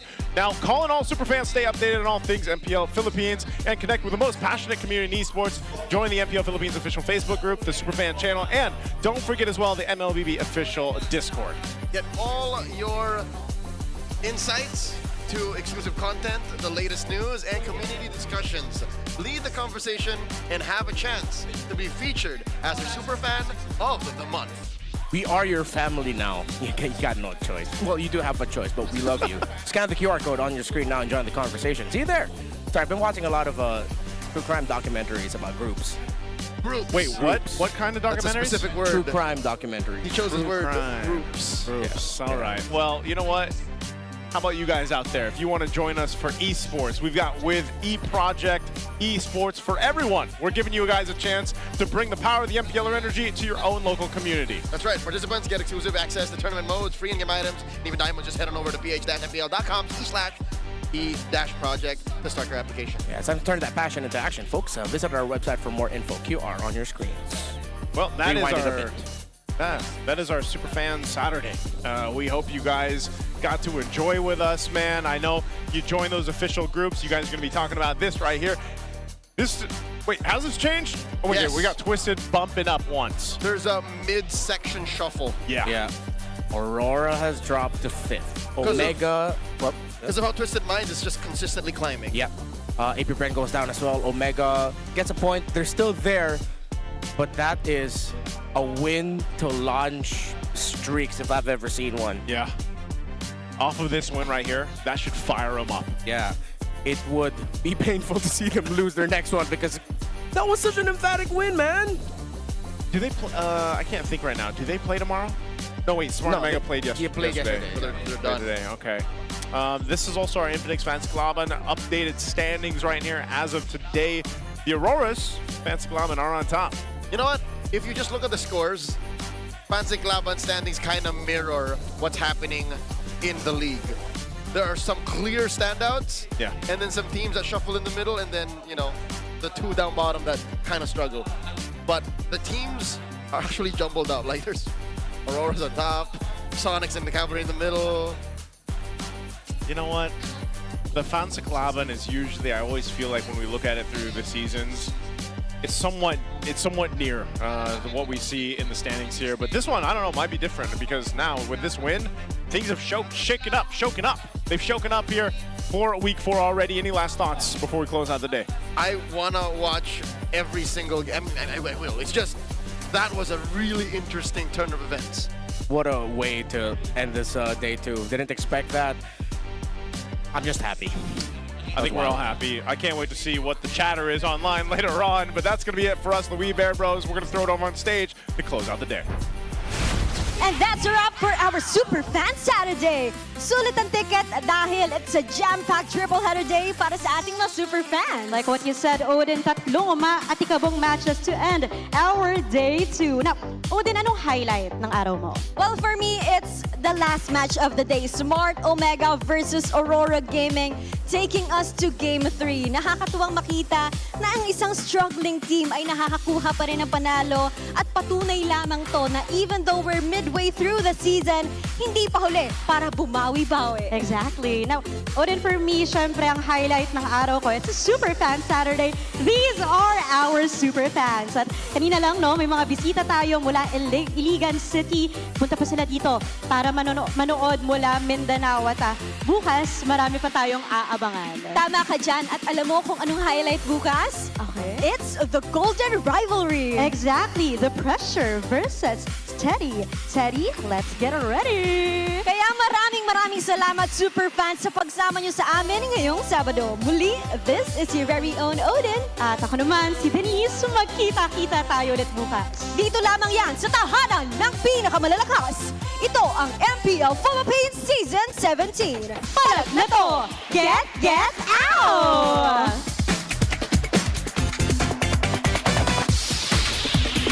17th season of MPL Philippines is brought to you by the following sponsors. Infinix, the official gaming phone partner, the power behind every Madlang gamer. Smart, the simply reliable connectivity partner of the MPL. Our partner in esports, Clear Men. And our strategic partners, TT Racing, Ferry, and SIP. Don't miss any MPL action by following our official Facebook and subscribing to our YouTube channel. Follow MPL PH on TikTok for more content.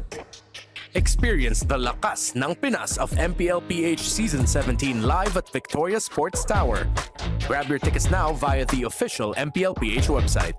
MPL Philippines is monitored and supervised by the Games and Amusement Board.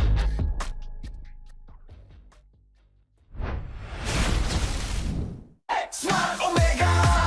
Smart Omega! Sabay kamay, sabay sigaw, tas bandega! Smart Omega! Smart Omega! Isang koponan, isang puso, panalo lagi to! Smart Omega!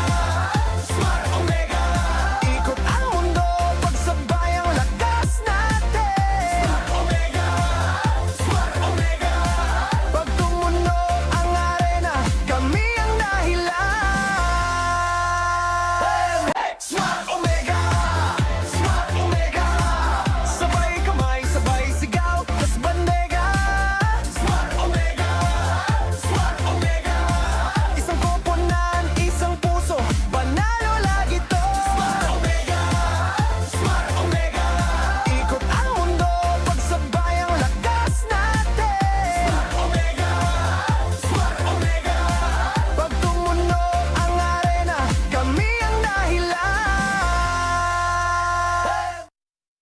Get out! O ano mga girls, may bago na naman tayo ha? Malamang matutuwa na naman ang mga bata at matatanda niyan! Get out! Maglaro tayo, di kami patatalo. Maski duo o trio, kahit 5 man pa kayo. Kahit pa sabay-sabay, ang kalaman sasablay. Kung mag-rank ang pambilis, sure na wipe out! Get out! Pili na ng lane, at mag-pick ka na ng hero. Sa mid lane galingan mo, pag nag-ulti dapat sakto. Push na ang turret, ready to attack the Lord. Para ube, summer bonding na ng todo. Laro, laro, laro, bilis, bilis, bilis. GG na sila, appear, appear, appear. Ay, nadali! Sige, push mo! Laro, laro, laro, bilis, bilis, bilis. GG na sila, appear, appear, appear.